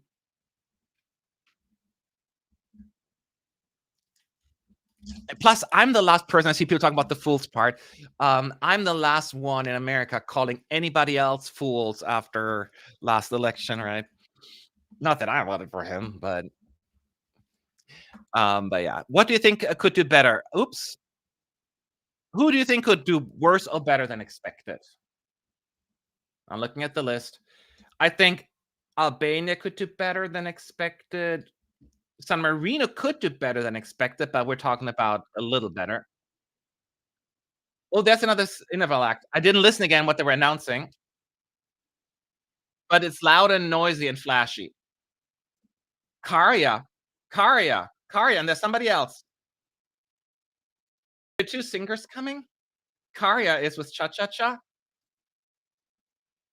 Sorry, I have to come back to you on that. Thank you, Rodrigo, for the super chat. Who will be the fake winner? It's going to be Austria, the fake winner. No, that's too obvious. I'll say Greece. Greece will be the fake winner for tonight. So it's Karya and Baby Lasagna. Oh, Baby Lasagna and Karya. They're like split screen, almost like blue, green, and they almost have like a battle now. A battle of vocals. The two televote winners. And they're playing along. He's wearing all green, of course, and Baby Lasagna blue. Oh, they have like a battle. First, we do get like we getting dum dum dum dum dum dum dum. Rim Tim Tuggy Dim now. He's singing that song. Hey, I'm a big boy now.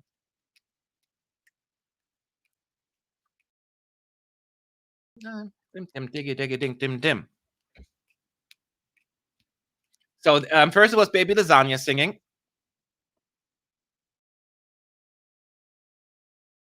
And now Karya is doing his part. It's almost like a battle, you know, like a rap battle, like the fighting. It's cute. Oh, it's a mashup now. It's a mashup between Baby Lasagna and Karya songs.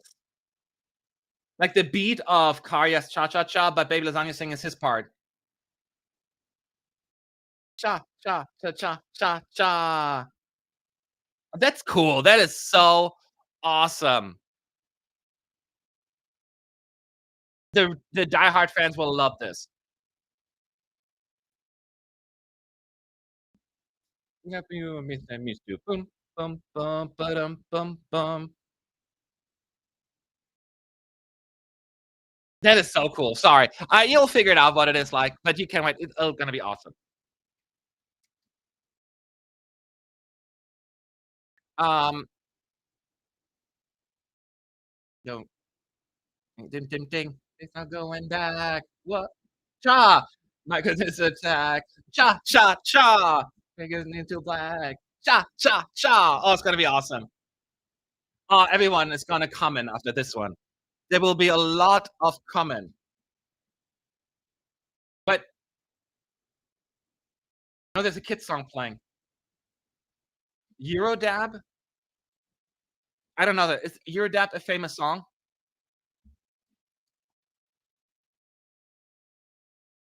No, they're singing something else now.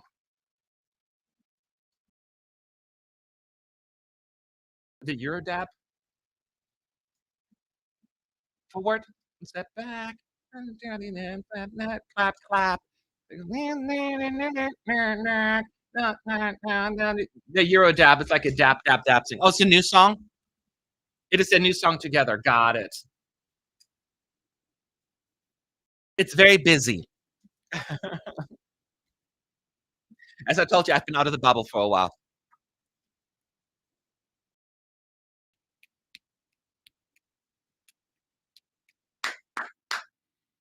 Um, so any questions now at ESC United? I'm glad they get to perform together, because they both won their respective grand finals.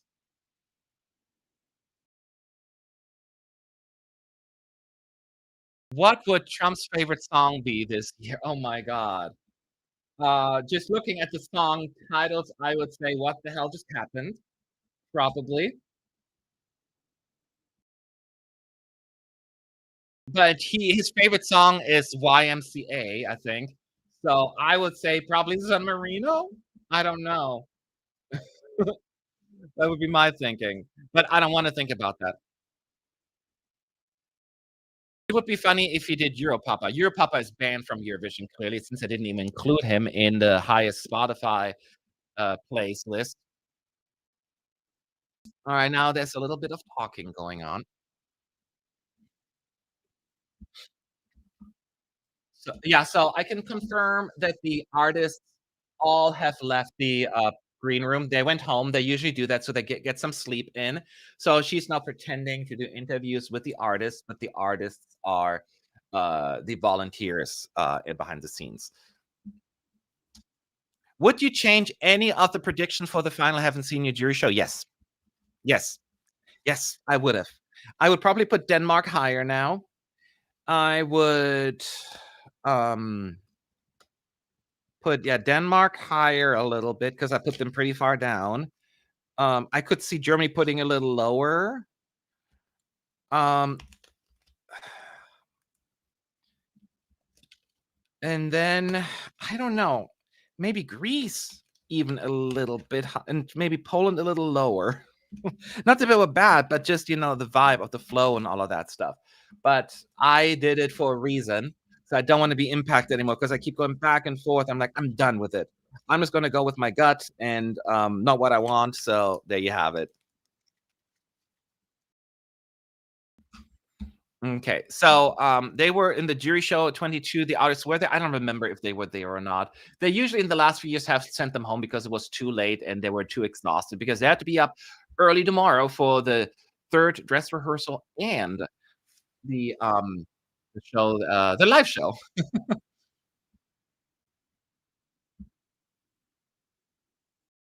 So no, they just doing little acts in the green room, which I looking at the arena. Some people have left in the empty seats. Oh, they're playing another clip. They're playing Switzerland 1979, Trödler und Co. Peter, Sue, and Mark. Just a clip. Then they play a clip of Norway 1995, Nocturne. I don't know what these part what the unique instruments, I think. Oh, yes. Then they have the drummer from Moldova 2005, the grandma, the drummer. And then they have Romania 2005 playing all the containers and the barrels. Then they're moving on to Greece 2005, the winner, the huge fake violin thing. That was a cool moment. And then Romania 2014, the round piano. Then they're showing the Piano on Fire from Austria 2015. And then what Hungary had, the little drummy thing in 2017 with Origo. What else?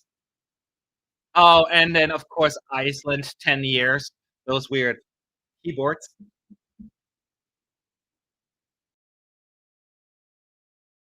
And then is that the last one?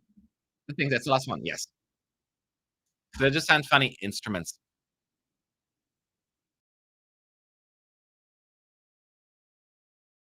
And now they're having another clip of them. Oh, the hosts are playing with that platform that Nemo used in 2024, trying to stand on it, and they're struggling. But I think it's gonna be now Nemo coming up doing performance. So, which result do you think will make you go, "I should have trusted my gut and not listened to Eurofans"? Um, San Marino and maybe United Kingdom. That's more of a hope, though. That's more of a hope than anything. We will see.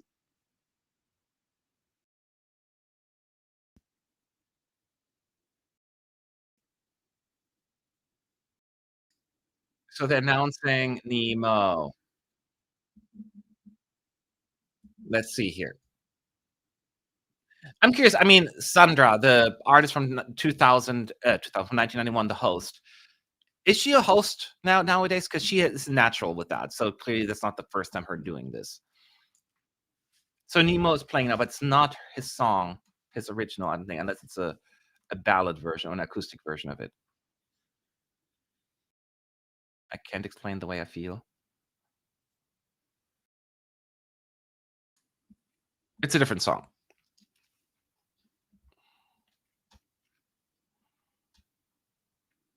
Do you think Michelle as a host is necessary? Absolutely not. There's nothing against her. Those other two doing just fine, and I don't know why they felt adding her. I guess she's a big name. I don't know her, but I don't live in Europe, so I know somebody said she was married to Eros Ramazzotti. Woohoo!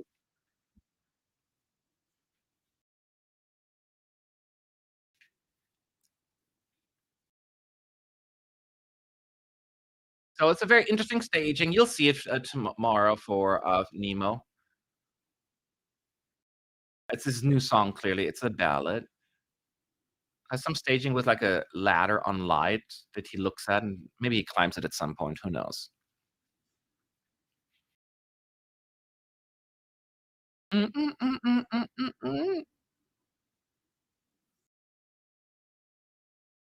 Okay, he's using his falsetto voice.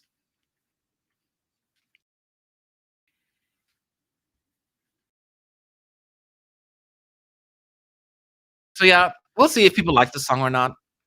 Um, the UK changed their spokesperson. Okay, I didn't know who the spokesperson was before, so I can't even speak to that. But we'll see that later. So let me see. Do they have it on Wikipedia or so? I didn't even look. I'm the kind of person I could not care less about the spokespeople. They're on screen for like 5 seconds and that's it. So it's fun to see some familiar faces. So I have no idea who is going to be who.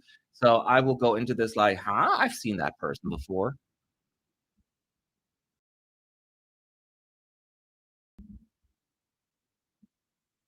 His new song is I'm sorry, their new song is a little artsy to me. I don't like it. Using a lot of falsetto heart there, it's not for me. Um,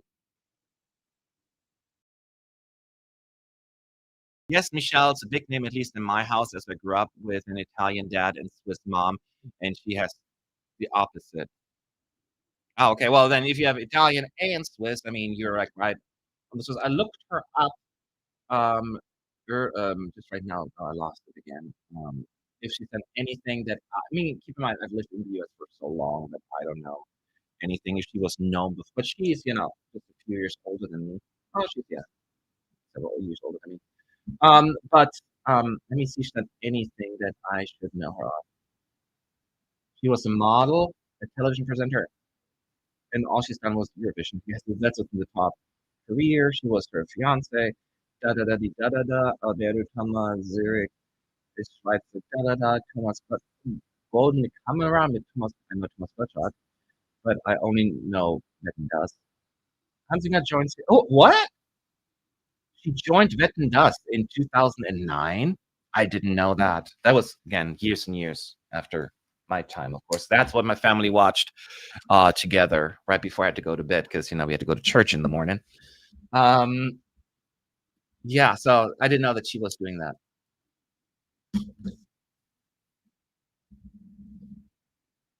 There's a very dramatic moment with Nemo sitting on stage right now, like he's, like, out of breath or upset. I don't know what it is.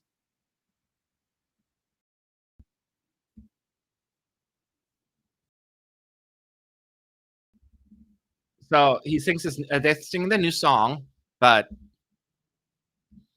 not a fan.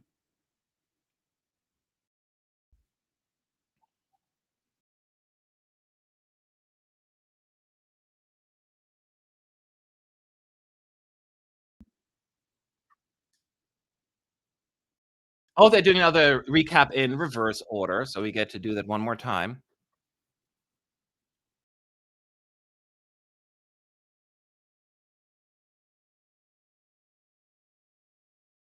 Which other oldie entries along Paola Cinema had nostalgic impact on you? All of them. I'm a huge fan of the oldies. I mean, way before my time, right? Before I was born. You can ask me a lot of questions. Of course, being German, there are a lot of German songs that have a profound impact on my life. Um, growing up. I would say the winner from Monaco in 1971 is the big one. It's one of that I hold very dear to my heart. Of course, the winning song from Germany in 1982, I didn't even know it was a Eurovision song until I started watching Eurovision, but I knew it as a kid because, my family listened to that. Those are some really big ones I can point out. But Genghis Khan, Germany '79, that was a huge hit. Apparently, my family was always very behind in listening to music, so so they listened to that in the early '90s when I was really young. So, yeah, so I do remember those. There are others. There are others as well. But we could go for hours. There's so many of the classics I love. So I said we're working on the recap backwards.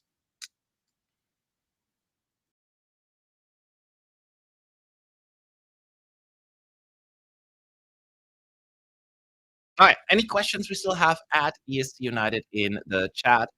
I'll stick around for a few more minutes, if it taking because it's taking really long. Which other oldies we got that one? Cinema.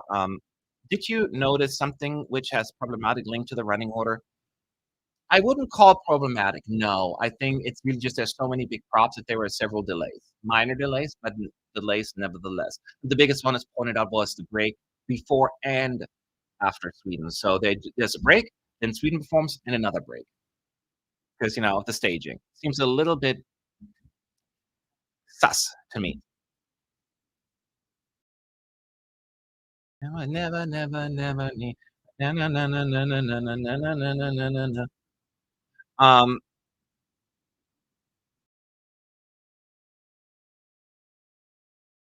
wait, what? Oh no, that was just a sound check. Never mind. I was like something weird happened. Okay, so as a reminder, we will be back tomorrow as well, before and after the show. So don't miss that out. Between Switzerland and France, who had the better run? It depends on your definition of better. I do think that Finland really, really pops right after Sweden and being so close to the end. I think that's just this major, major advantage for France. That's why producers put France close to the end. And Switzerland, though, had a great as well, great moment, right? But if I had to pick, I would still go with France.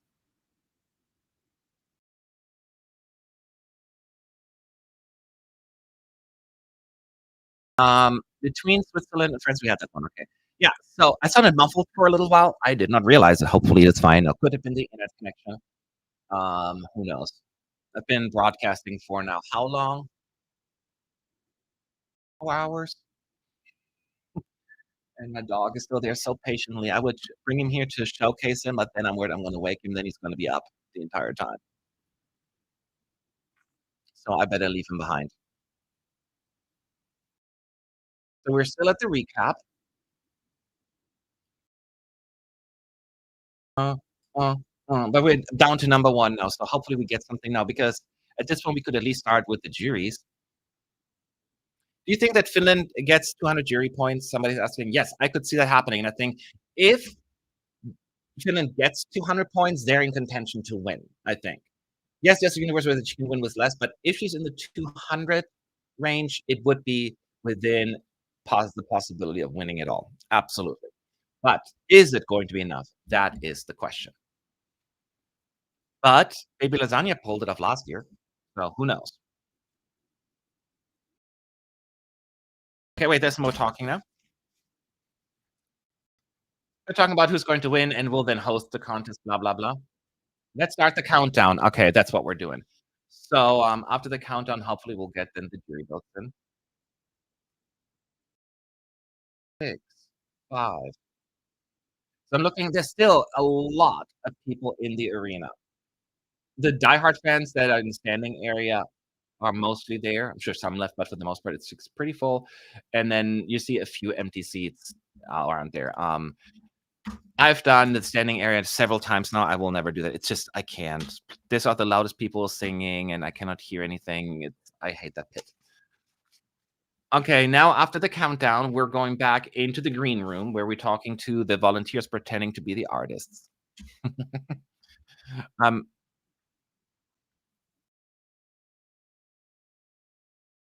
they're going now to. Oh, the camera is shaking. It's not Michelle, by the way, in the green room. So Michelle is in Italy, she says.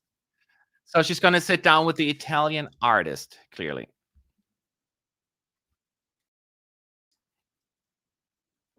I don't think we'll be in a Nemo and Lorraine situation where the winner of the jury will be far ahead of the second place.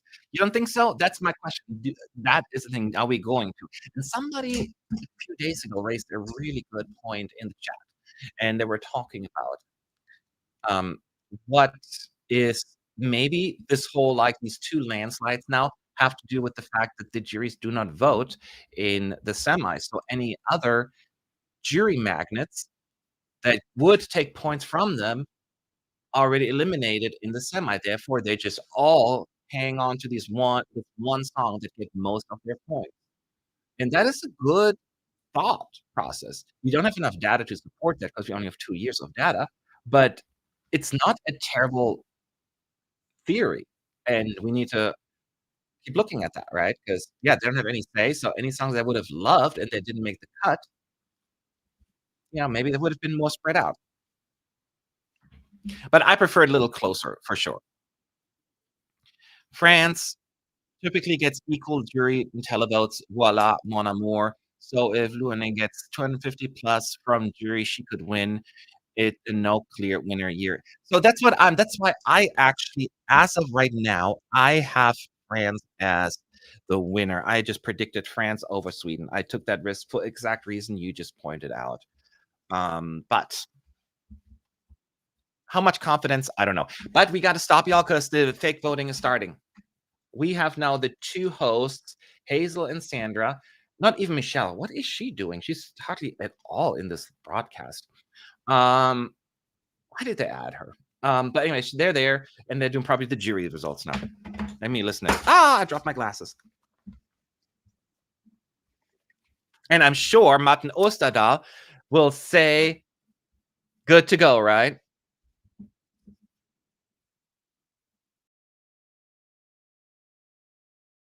So funny. He's like doing this again.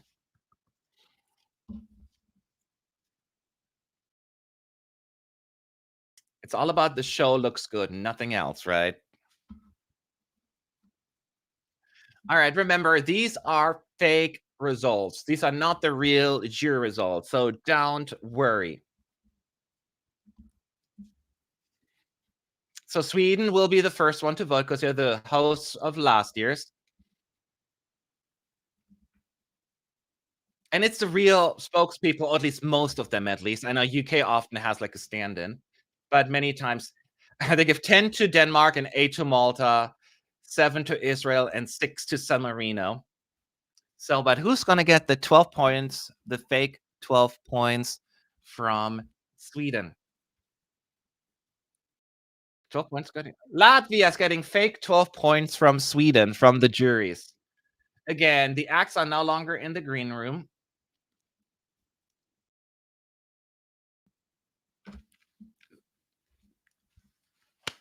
So right now, Latvia's in the lead of fake winning the show after one vote. The second country to vote apparently will be Azerbaijan, by the way. Assuming I think, and it's Safura who represented Azerbaijan in 2010, coming fifth, I believe. They're giving 10 to Switzerland, 8 to Lithuania, and 7 to San Marino in the fake vote. 6 to Italy.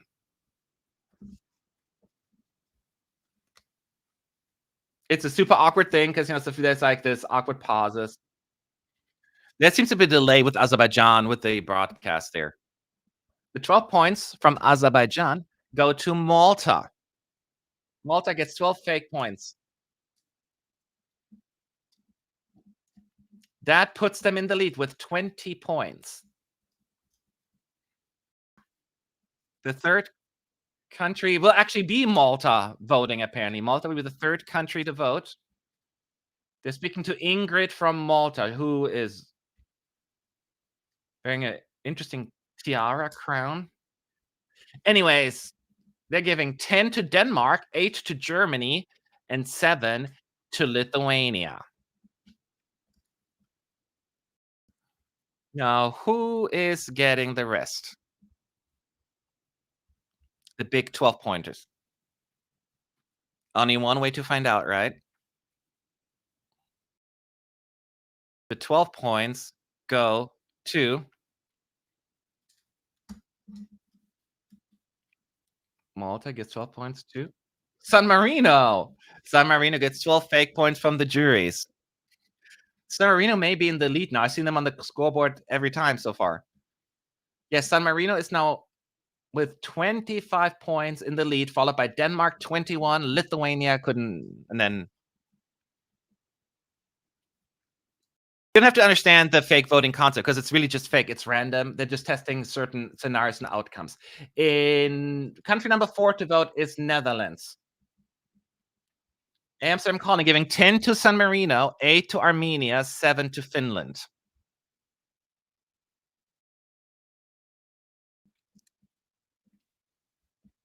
And 12 points go to make some noise from Netherlands to Albania.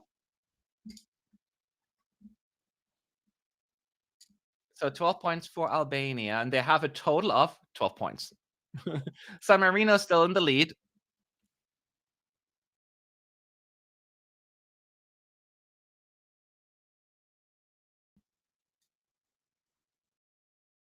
Slovenia is next. 5. 10 to San Marino, 8 to Iceland, and 7 to Malta. Usually it's the same order, actually, because they're rehearsing this. They know when they have to go to the next country, and so the broadcasters know also when the broadcast is happening. 10 San Marino, 8 Iceland, 7 Malta, 6 the Netherlands. 12 points from Slovenia goes to Spain. Whoop, whoop. So San Marino still in the lead, followed by Malta and then Latvia.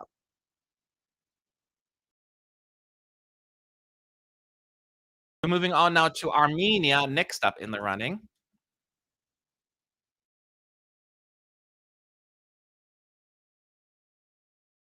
Armenia is giving 10 to Israel, 8 to Italy, 7 to the Netherlands, and 6 to Latvia.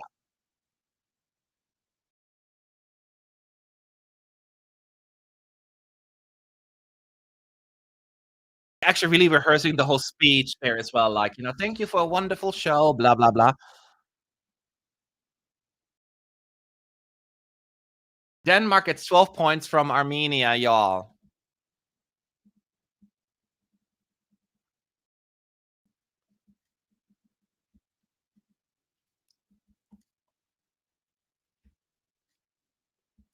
Luxembourg is next to vote. And Luxembourg is giving points 10 to Lithuania, 8 to Denmark, 7 to Latvia, 6 to Finland.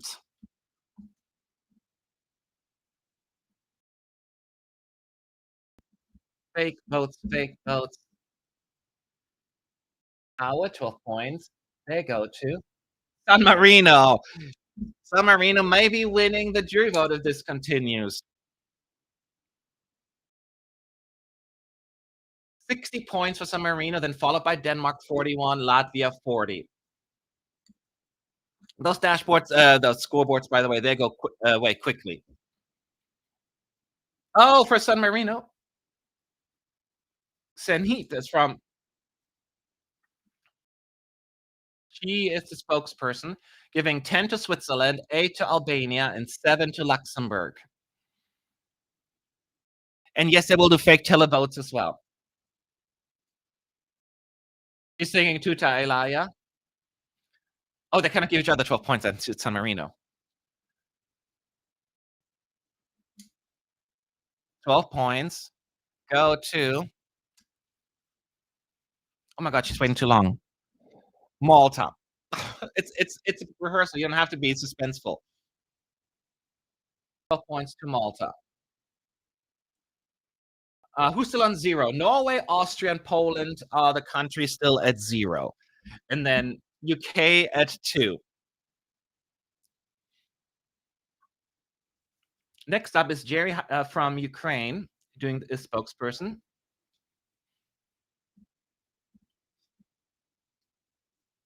Was a slight delay, but now it's working. 10 to Malta, 8 to Denmark, 7 to Finland. These countries are all doing well in the televote, 6 to Germany. And the 12 points from Ukraine goes to Ukraine. Ooh. What? Oh, she's humming her song first from last year. Latvia is getting 12 points from Ukraine. Latvia, fake 12 points. I want to be a volunteer because they're all pretending to be this actors. San Marino, Malta, Latvia still ahead. Kano is next. And we got 10 for Lithuania, 8 for Sweden, and 7 for Denmark. I'm not going to read all of them because it's too much talking. So next up, this is country number 10 voting, by the way. So we still got 4. 12 points from Norway go to Finland. That sounds like believable, right? From Norway. Finland gets 12 points from the fake jury from Norway. There's no fake applause. There's like real applause in the back you can hear from people. San Marino, Malta, and Denmark are now delete, then followed by Latvia and Lithuania. It's to test the scoreboard and the whole transmission from all the 37 different broadcasters home. So it's a lot of testing on other ends as well. And they do the same testing in the afternoon as well. Everything has to be rehearsed because it's a major and big show. Austria will vote next.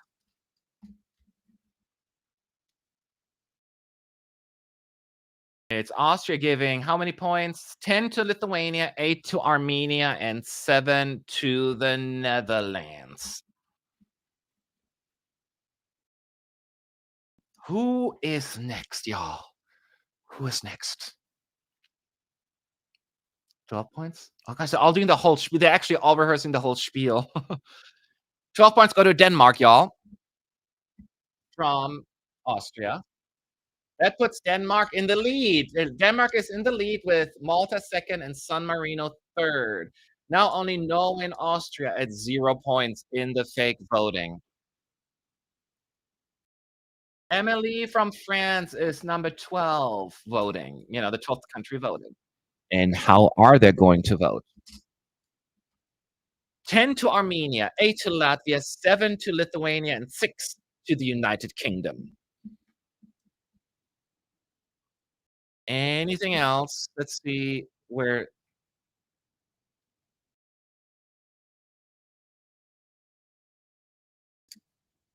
12 points. San Marino. San Marino's getting 12 points from France.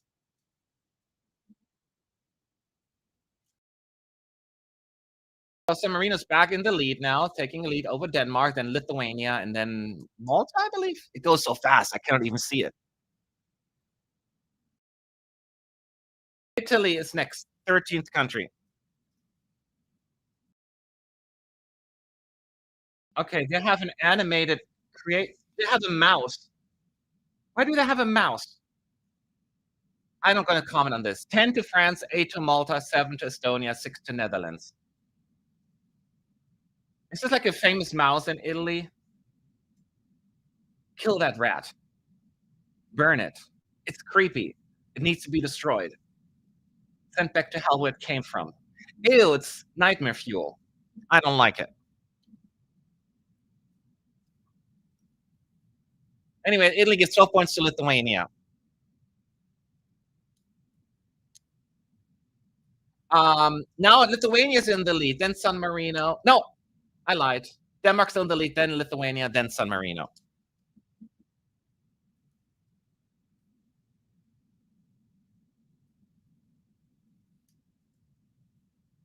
Okay, we're now talking to another human. We're moving on to the mouse is Topo Gigio. Don't get it. Portugal is next. They cannot hear. He cannot hear them. There's a sound issue. Oh, now he's talking. There's some issues with the transmission there.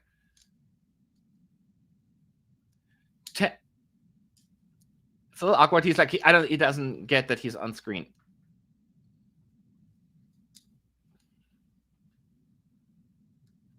Yeah, 10 to Netherlands, 8 to Denmark, 7 to Germany.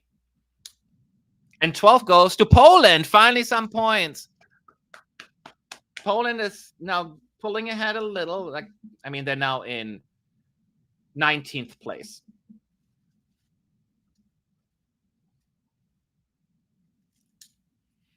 We're now moving on. Country number 15 is Denmark. Denmark's giving 10 to Malta, 8 to Austria, 7 to Germany, and 6 to Greece. Somebody's asking how Switzerland is doing. If I can find on the scoreboard, it goes so fast.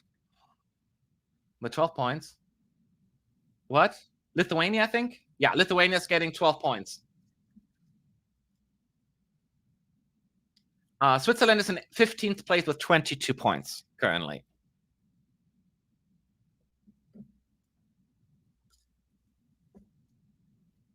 Now we're moving on to Croatia, country number 16, Croatia. Oh, she's speaking, but we cannot hear it. Oh. 10, Denmark, 8, Ukraine, 7, Netherlands, 6, Italy. And this is how the Croatian jury voted with the 12 points. The 12 points go to San Marino again, y'all. San Marino is doing really, really well in the fake voting. And they are still... No, Lithuania's in the... No, then the lead. Denmark, Lithuania, San Marino. It goes so fast, y'all.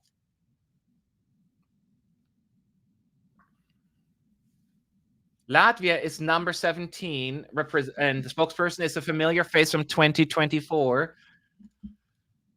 10 to Denmark, 8 to France, 7 to Germany.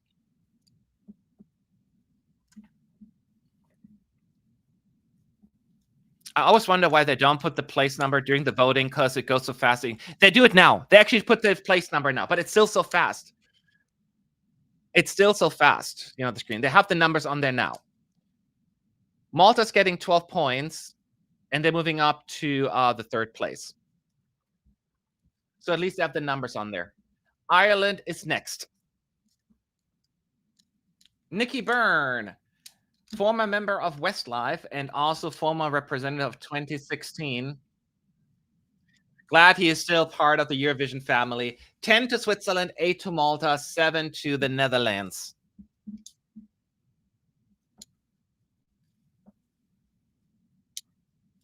But who's getting the 12 points from Ireland? Ireland, UK? No? No, San Marino again.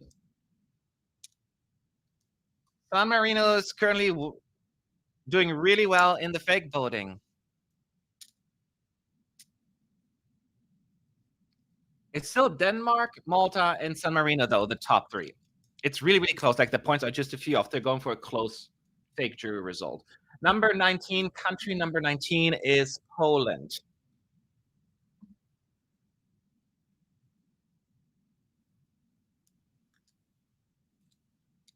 So here we go. They're not showing the points on the screen. There's an issue here. Because you show the 1 to 10 on the side, they're not showing up right now for Poland. Oh, here they come. 10 Germany, 8 Denmark, 7 Spain. Another 12 points for Latvia, y'all. So it's a close race at the top of the scoreboard. Currently, Norway's on last with 0, then Austria 8, and UK 8 as well, I think. Montenegro is next. Song, country number 20. Also some sound issues because, oh no, there they are. Okay, 10 points to the Netherlands, 8 to Lithuania, 7 to Spain.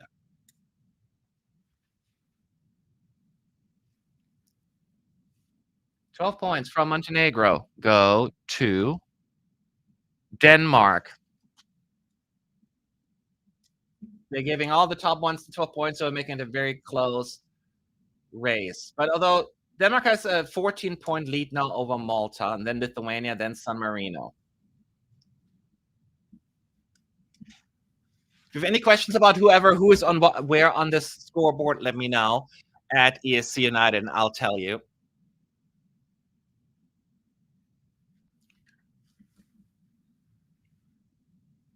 Okay, this is the point, I think, after 20 countries where we take a little break.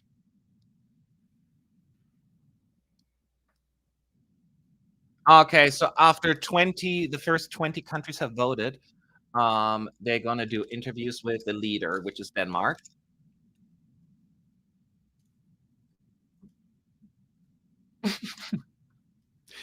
Oh, that volunteer is funny. Like, how do you feel, Cesar, for being in the lead? And he's like, I just can't believe it. It's so amazing. It's funny. I enjoy the stuff.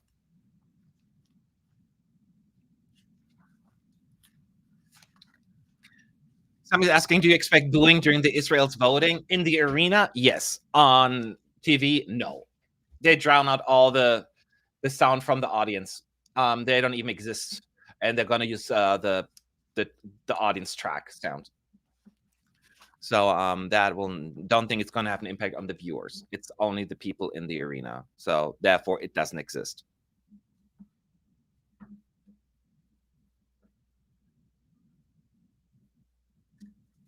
Yeah. They're going to second place next.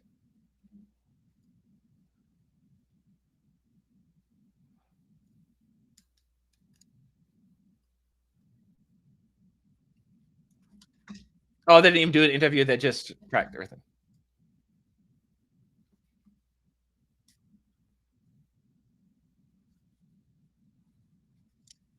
Oh, she's doing reading her questions off the card.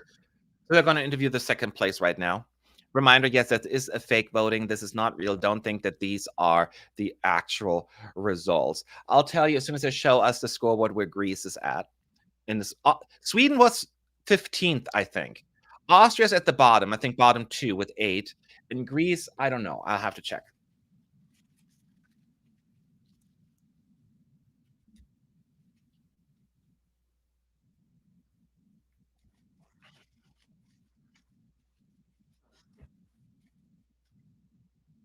Are they displaying the 1 to 10 points before they are added to the scoreboard? Yes, they show it on the left side of the side. It's like the points are here, the hosts are in the center, and then the spokesperson is over there.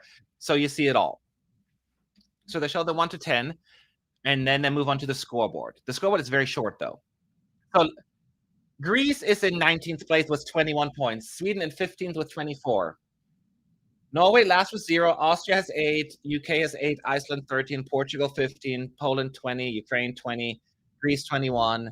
Estonia 23, Luxembourg 23, and then it's gone.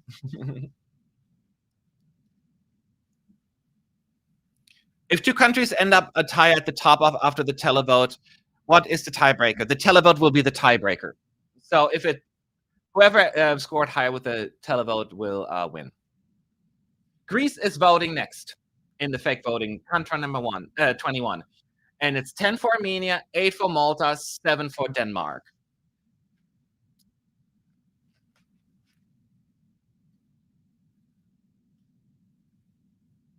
And 12 points go to Lithuania, the fake ones.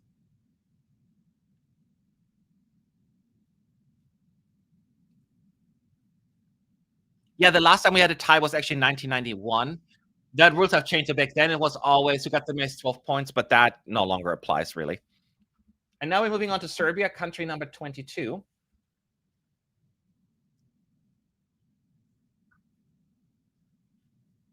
Thank you, Kat, for the nice comment that saying that I improved the ESC week so much. Thank you. Serbia's giving 10 to Finland, 8 to Spain, 7 to Denmark, and 12 to Malta.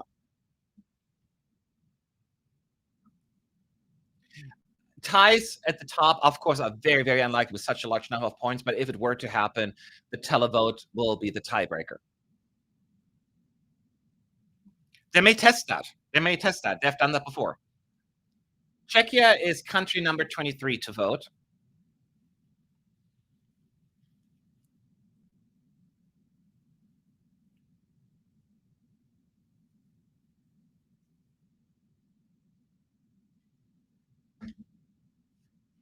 Okay, so 10 for Israel, 8 for Switzerland, 7 for Armenia.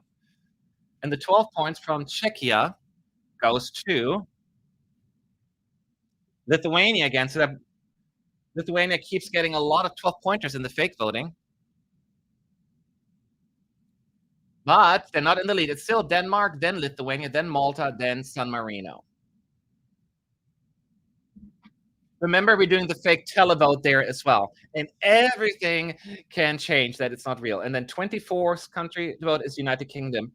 And that is not Sophie Bellis Exter or whatever her name is. It's a gentleman that's pretending to be her. Netherlands 10, Denmark 8, Armenia 7, Israel 6. Sophie Bellis, what's her name? I don't know her.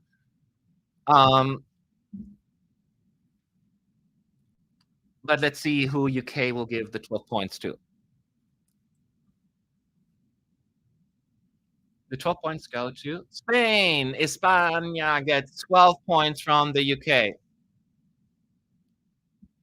The contestants are not in the green room, people are asking. Nope. They all went home after the recap. Speaking of, we're going to Spain now after the 12 points.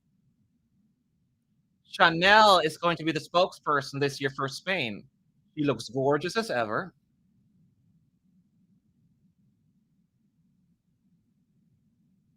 $10 for Israel, 8 for San Marino, 7 for Armenia, 6 for Latvia. I'm not rooting for San Marino to win the jury vote. No, I don't know Sophie Ellis Bextor. I don't think she was popular here in the US. Well, at least I don't know her.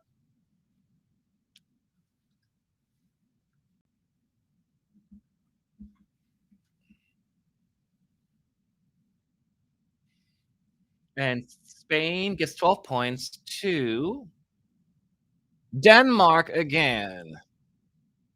12 points for Denmark from Spain in the fake voting.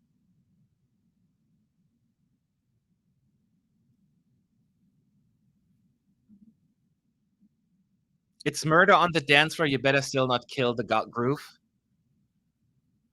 Which one? The Murder on the Dance Floor or You Better Not Kill the Groove? These are two songs or the same one? Okay, we're now with Finland here, and Finland gets 10 points to Germany, 8 to Latvia, 7 to Denmark, 6 to Sweden. It froze for a second, so I thought they finished the live stream. I was like, no! I will riot. The 12 points from Finland go to Lithuania, gets 12 points.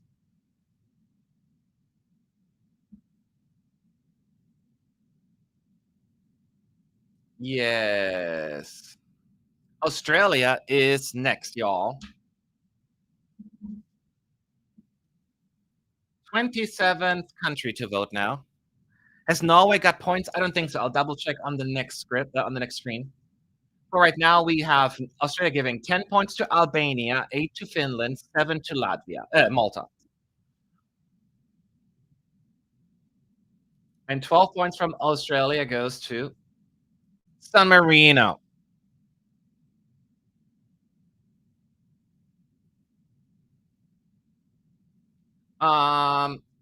Norway still at 0, the only country, and then UK with 11. What if the televote is equal? Then most 12? No. If it's the same, then it's. Oh, Michael Schulte from Germany is voting for Germany. I'll tell you in a second. So if it's tied, even in that case, then the country gets the most. So it's 10 Latvia, 8 Spain, 7 Luxembourg from Germany. If there's a tie in the televote and then there's a tie at the top, which is so unlikely, but even if it would be, then the country who gets the most votes from the televote will. So the tiebreaker. Malta gets 12 points. So let's say Germany and Latvia at the top. And if Germany gets the same amount in the televote and they're still tied, then and if Germany gets more votes from more countries, then they will win.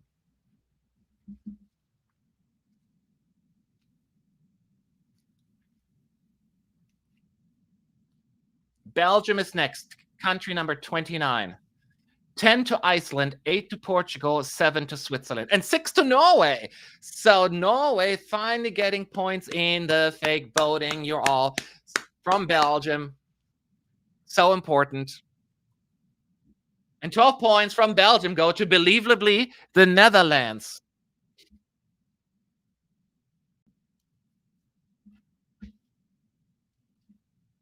So Norway's still in last place, though, with 6 points. Israel is next.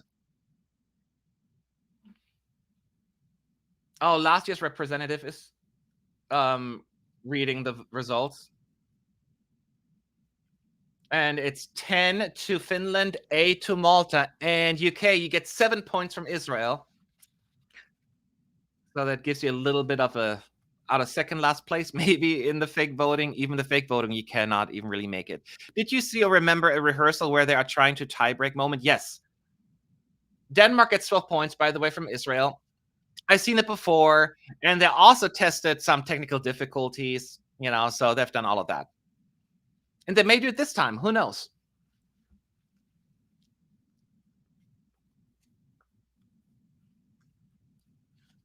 So now, at this point, they're going to do a quick reminder on who is in the lead.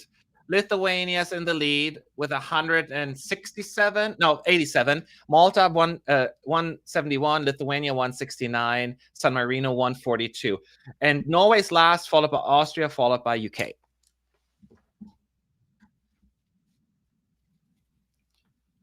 Albania's next, by the way. When the 10 to 1 points first show up on the side of the screen, does it show the flags or just the country names? It shows both. Albania is next, 31 out of 37.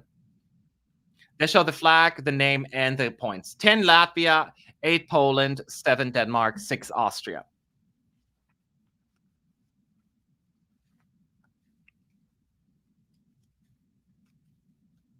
I didn't know anything about the Israel-Poland drama, so I need to be filled in on that.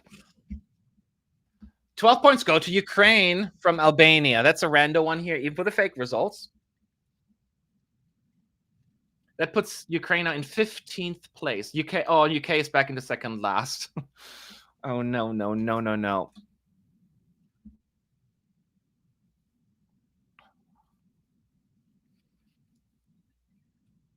Okay, next up is Lithuania.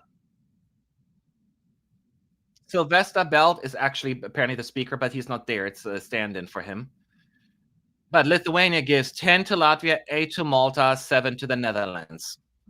Whoop, whoop.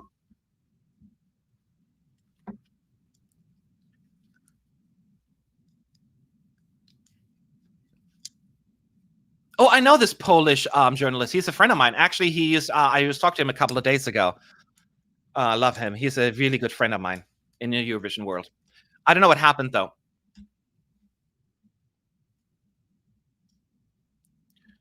12 points to Denmark. Denmark now has a 26-point lead over Malta. We're moving on to Iceland. Iceland, Hera Bjork, the spokesperson for Iceland.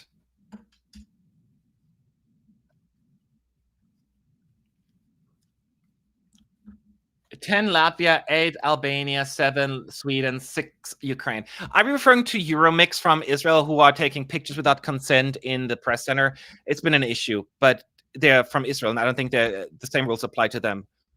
So people have given up on them. They've been reported, but so 10 Latvia, 8 Albania, 7 Sweden. Malta, 12 points from Iceland.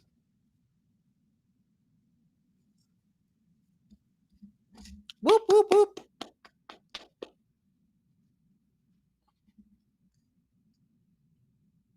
Oh, they did make the change. They deleted all the photos at last. Okay. It took them a while to get to that point. So I'm glad that they did that in the end, because it was without consent.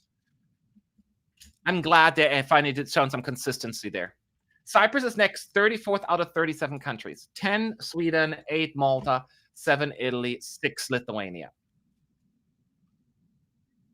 And Denmark, another 12 points. So Denmark is pulling ahead in the jury vote.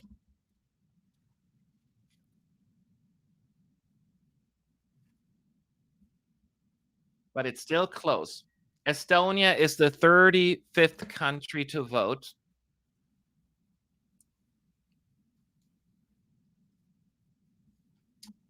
Estonia is voting 10 for Denmark, 8 for San Marino, 7 for Sweden, 6 for Switzerland. As a reminder, I will be back tomorrow before the live show and then after the show as well.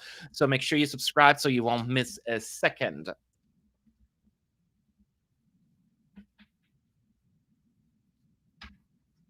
Georgia, I forgot her name from last year, who represented Georgia last year. She is the 36th country. And she is giving 10 to Spain, 8 to Denmark, 7 to Latvia, 6 to Armenia. And the 12 points from the Georgian jury go to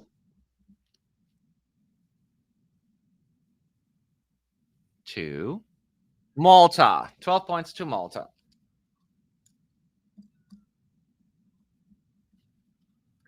So Denmark still in the lead. Denmark will win the jury vote because there's only one set left and they have a 16-point lead. No matter what, they will win the fake jury vote. And Switzerland will be the last one to vote.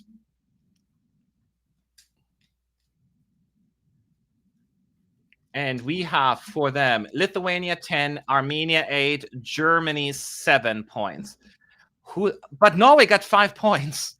Is that enough to get out of last place and beat the UK? Is the UK coming last in the fake jury? We'll see. We'll see, y'all. Is the UK coming last in the fake voting?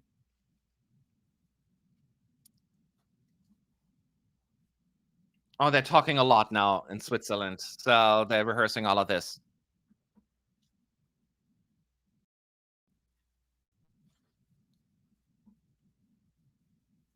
Oh gosh, that's a lot of talking, of course, with the Switzerland voting. No, no, no, no, no, no, no, no, no, no, no, no, no. 12 points from Switzerland go to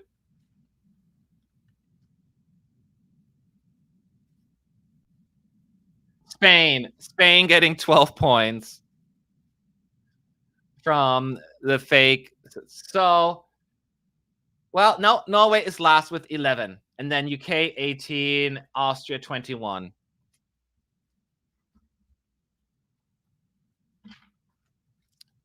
So,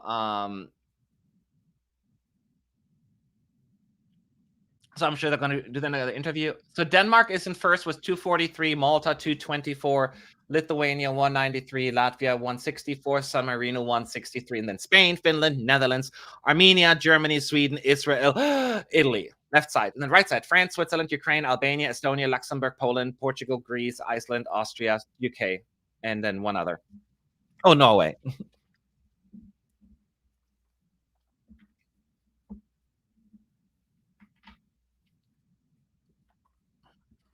So they're doing like the fake interviews again in the green room. So like in 2 minutes, we'll get the fake televotes, and they are awfully important. Don't forget that. Where was Austria and France in jury? I just read them all. I don't remember where they exactly were. Austria is third to last, and France was somewhere right side of the scoreboard. So at this point, we're gonna get you all how it works. We're gonna get the Norway points first since they came last, and then we'll see if this is all gonna change. I wonder if they're gonna rehearse some sorry no points moments. And we're here.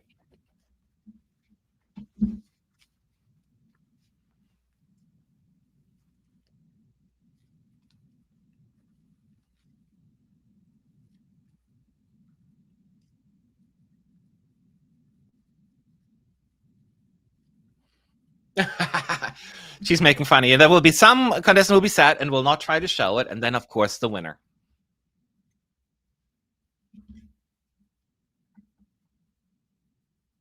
They're explaining how the voting works.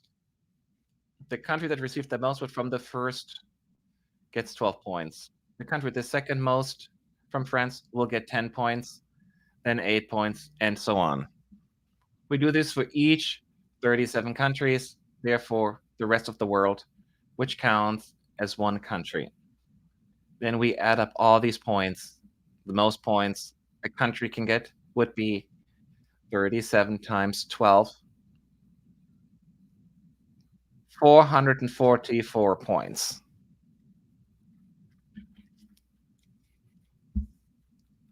If there will be a tie, with most points from the audience will win.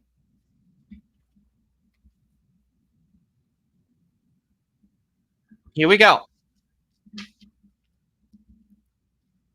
The fake voting is second most important thing. We will start with the country with the fewest points from the jury vote. That is Norway.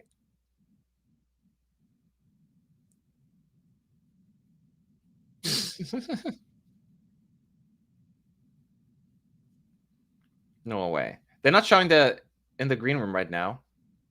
There's a delay. I think there's a technical difficulties.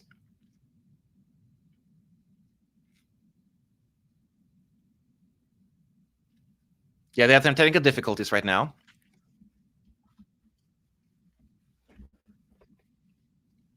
Oh, camera issues. Wait, it's more important than fake voting? Just slightly, just barely.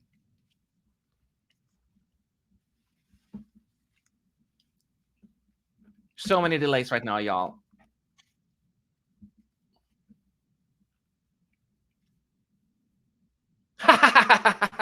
They have a delay here, so it's like, you know what I hate the most when I watch Eurovision? When the people at the desk are stalling, like us. She's funny. So there's still camera issues right now. No, they got it. Norway in last place got 267 points.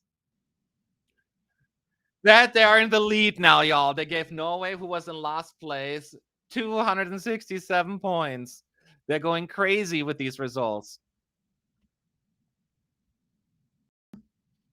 Then UK, currently in last place with 18 points, has given you points. UK, 8 points. Oh my god. Oh my god, y'all. Even the fake voting, UK, 8 points. They could, but Austria, maybe. Austria has received 24 points. Still not great, but they're beat. So all Iceland needs is 6 points to beat the UK.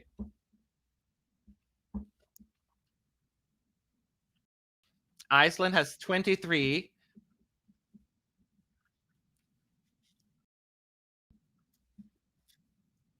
There are some delays here right now.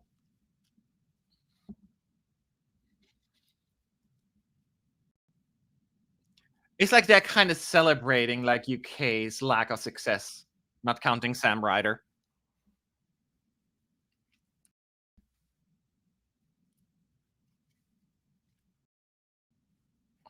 We can't even get fake points. I know, right?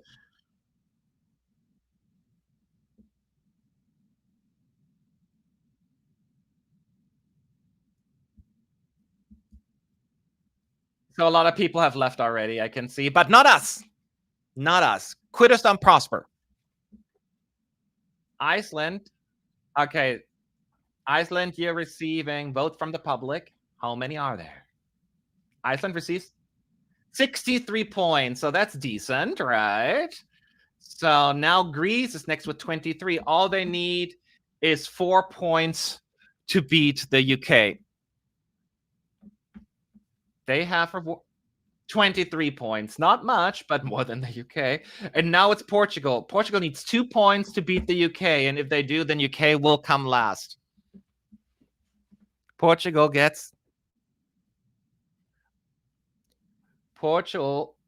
receives 0 points. I'm kidding, 48. So that means the UK comes last in the fake voting as well. Poland is next with 32 points. You get Poland gets 177 points, so significantly better. Currently in 4th place. Norway still leading, even though they were last in the jury vote. Luxembourg is 33.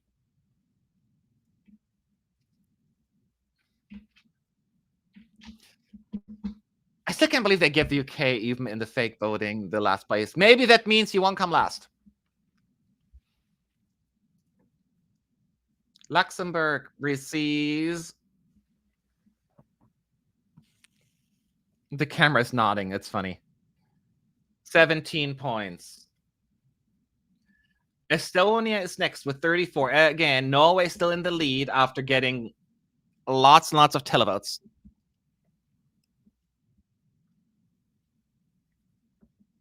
23 points for Estonia. Not enough, of course. Albania's next, currently with 50 points from the juries.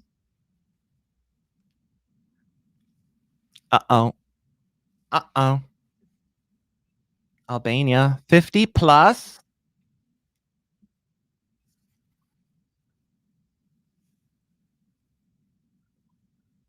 214 points for Albania.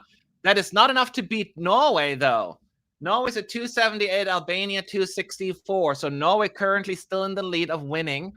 Wouldn't it be crazy if they let Norway win, coming last with the juries? Ukraine is with 53 points right now.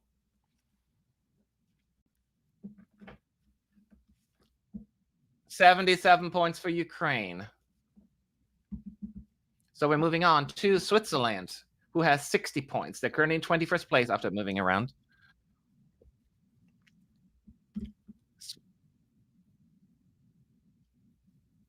How many points? 89 points for Switzerland, and then moving on to France after this. Yeah. Yes. The next one is 56 fake points for France, so not much. Next up is Italy. They currently have 66 points. And you get points from the public. How many? 192 points for Italy. That's great, right? And they're now in 3rd place currently. So they will not win the fake voting. Norway still in the lead with 278 points. As a reminder, they came last in the juries.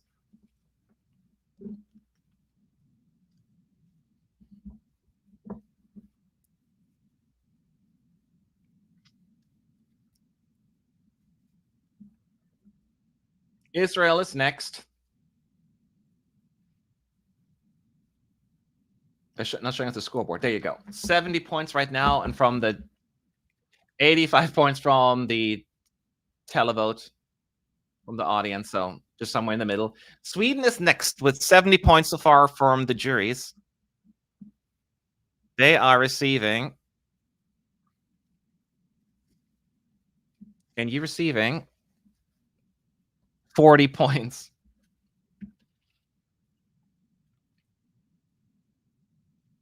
Next up is Germany, 77 points for right now.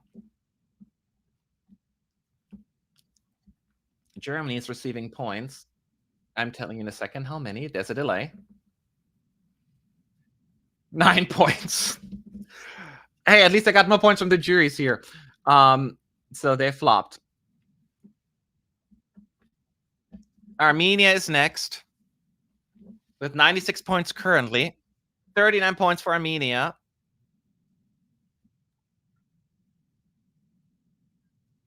Netherlands is with 109. They're currently the 8th place of the juries. So, but they're receiving 53 points. They will not win the fake voting. It's still Norway who came last with the juries.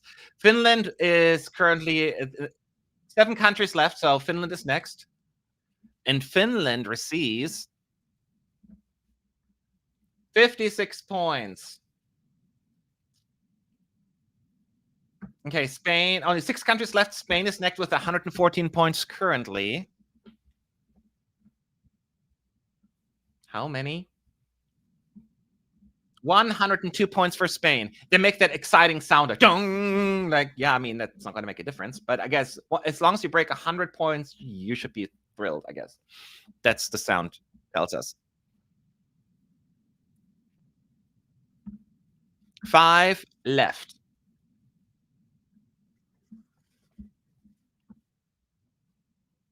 So the big 5 that we've just had, with the most points are still to come. San Marino's next with 163 points currently. San Marino is receiving next. I want San Marino to win the fake vote. Come on. Give me that. Give me that.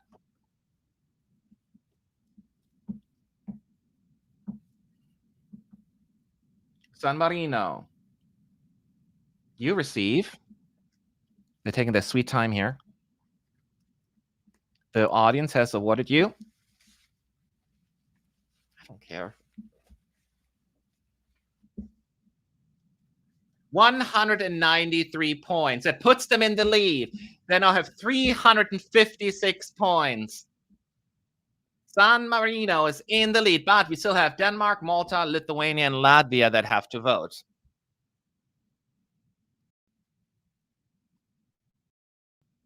Okay.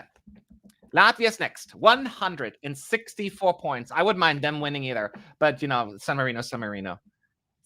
Latvia received 118 points. It's not an exciting sound because, they're second now. It's not enough to catch San Marino. So Lithuania's next with 193 points. So San Marino's still in the lead, y'all. Lithuania receives 67 points, so they are not winning the fake voting either. I like this alternate universe you're saying as well. So it's only Malta and Denmark that can still catch San Marino.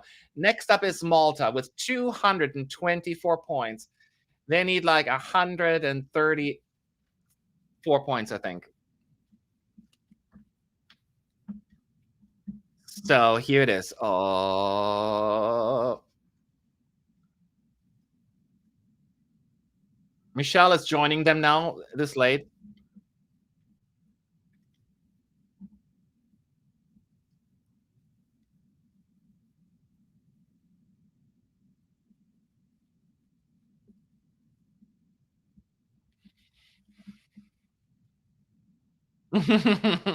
They're just talking to 3 hosts now.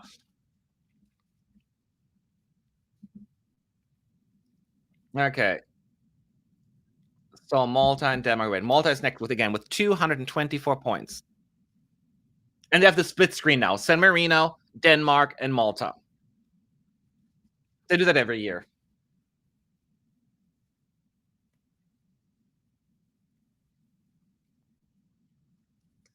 All right. Malta. Come on. Malta. The viewers all over the world have awarded you 20 points. So there you go. Malta is not going to win this. So it's between Denmark and San Marino. So Denmark needs about 114 points, I believe. Math, don't fail me now. If not, San Marino will win. So it's between San Marino and Denmark. Who do you want? Tell me. San Marino or Denmark?